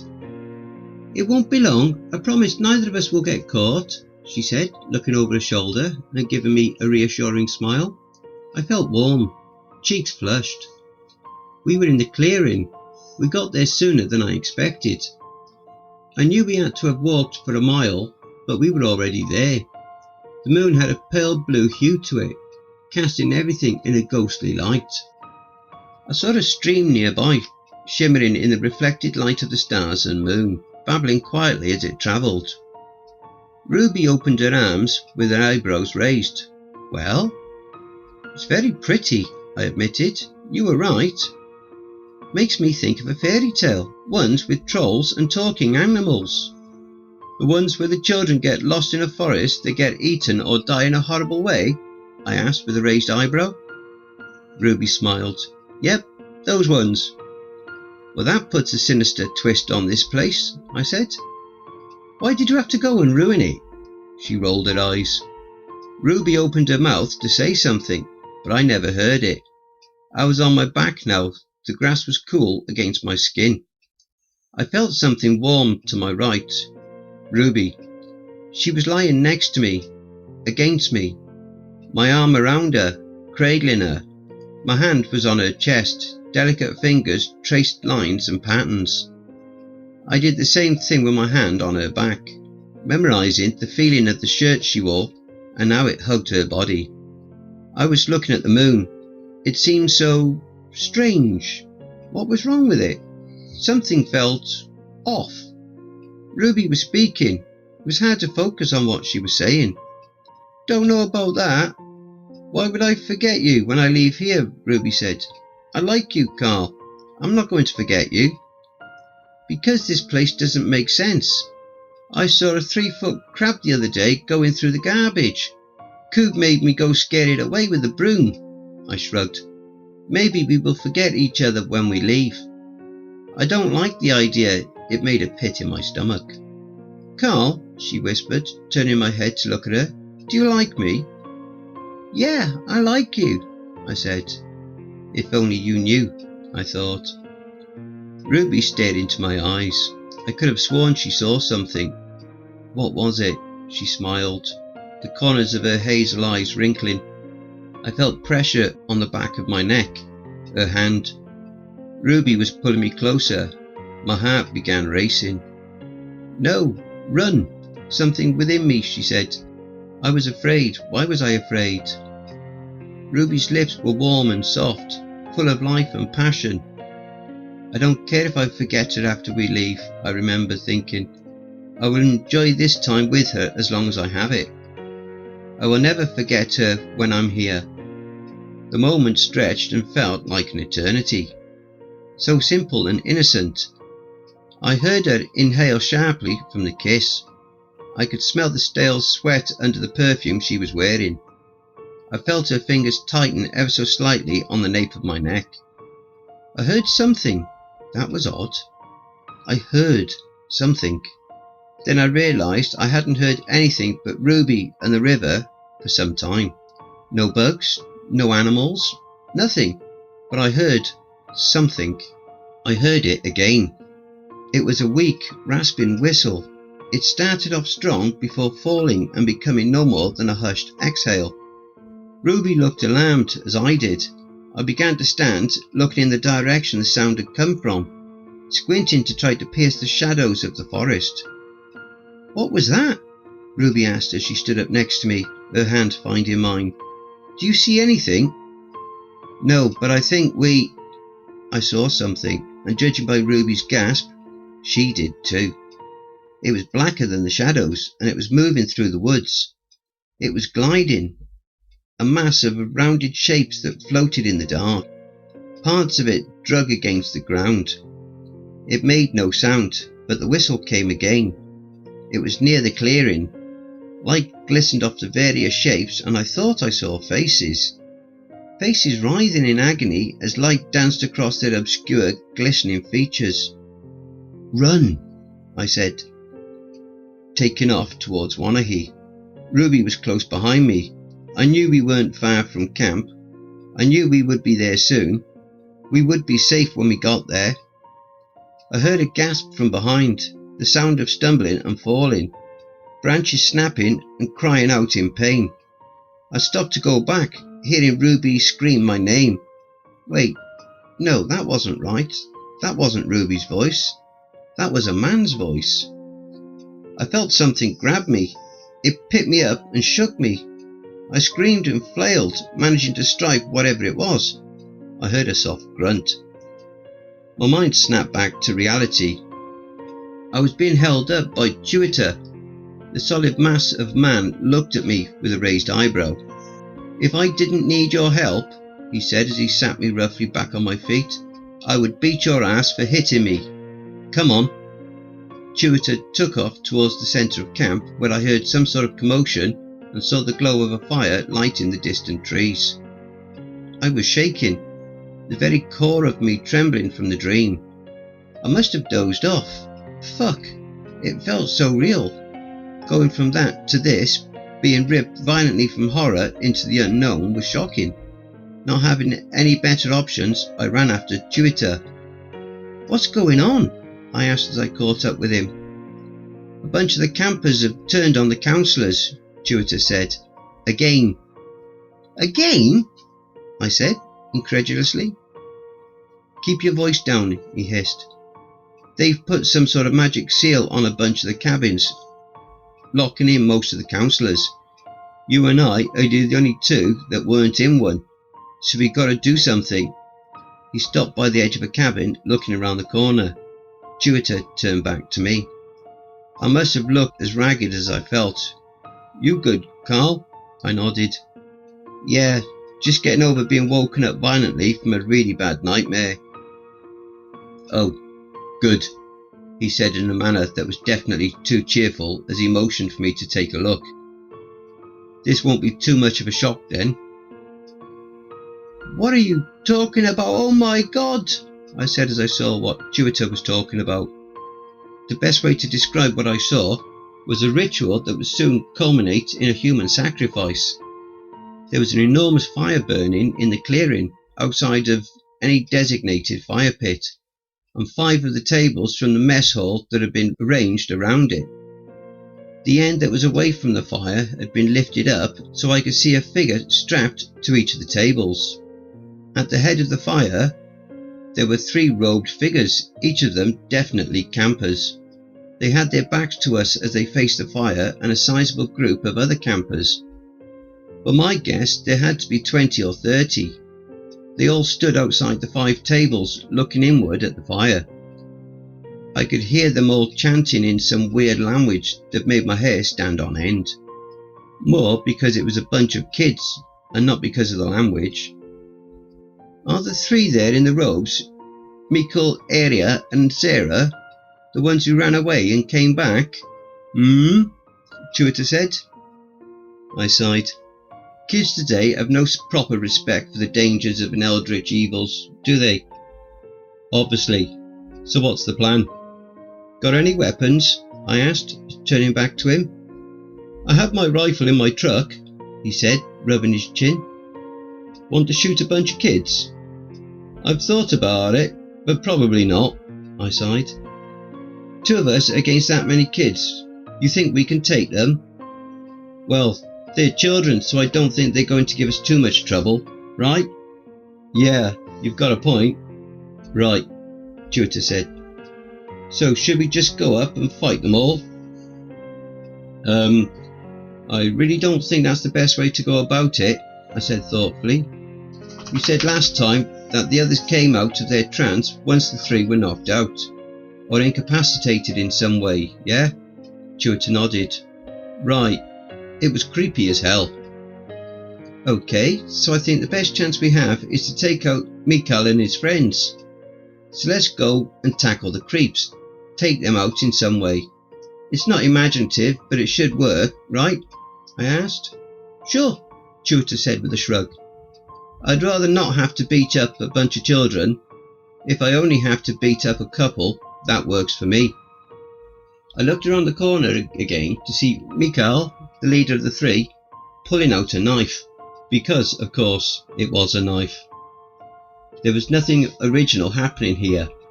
It would be nice if a cult would come up with a more interesting way to sacrifice people once in a while. My criticisms aside, things were going to kick off soon. We needed to go. I nodded to Chewita and we both began running towards the fire. We cleared the group of cabins into the field, about 40 yards separating us from the kids. I have to say that I was starting to get really sick of running at this point. As the familiar burn began in my lungs, I reflected upon the current situation. Here I was, trying to save camp counsellors from being sacrificed to a demon from another plane by adolescent camper cultists.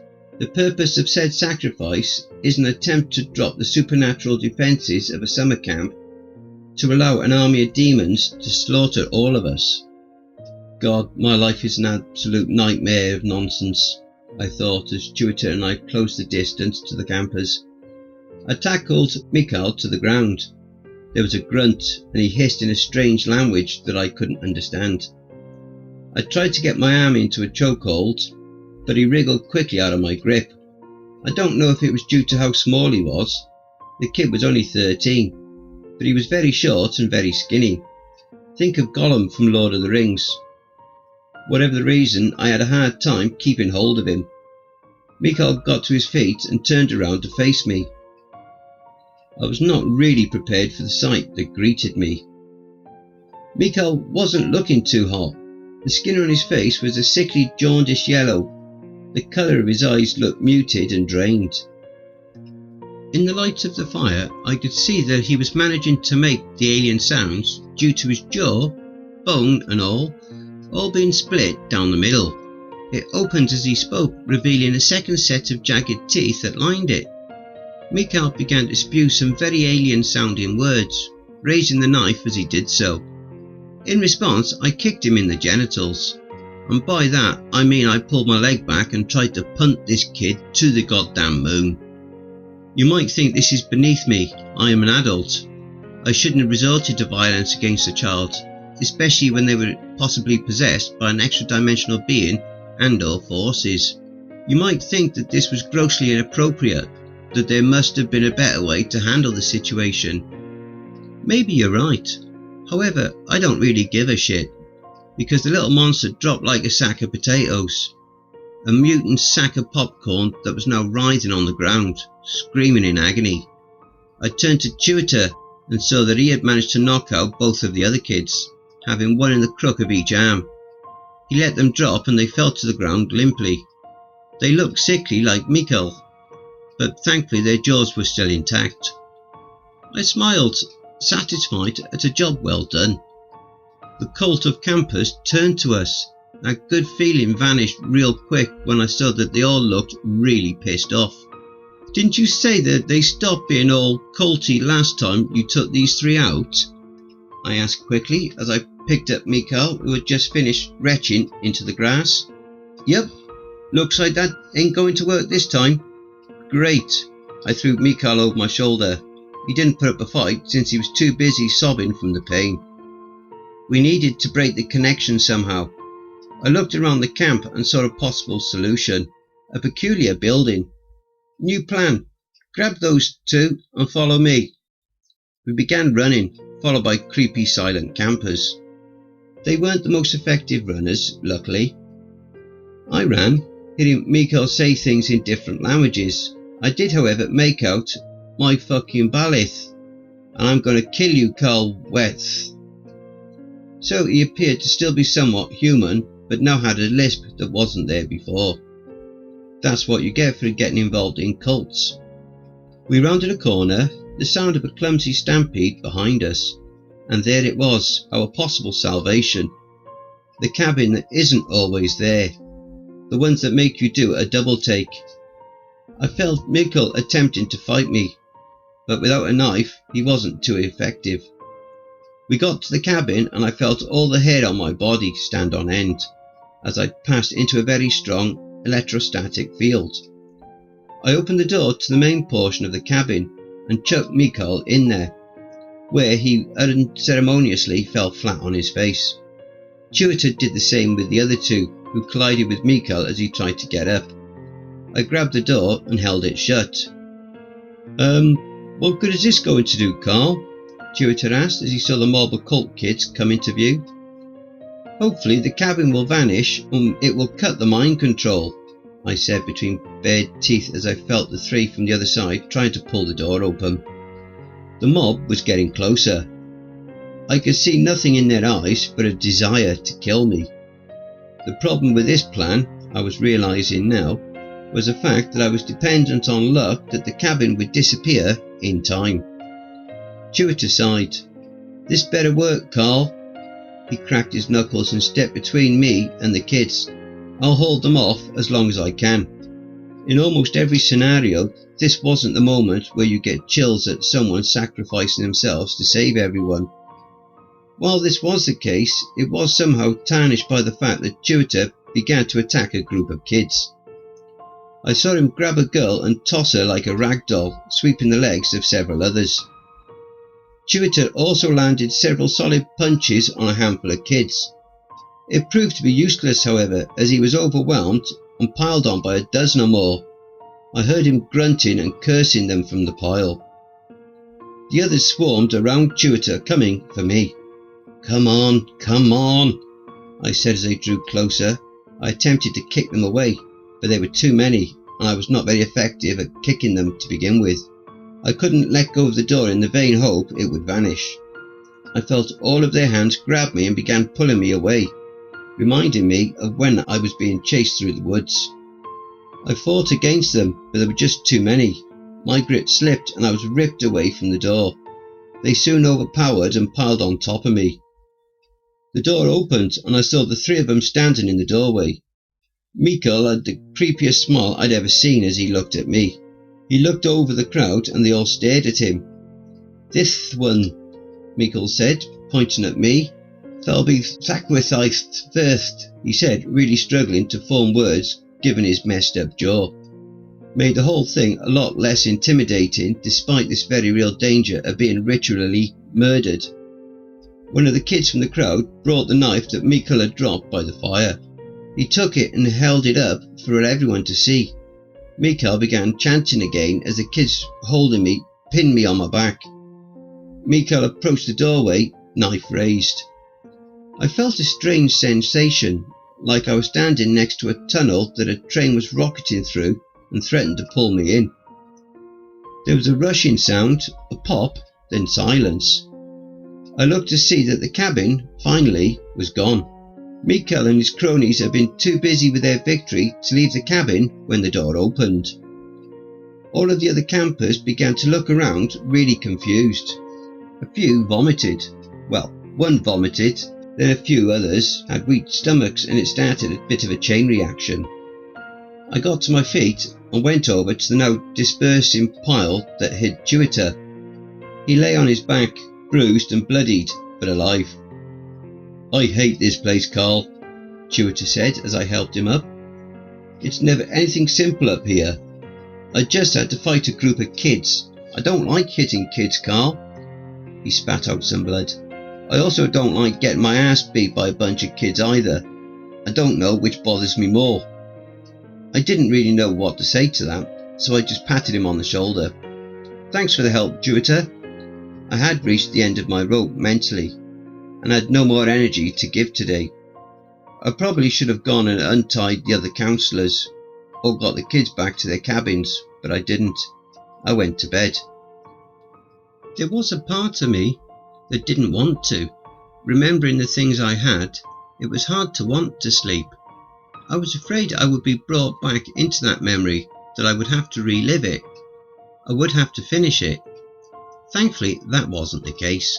I fell into a dreamless sleep. The next morning, most everything was back to normal. Got a few pats on the back from the other counsellors. We were all called together into the mess hall and decided what we should do. With the magic of the barrier failing, and Annie unable to do anything about it without taking it down entirely, we have to find a way to stop the demons before it gives out. By the end of the meeting, we decided that we were going to do what I had done the night before. We were going to charge into the opposing force and hope to reverse the summoning.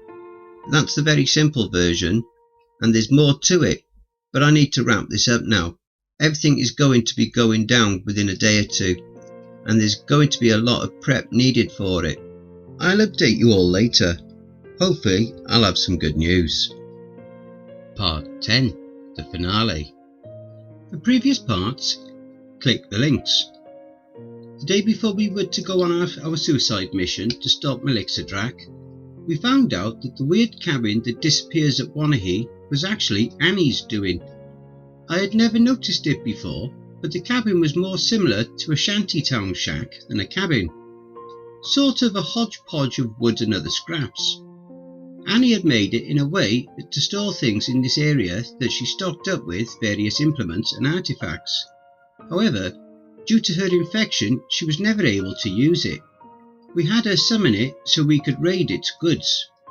Coot, Marcus and I stood ready to go into the shack and take down the 3 child cult leaders as soon as Annie summoned it.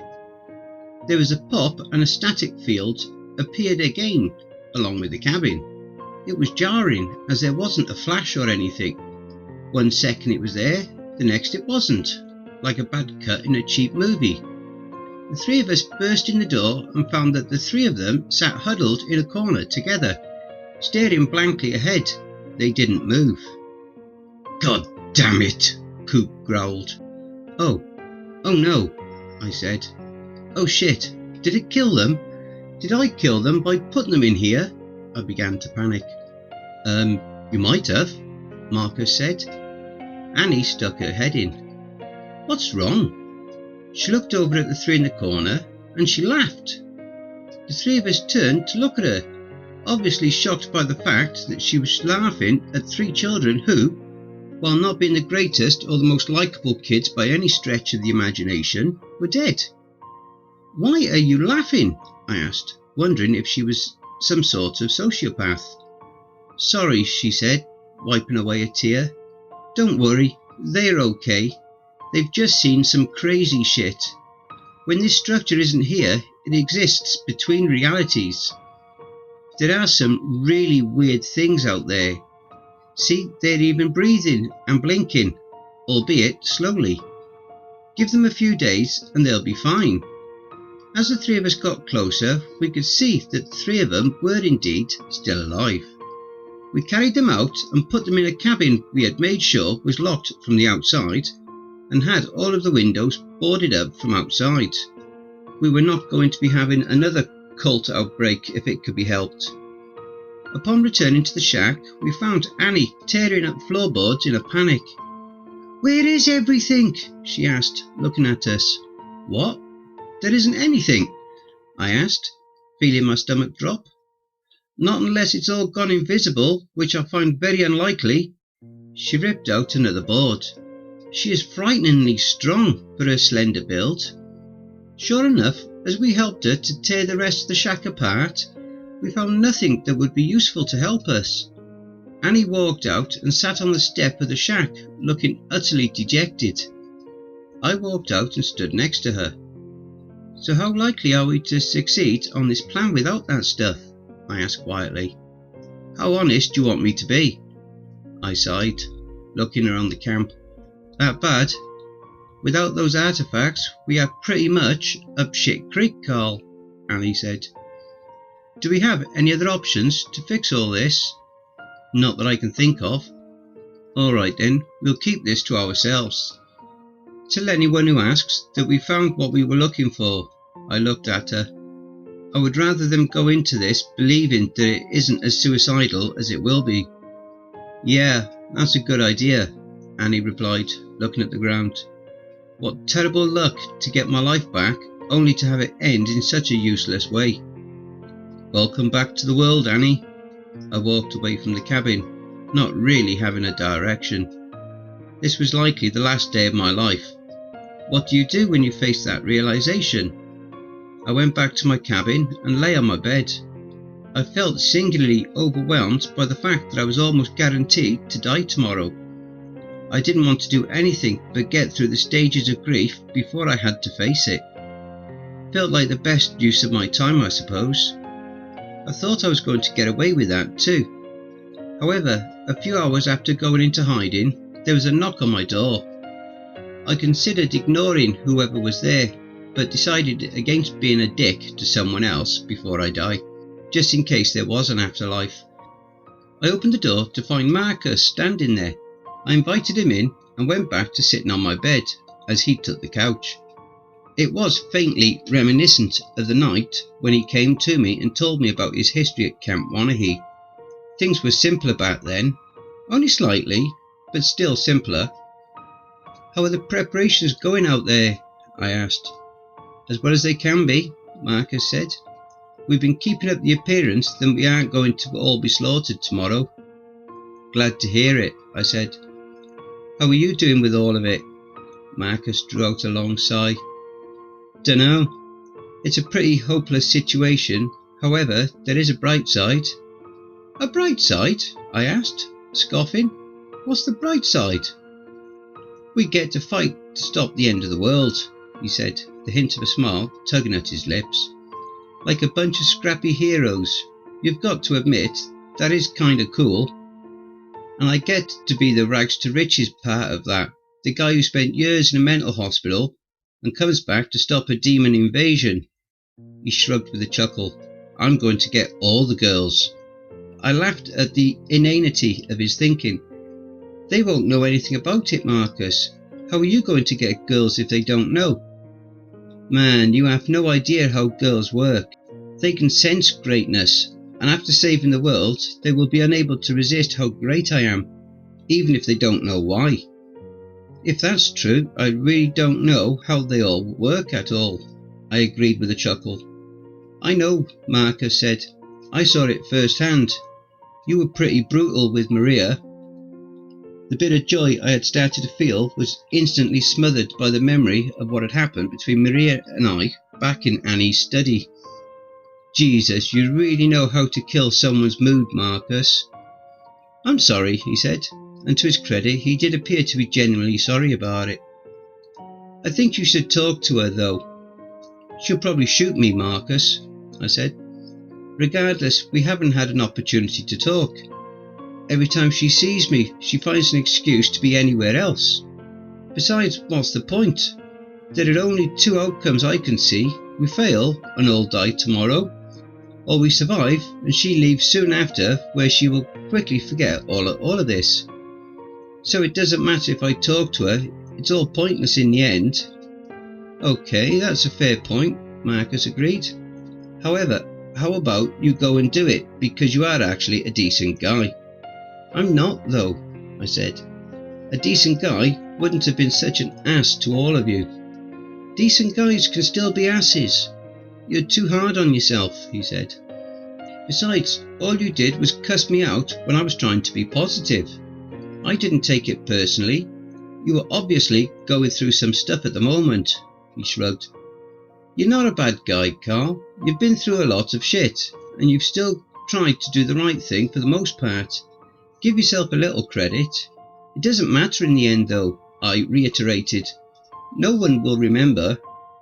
It does matter, Carl, Marcus said sternly. Acknowledging and trying to correct your mistakes always matters, regardless if anyone knows or will remember it. Kindness always matters. Fine, I sighed. I'll think about it. Marcus patted my leg and stood up. You'll do it because I know you're a good guy. I'll see you tomorrow. With that, Marcus left. What he said struck a chord with me that I wanted to ignore. The harder I tried, the more anxious I became. I knew it would be pointless, but after about an hour of trying to ignore the truth of what I needed to do, I got up and walked to Maria's cabin. I found her door open. Maria was inside, messing with the rifle she used on our expedition. I knocked on the frame. She stood up. When she saw it was me, she looked uncomfortable. Hey, Carl. Hey, do you have a minute? Maria turned her attention back to what she was doing. Sure. What's up? I walked in and sat in one of the chairs across from her. We haven't really talked since everything that happened in the cave. Uh-huh, she replied, continuing to focus on the barrel of the rifle. And I fidgeted with my hands. Well, I was wondering if we could talk about everything. I don't really know if there is much to talk about, Carl. Is there? I think there is. Maria raised her eyebrows, but didn't look up. Well, by all means, I'd love to hear what you want to discuss. I wanted to apologise. I was an absolute piece of shit to you. I began picking at the table where some of the laminate had chipped away. That is one way to describe it, Maria nodded. I do care about you, Maria, I said. Why were my hands shaking? I could face down creatures, but couldn't have an uncomfortable conversation with someone. It's just that Jesus, Carl, Maria cut in, finally looking at me. Don't do this. What? This, she motioned to me. This whole situation. This conversation. I don't want to talk about it. I already said my piece on it in Annie's study, she said. After you told me very clearly that you didn't care. I looked down. I was ashamed of what I had said. Having it thrown back at me was horrible, but deserved. Yeah, I wanted to tell you that it wasn't true.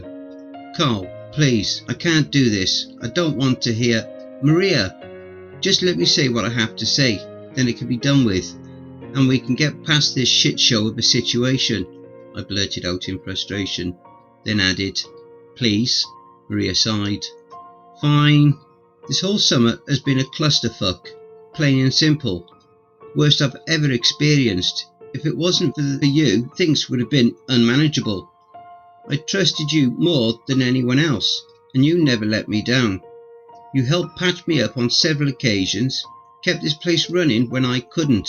I looked at her. You've been the closest friend I've had during my time here. It hurts to get close, then be forgotten. Maria met my eyes. So why did you let me get close? I guess I needed it. I needed to have friends. I needed to have you and Marcus in all of this. Hell, even Coot, despite the fact he's a prick. I don't think I could have made it without all of you, I said with a sigh. You all helped me realise I need to confront some things. I'm sorry for what I said, because I do care about you. I wish I didn't, because it's going to make everything so much worse when you leave. I'm sorry for what I said. I am really going to miss you. Maria nodded. Well, I'm glad to have been able to help. She stood up and walked to the door. I don't forgive you, but thanks for the apology. She left. I felt hollow. I got up and wandered out to the camp. The sky had begun to turn a deep maroon, which felt ominous. And while it was only 3 in the afternoon, I went to my cabin. I should have kept to my original plan of spending the rest of the day in existential dread of my impending death and ignoring everyone else. I kept to that plan the rest of the evening and saw no one else until the next morning. In the morning, those who were going to head out gathered together, 15 in total. The rest we left behind to take care of the kids. Not that it would matter if things didn't work out, but we were hopeful. We also didn't have enough weapons to go against all of this to arm everyone anyways. We emptied our armoury of all the available weapons and anything else that might be of use to us. We didn't have much in the way of heavy hitters. There were a few that we had taken on our expedition, but we didn't know how well the others would do. We made sure to take everything that was silver, as that had proven effective enough. There was a pretty big stock of arrows that had silver tips to them. I don't know how Enola's tribe got so much silver, or how Coot got so many gifts from them, but I won't look that gift horse in the mouth. I wasn't ever great with a bow, and I wasn't terrible with it either, so I and most of the other counsellors grabbed those. We even managed to fashion an impromptu flamethrower using a weed sprayer that we filled with moonshine and stuck a butane torch on the end of it. It was clunky and didn't get much range, but any port in a storm. With our various weapons and implements ready, Annie cast a spell that made all of us invisible to everyone but each other. She told us it would last for only 40 minutes or so. With the summoning happening a couple of miles away, we needed to hurry. We separated into 3 different groups. Coots and Marcus were in one, Annie and Maria in another, then Jupiter and I in the last group. The other 9 counsellors were split up amongst the 3. We all began making our way at a jog, avoiding causing noise wherever possible, as it would still draw attention. We needed to get to the summoning without being noticed for this to work. Surprise was our only advantage. If we lost it, we would lose everything. The closer we got, the more monstrosities we came across, forcing us to travel slower or stop altogether and wait for them to pass. The forest had become corrupted here. The trees were twisted in unnatural ways, or looked rubbery and limp. The colours were off too. The grass was brown and the trees had ranged from ashy grey to a mustard brown. The sky we saw through the trees turned a deeper maroon the further we went. Not long after, we edged close to the clearing. We all knew that the only chance we had was a mad charge towards whatever was summoning Melixidrak. As we looked into the clearing, there were so many strange things. Colours that didn't make sense, or smells I couldn't define. Wind whipped at the dead and trodden grass within the clearing, but very little of it could be felt where we were. In the centre, we saw it, the portal. Light flashed and streaked through it, inverting and leaving after images both light and dark. In the centre of it all, I could see her, the self-titled Mother of Demons, who Annie had locked away onto her own plane because of how dangerous she and her children were. My best guess was Melixidrak was somewhere near about 30 feet tall, though it appeared that a third of her was still left on her side of the portal. She was perhaps half as wide. Her body looked slick and oily, veins and arteries could be seen near the surface, branching in fractal patterns across Melixidrak's stretched and bulging worm-like mass. She had no head, her mass having absorbed her neck and head long ago. Her face was distorted and twisted into something so grotesque it was painful to look at. She had 10 eyes, arranged in a circle all around a central toothy maw. There were 5 arms that were easily 20 feet long and spindly, spaced equidistant around her torso. On the ground were symbols which the flashing lights streaked from. Looking at them made my head hurt. There were 10 figures which appeared to be more emaciated and smaller versions of Melixodrak. Words rolled from them like a cacophony of screaming thunder. They undulated as the portal grew slowly to accommodate more of her. There was an overwhelming sense of fear mixed with acceptance, the feeling one gets when they know they are dying and there's nothing left to stop it. We all felt it. I could see it across everyone's faces.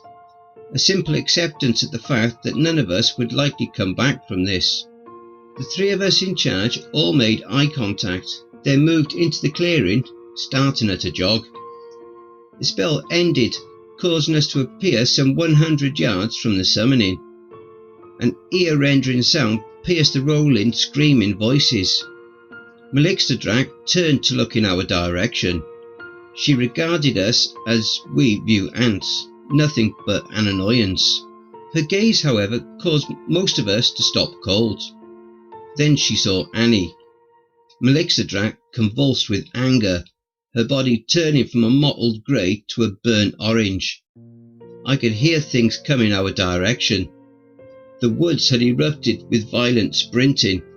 I saw a menagerie of horrors in the shadows, illuminated by the flashes.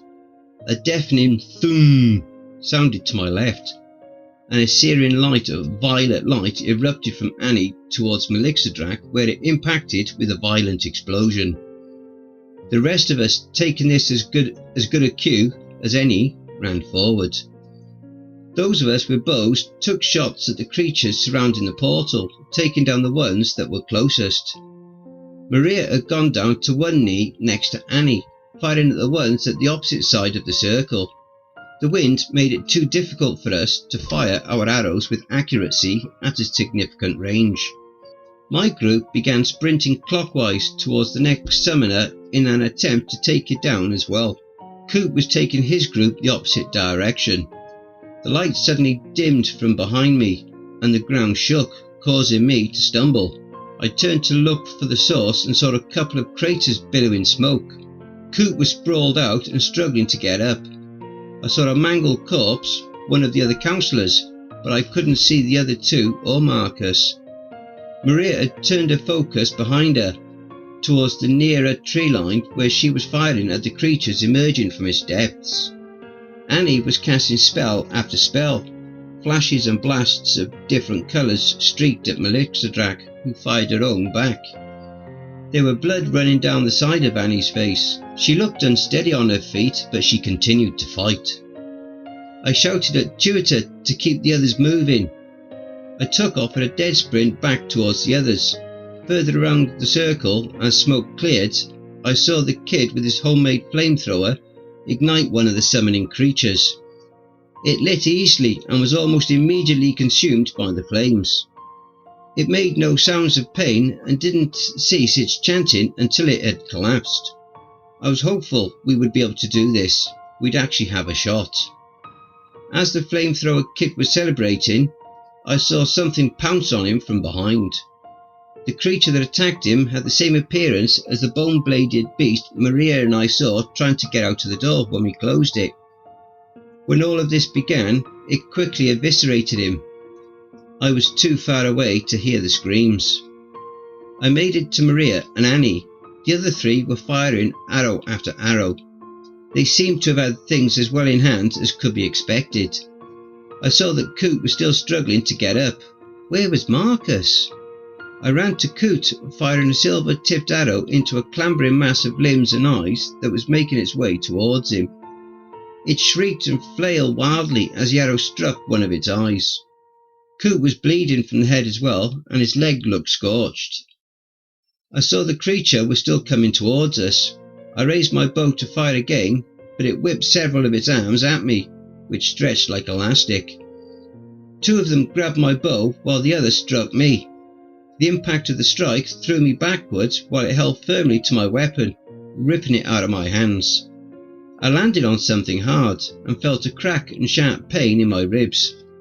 I grabbed the object and found it was Coots' shotgun. The carvings and runes that ran up the shining silver barrel glowed faintly. With a gasp I got to my feet, my ribs protesting, and ran towards the thing about to kill Coot. It looked at me with a dozen eyes, and as it prepared to whip at me again with its arm, I raised the gun and fired. The runes flashed and the explosion that came out of the barrel flared blindingly white, like burning magnesium. The horror screamed in agony as the shot ripped through its soft flesh. It writhed violently, spurting black blood everywhere before falling into a twitching mass, then finally still. The rest of the creatures seemingly ignored us, running past us. They ran towards Annie and Maria. The spells had stopped flying, and I saw that Annie had put up a shield of some sort, a bubble. 2 of the other counsellors were down. The creatures were ravenous, trying to break it, and I saw cracks forming. Melixodrak looked at the sight, and I was able to read her alien features. I knew it would show smug satisfaction at her victory. As I looked at her, feeling completely defeated, I saw movement near the portal. It was Marcus, limping weakly towards her massive form, completely disregarded by Melixodrak. He was holding the dagger. The ruby of it glowed dully. The smoke of the explosions must have obscured him from Melixodrak and myself. One of the horrors to our left noticed him, a thing with 3 legs, pupilless, coffee-stained brown eyes, and a jagged maw and 2 tongues. It galloped hungrily at Marcus. He didn't notice. I began running, calling to get his attention. He couldn't hear me over all the chaos. Even though the creature was short and its legs were thick and stubby, it moved with an unnerving grace. I didn't think I could get to him in time. My chest burned and screamed in protest of my laboured breathing against my cracked ribs. Unsure as to whether I was going to get close enough, I fired a round at the monstrosity, hoping to distract it. As my eyes burned from the blinding light, I saw it change course and charge at me. It screamed in rage at the source of the light. The little aberration was fast. I barely had time to chamber another round and take aim before it was on me. I fired, the blast erupting in a gout of white fire and metal. The shot did absolutely nothing to it. Shocked, I cocked the gun again, thinking I might have been too far away. I took aim to fire again, but was too slow. I felt its leathery, prehensile tongues grab my throat in a vice-like grip. It screeched as I tried to keep my balance and stop from falling in. In that split second, I saw its skin was hard and almost rocky in texture. This gun wasn't going to do anything to it, but it was all I had. In the last-ditch effort, I jammed the gun into its open mouth and fired. The boom was muffled by the creature's body, and it jerked violently from the point-blank blast, causing me to lose my balance and my grip on the gun. The tongues went limp, and I slumped awkwardly to the side. My face was covered in a nauseous substance, and I had to force down my desire to retch, but it didn't move. I pulled the gun out and cocked it again, looking around for Marcus. I saw him, a few yards away from Melixodrak. I could see another creature behind him, jerking and flailing as it turned grey and blown away by the wind. Fucking hell, we might just do this. If the dagger was as strong as Lederon claimed, we could just kill her. I felt a heavy presence and looked up to see Melixodrak looking at me. Then she noticed Marcus. She gave a heavy guttural scream as one of her arms shot towards Marcus. Praying to whatever might have been listening for this to work, I raised the shotgun at the arm and pulled the trigger. Click! No! No! Marcus raised the knife and was impaled by the dagger like fingers of Melixodrak. His body barely moved as it passed through, as if he hadn't noticed it. Marcus's hand was still raised, but he now looked down at the alien limb that had pierced his abdomen as it lifted him up towards her face. I fell to my knees, hearing Maria's screams somehow piercing the deafening sounds in the clearing. I saw Tuita and 2 others fighting desperately. He was using his rifle as a club. That was it. It was over, and we had failed. I looked up, seeing Melixodrak study Marcus with one of her eyes that were the same size as his head. He was bleeding profusely, and I couldn't tell if he was alive or not. The knife was still in his limp hand. She studied him, speaking in a voice that I felt in my chest. As she spoke, Marcus gripped the dagger and drove it into her eye. It burst with yellow fluid and she screamed. The ruby on the hill burst alight, blindingly bright. He stabbed her again before she could whip him away, sending him careering like a limp doll to the ground dozens of yards away. Marcus flipped and rolled violently and he crumpled into a heap. Melixodrak screeched again, clawing at her eye as the flesh turned grey. It cracked and began to turn into dust, spreading its ragged fractals across and through her body. She writhed and shook. The forest around us erupted with inhuman screams of horror. All of the creatures I could see were running away, trying to flee. The portal began to falter. The creature performing the ritual were clawing at their own flesh. As Melixodrak's form disintegrated, it flowed into the rift first as a stream, then a river. I could see creatures begin crashing through the trees and careering towards the failing opening. I dropped to the ground, hoping to avoid being knocked into the portal by a flying demon body. The rushing of wind and screams were overwhelming. It felt like it dragged on for hours, being stuck by flailing limbs and bodies. Without warning, there was a boom which blew me across the open field, causing me to ragdoll across the grass. All was silent. When nothing else happened, I lifted my head to look at my surroundings. The sky was now a strange swirl of maroon, purple and blue, as the sky above began to come through. The rest of the surroundings still looked bleak, an alien wasteland, pockmarked by craters and smouldering areas of grass. Maria and Annie looked to have survived. The shield that Annie had put up protected them from the onslaught of creatures. Coot was sitting up, looking confused and dazed, and I saw Tutor and one of the two counsellors that had stuck with him coming our way as well. Finally, I looked over to where Marcus lay crumpled and unmoving. With effort, I stood up and began walking over to him. I knelt by him, unsure of what to do. He wasn't breathing, and his wound was no longer hemorrhaging blood. There was no way around the fact that he was dead. I didn't know Marcus as well as I wish I had at that moment. He was a good man who'd suffered a lot because of this place. He'd been helpful. He went out of his way to help Maria and I when he didn't need to. And this is what he got for defeating a world of ending evil. A hole through his abdomen and his body shattered and broken on a field in the middle of nowhere. I heard footsteps approach, quiet, reverent. I turned to Annie as she walked up, Maria supporting her on her unsure legs. "Is there anything you can do?" I asked quietly. Annie shook her head. "Once life has been extinguished, it is gone. I have no way of bringing him back. I'm sorry." I felt a sickening numbness at all of this. Maria was crying. Coot had limped over, and once he saw Marcus, he cursed under his breath. The others said nothing. Time dragged on for quite some time until Coot finally spoke up. "Did anyone else make it?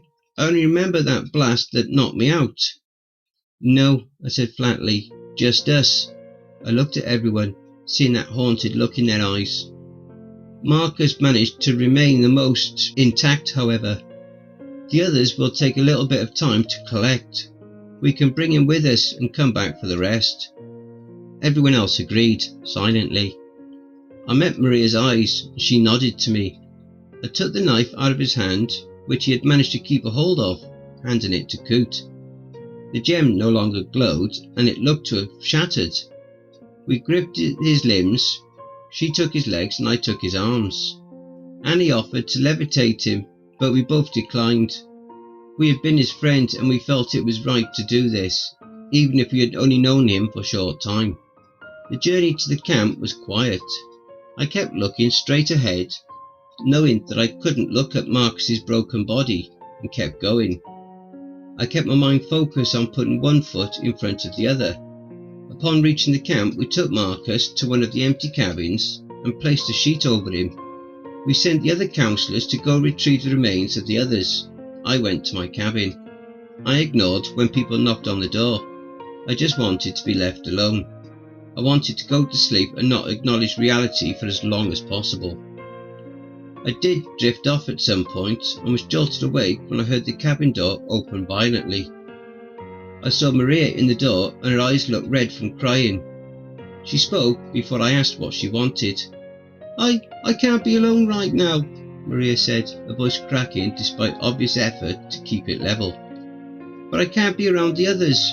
Coot has drunk himself into oblivion, Annie took off for her home, and Tutor has gone to check the ranger station. The other counsellors are all happy. I want to know what happened. They keep trying to talk to me. You're the only one I can possibly stand to be with right now. Sure, come in. I sat up and moved over for her to join me on the bed. She sat down and pulled her knees to her chest, wrapping her arms around them. How do you do it? She asked. How do I do what? Remain so detached, Maria said. I don't have the luxury to do otherwise. There is so much going on here that I can't afford to feel much, at least until the summer is over. I just have to put it off until everyone is gone. Then I have around 9 months to fall apart and put myself back together. That sounds miserable, Maria said. It is. Most years aren't like this. Most years are just strange, not nearly so dangerous. Still, Marcus wasn't the first one I've seen die. I know. I figured with you being here and all, you've probably seen things I never wanted to. She leaned her head against my shoulder. You shouldn't have to be alone. I don't want to be, I agreed. I can stay. No, you can't. I know, Maria whispered. I leaned my head against hers. Her hair smelled fruity, mixed with oil from her skin and stale sweat. I wish you could. I would rather you would, but you can't. Maria nodded. I'm sorry about how I acted earlier. You don't need to apologise. I understand why you did what you did. I put my arm around her shoulders in reassurance. I forgive you. I forgive you too, she said. I wanted to stay mad at you. It would make leaving easier, but... She trailed off. I felt a weight lift off of me. Thank you, I whispered. Maria nodded. That's where the conversation died. We fell asleep together. There was some deep part of us that needed that physical human connection. The need to know you aren't alone and there is someone else who might understand your situation. It was the best night's sleep I'd had in ages. The next day we had a funeral for all of those that had died fighting. Marcus had been wrapped up in a shroud, deep emerald in colour with gold threading that wove an elaborate pattern of shapes and symbols. We did the best we could with the others. Some of them had only been eviscerated, others we found only pieces of. Those we could we wrapped in shrouds as richly coloured and intricately decorated as Marcus's. The bright colours felt almost inappropriate when it came to the situation. Being at Wanahee, however, it seemed to fit perfectly, bright and rich colours at a funeral. Everyone participated in some way. The kids sang a terrible version of Amazing Grace. Since they only had an afternoon to practice, it can be forgiven. Everyone else helped with digging or placing the remains in their respective resting places. Maria gave the eulogy. Everyone else added in things they remembered about the dead. When there was a pause from people saying their piece, I stood up and walked to where Marcus lay. I had been thinking about what I would say, and as I stood there, none of it seemed to fit, so I decided to just wing it. The night before we went out, Marcus came and found me in my cabin. I wanted to be alone, but I knew I wasn't going to be able to convince him to leave me alone. We talked, and he told me something profound that I've continued to think about. He told me to always try to correct my mistakes and to be kind, even if no one would remember it. Marcus was like that. He was kind, even if others weren't kind to him. That's who he was. I looked at everyone gathered around. I know most of you won't remember your time here. You won't remember what happened. You won't remember each other. You won't remember me. And you won't remember who this funeral is for. You won't remember Marcus. That's okay. I'll remember all of this for you and for them. But I want you to remember what Marcus said. I want you to be kind, and I want you to try to be better. Fix your mistakes when you get home. I hope that you will at least remember that. I would never want to forget that, even if I could. I sat down next to Maria, who put a hand on my back. I wiped away the tears. The kids all took turns putting handfuls of dirt on the graves, marring the bright colours with dark earth. As they all walked away, most of the counsellors went with them. The rest of us finished burying our departed friends and co-workers. When we were finished, we all stood before all of the graves. Each was marked with a simple cross. Not due to any religious affiliation, but because it's an obvious grave marker when all you have are 2x4s. The kids painted each to match the shrouds, then painted the names and decorated them. It was sweet, if a bit sloppy looking. I think they all would have appreciated it in some way. The rest of the day was a blur. It was the end of the summer. We cut it early given the whole demon invasion, and everyone was packing. By mid-afternoon, the bus was brought back to life, and tutors started shuttling campers and counsellors down into town, where they would have different travel arrangements to get them home. The final bus was being loaded up as the sky began to turn orange. I was helping load up the various duffel bags with Maria. It was going to be a sombre end to a melancholy day. "Is that everything?" I asked, straightening up and stretching my back. The kids all sat on the bus and were chatting excitedly. "Well, there's one last thing." Maria handed me a piece of folded up paper. I took it. "What's this?" "In case you get lonely," she said. I opened it and found a phone number. "You want me to call you?" "Yeah," she smiled. "It's going to be lonely, I'm sure. And it would be very nice to hear your voice, even if I don't remember who it is. Who knows, maybe I will remember you if you call me." I couldn't help but smile at that, at how optimistic she was being, even now. "I hope you do, but I won't hold it against you if you don't." Maria came forward and wrapped her arms around me. I couldn't remember the last time a friend had hugged me. It had been years, since before first coming to Wanahee. I felt a familiar warmth within myself as I put my arms around her. I didn't know when I would have a chance like this again, so I clung to it, like a life preserver in the middle of an ocean. Things that would be alright eventually if I just held on to this and to the memory it would create. We started to pull away and she kissed me, a simple, sweet and innocent kiss. Maria's lips were warm and soft, and the love I felt from them was pure and genuine. There was no hint of lust and there was no infatuation, simple affection and love. "I hope you find Ruby, Carl West. I hope you allow yourself to remember her, and I hope you can resolve what happened so you can leave one day." Maria smiled at me. "And when you do, come find me so we can be friends again. Promise me you'll do that." "I promise I will, and I'll even try calling from time to time," I said, returning her smile. "Good." Maria wrapped me in another quick hug. "I'll miss you." "No you won't," I said. She pulled back and winked. "I will see you again, Carl West." "I hope so. Goodbye, Maria." Maria got on the bus and waved from the window. I waved back and watched the bus drive down the road, eventually disappearing around a bend. All in all, that could have been a much better depressing goodbye. I sighed and walked back to my cabin, where I began writing all of this down. The phone started to ring. I didn't know who would be calling, but decided to answer anyways. "Carl," the owner said. "How are things at my favourite little getaway?" "Oh hey, I didn't expect you," I said, sitting up more. All things considered, we've been better. Had to bury a lot of people, stop the demon invasion that threatened to take over the world, and I'm likely to die alone." Carl, I don't know when to take you seriously. Demons? What a crazy imagination you have, he laughed in a noticeably fake manner. You were the one who told me Melixidrak was a demon god from some other plane of existence.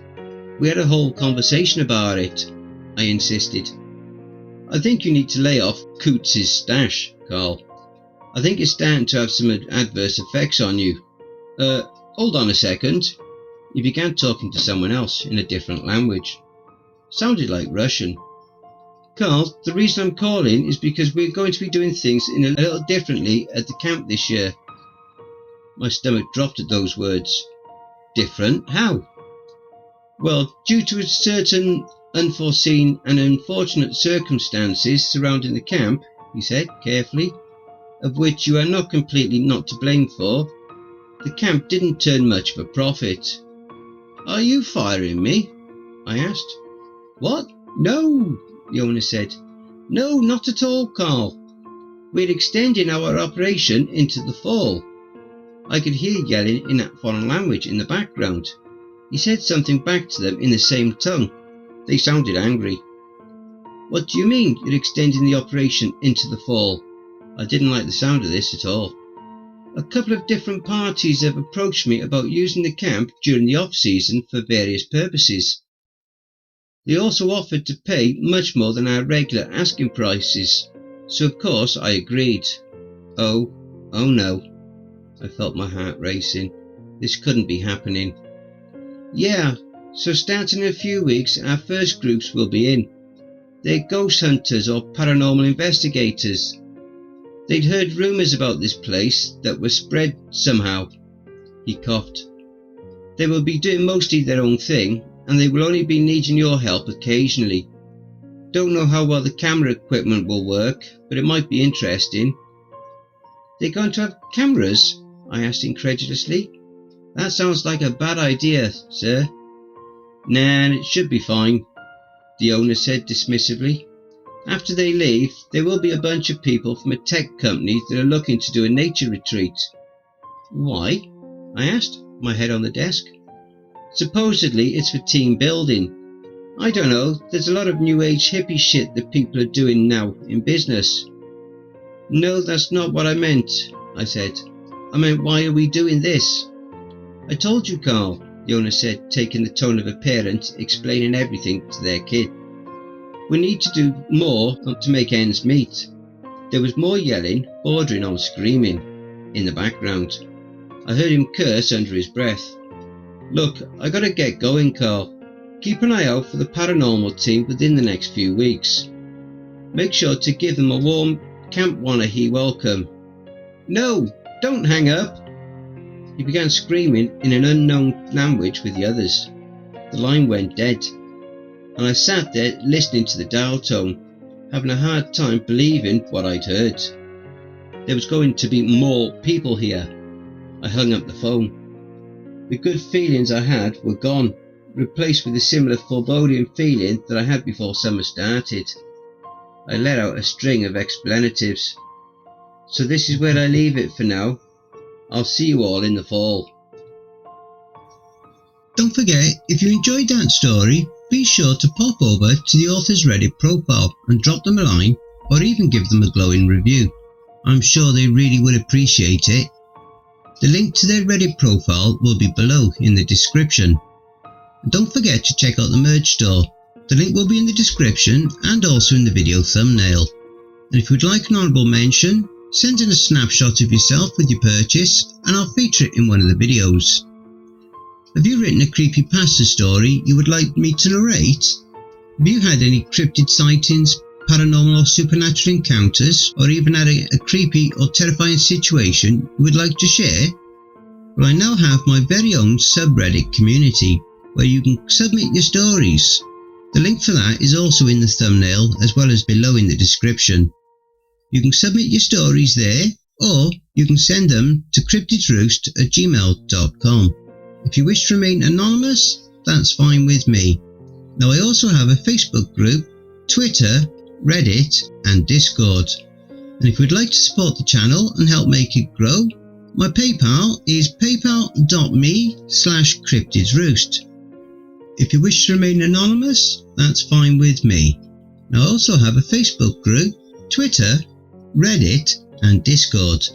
And if you would like to support the channel and help make it grow, my PayPal is paypal.me/cryptidsroost, and any and all donations would be gratefully received.